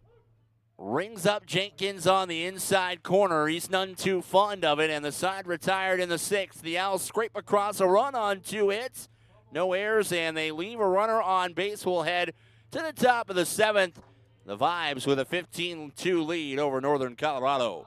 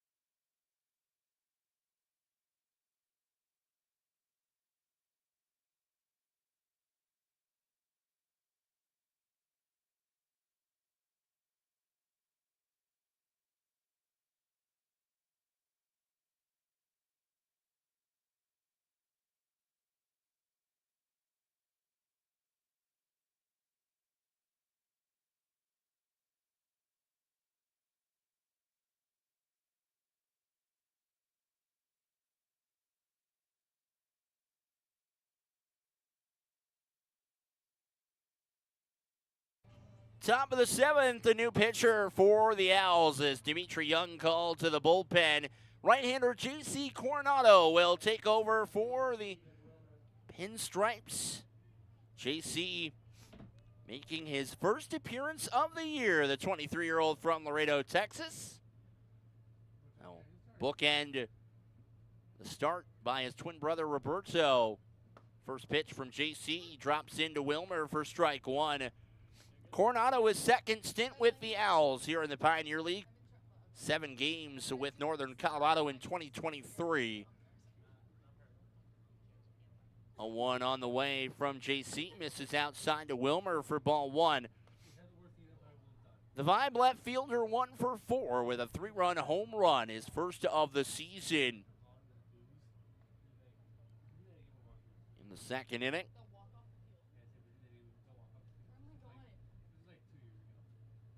watch out. Fastball up and in. Wilmer dances out of the way. Not comfortable to feel mid-90s heat up near your eyes in any context, let alone this one here in the top of the 7th.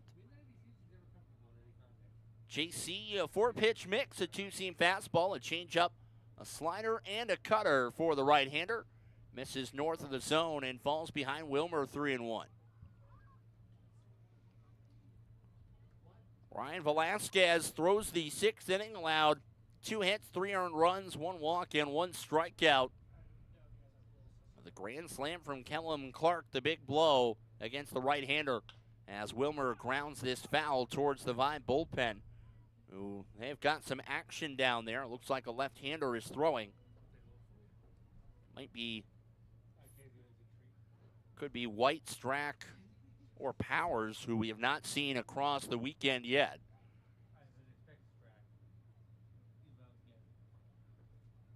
Payoff pitch from J.C. Coronado to the switch-hitting Wilmer. Swung on and missed for strike 3. Blows the express past Wilmer. 1 up, 1 down here in the top half of the inning. As the Owls pitching staff recording their 7th strikeout of the afternoon. And that will bring up Sam Linscott with 1 away and the bases empty.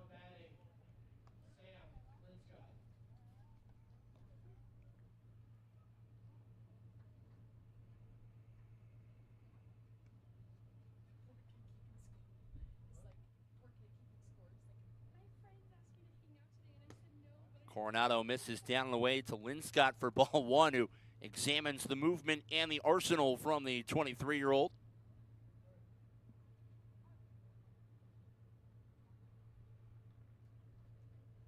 Linscott 1 for 3 today. Takes a healthy fastball for strike 1. Linscott has in fact hit for the true outcome trifecta. Homered in the 2nd, walked in the 3rd, and struck out in the 5th. Everything else he can add to the line score is just gravy for him. Coronado deals and fires, and Linscott will bash his 2nd hit of the ball game back up the middle into center field. And for the Vibes, their 12th hit of the ball game is Garrett Kieber set to stand in. Kieber 2 for 3 today, couple of doubles, couple of RBIs for the Vibe shortstop.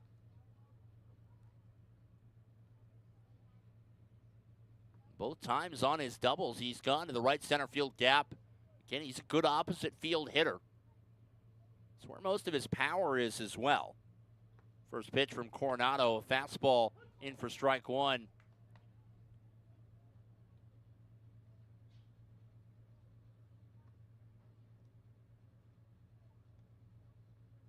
JC gets the sign from Jackson behind the plate and deals. Kieber lifts a fly ball to right field down toward the Vibe bullpen. That is a long run for Slight. And gave it the good old college try as it bounces beyond the fence out of play.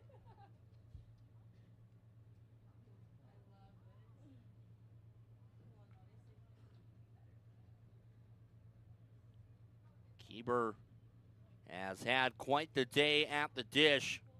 The 2 doubles and 2 RBIs in game 2, an RBI base hit in game 1.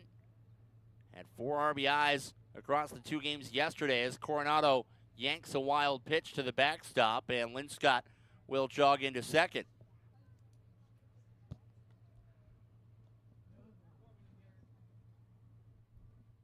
As the Rocky Mountain Vibes set to move a full 2 games clear of 2nd place Chuckers, barring something positively insane. The thing is I can't say I haven't seen it before. 13 is a healthy margin. As Kieber hacks and misses, he's down on strikes for the 2nd out of the inning. Coronado gets his 2nd K. Would have been 2023. The Owls had a 20-11 lead going into the bottom of the 9th in Grand Junction. They'd actually added insurance in the top of the 9th. Abdel Guadalupe hit for the cycle. And then the Grand Junction Jackalopes turned around and scored 11 to walk it off 22-20. It was a Joe Johnson 3-run home run. Certifiably probably the wackiest baseball game I've seen.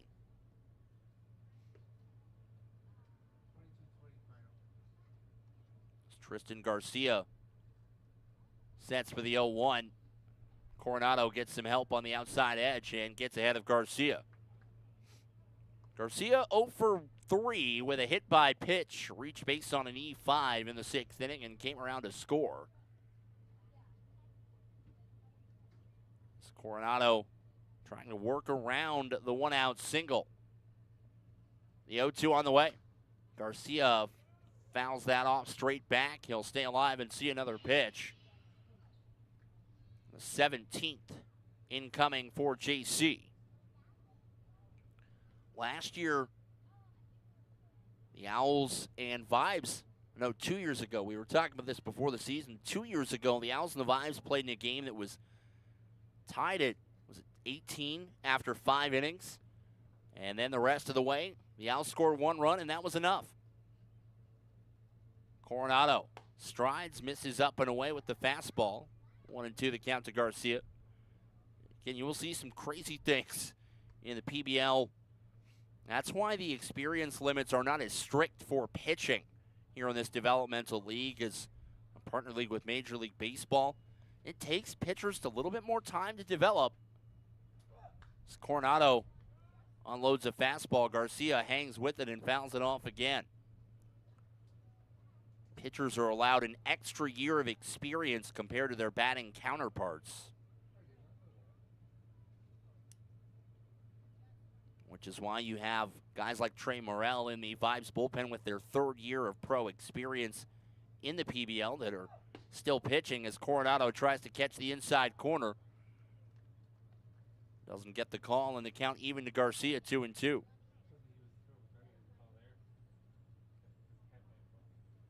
It's got to readjust the lid. I think the red Orem Owls throwback hat is the only one I don't have in the collection. I mean, it is year 4, so I've got time to add that to the bookshelf in the office at home. 2-2. Garcia will serve this over the leap of McKenzie and into shallow left field. And holding at third is Linscott. Runners at the corners and 2 away for the Vibe catcher, Otto Jones, the 9-hole hitter. 1 for 3 with a double. A walk and 2 strikeouts on the resume for the rookie.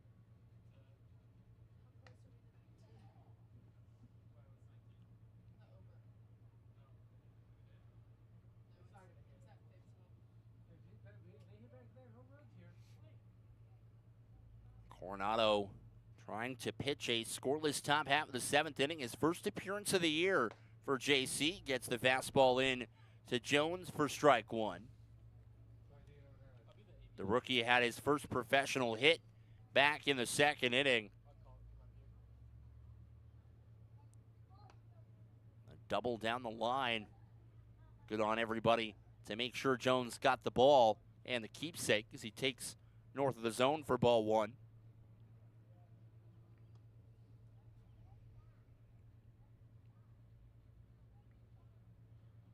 Slight, Moody, and Jackson, the heart of the Owl order, due up in the bottom half of the 7th inning.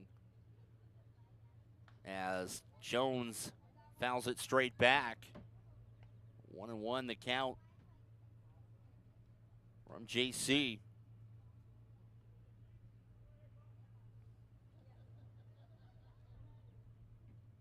It's Northern Colorado trying to get the last out here on the top half of this 7th inning. So the sun setting in earnest here this evening in Fort Collins. Front door breaking ball misses low for ball 2.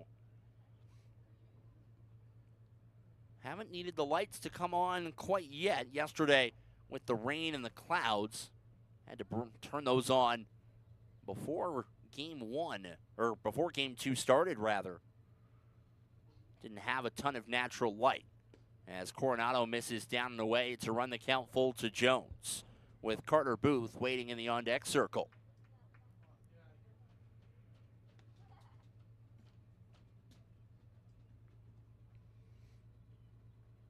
It's another beautiful night for baseball here in Fort Collins. Coronado sets and deals the payoff pitch. And Jones will lace that foul over the Vibe bullpen. Now to play down the right field line.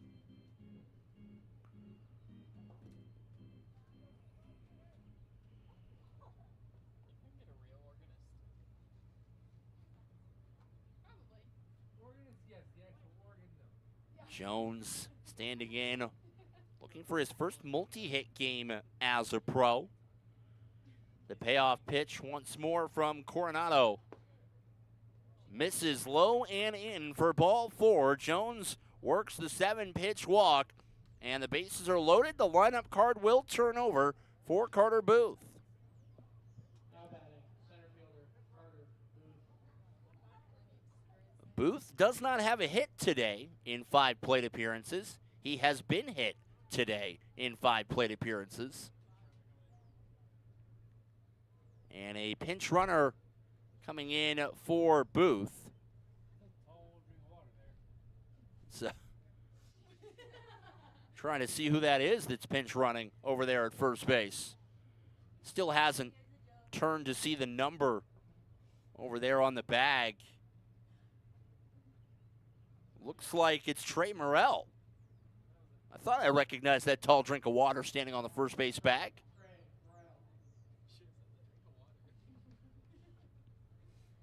Booth, 2 walks and a hit by pitch to go with a couple of groundouts this evening. And first ball lined and caught by Fabian at first, and that will retire the side in the 7th. No runs, 2 hits, no errors, and the bases left loaded by the Vibes. We'll head to the bottom of the 7th. The Owls looking to come back down 15-2.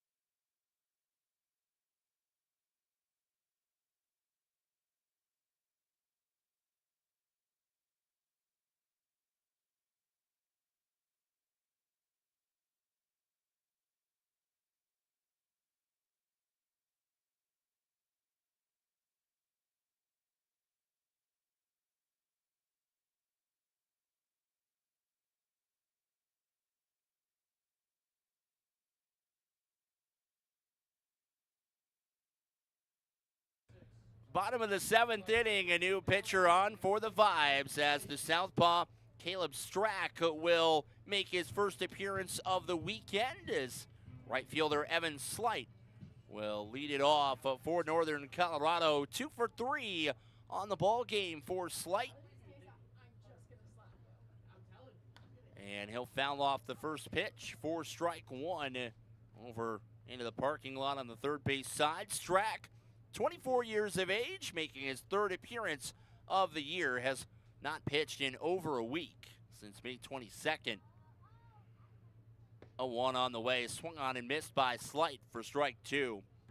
Strack, a rookie from Natchez, Mississippi. Played his college ball at Winona State and then Iowa in the Big Ten.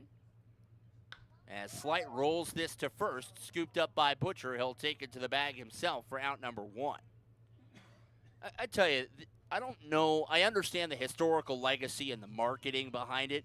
The Big Ten is not the Big Ten. It's like the Big 17. Oh, is it 18 teams now? Like, my thing is, the SEC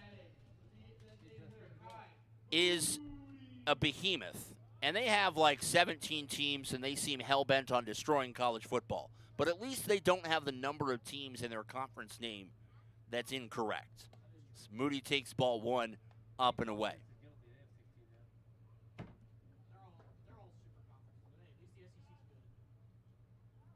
That's the college sports realignment soapbox that you didn't ask for, you didn't come for, but you got anyway. Moody 1 for 3 with an RBI double in the ball game tonight. In the driver's seat 2-0, and now 3-0 as Strack misses at the bottom of the zone.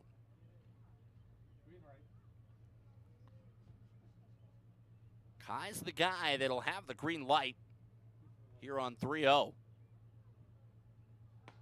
Elects not to use it, and he'll take a fastball on the outside edge for strike one. The Owls staring down the barrel of back-to-back doubleheader sweeps at the hands of the Rocky Mountain Vibes as Moody draws the 5-pitch walk, and Manny Jackson will stand in as Kai has to shed all the gear and jog down to first base.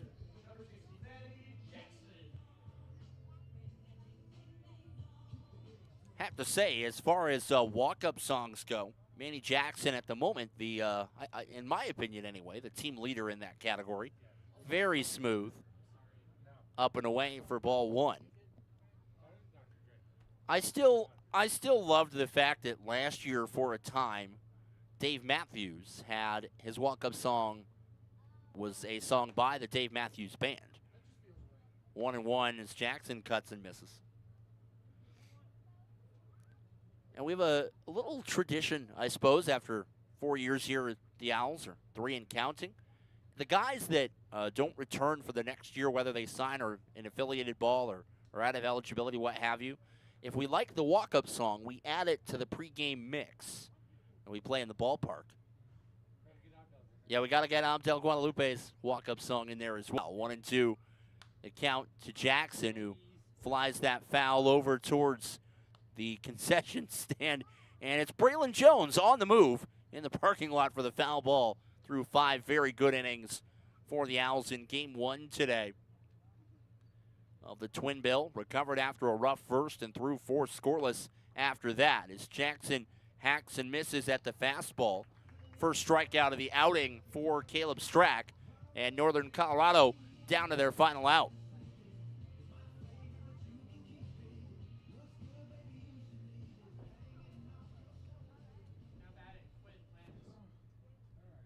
Quint Landis will stand in.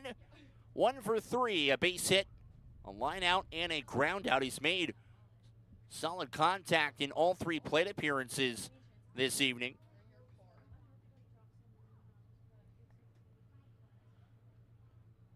Strack gets ahead of Landis. Landis, a line drive sinking into right field. It'll fall on a hop in front of Lynn Scott. It's a base hit. And the Owls forestall their fate, another batter, as Matt Fabian will stand in with 2 on and 2 away.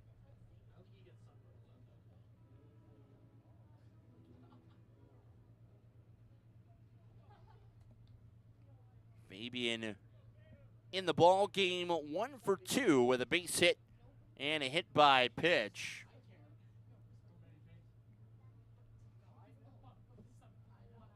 Fabian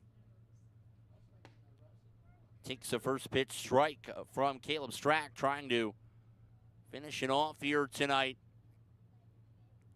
for the Vibes, who are looking for their 10th win in 11 games at Northern Colorado's expense. That one misses outside in the left-handed batter's box. Evens the count to Fabian. Matt still looking for that power to show up. Knocks one foul over the rail on the first base side and out of play. Fabian was a over 300 hitter in college in 450 at bats. A good eye at the plate from the first-year pro as he takes down an in. Evens the count at 2-2.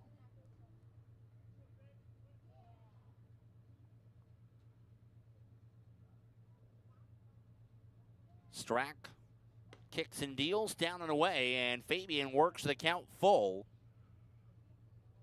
with Marquise Jackson waiting in the on-deck circle.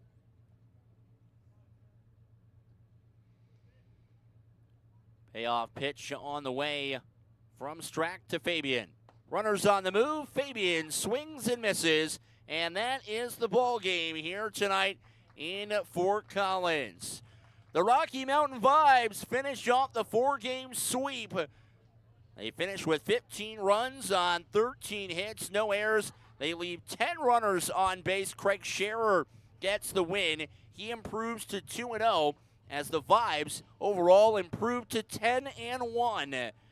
For the Northern Colorado Owls, another tough one in the loss column. They finish with 2 runs on 10 hits. They commit 2 errors, and the Owls stranding 11 runners on base. Roberto Coronado gets tagged with the loss. He falls to 0-2, and the Owls on the year drop to 1-10 overall. Time of game tonight, 2 hours and 26 minutes as the Owls get swept on the Saturday doubleheader. Northern Colorado back in action Tuesday night in Billings. First pitch at 6:35 Mountain Time. You can catch the action on FloSports. A big thank you to everyone for tuning in this weekend. On behalf of Dalton on camera and Lane on production, Brendan Price signing off this evening at City Park in Fort Collins. The 15-2 final score and a win for the Vibes.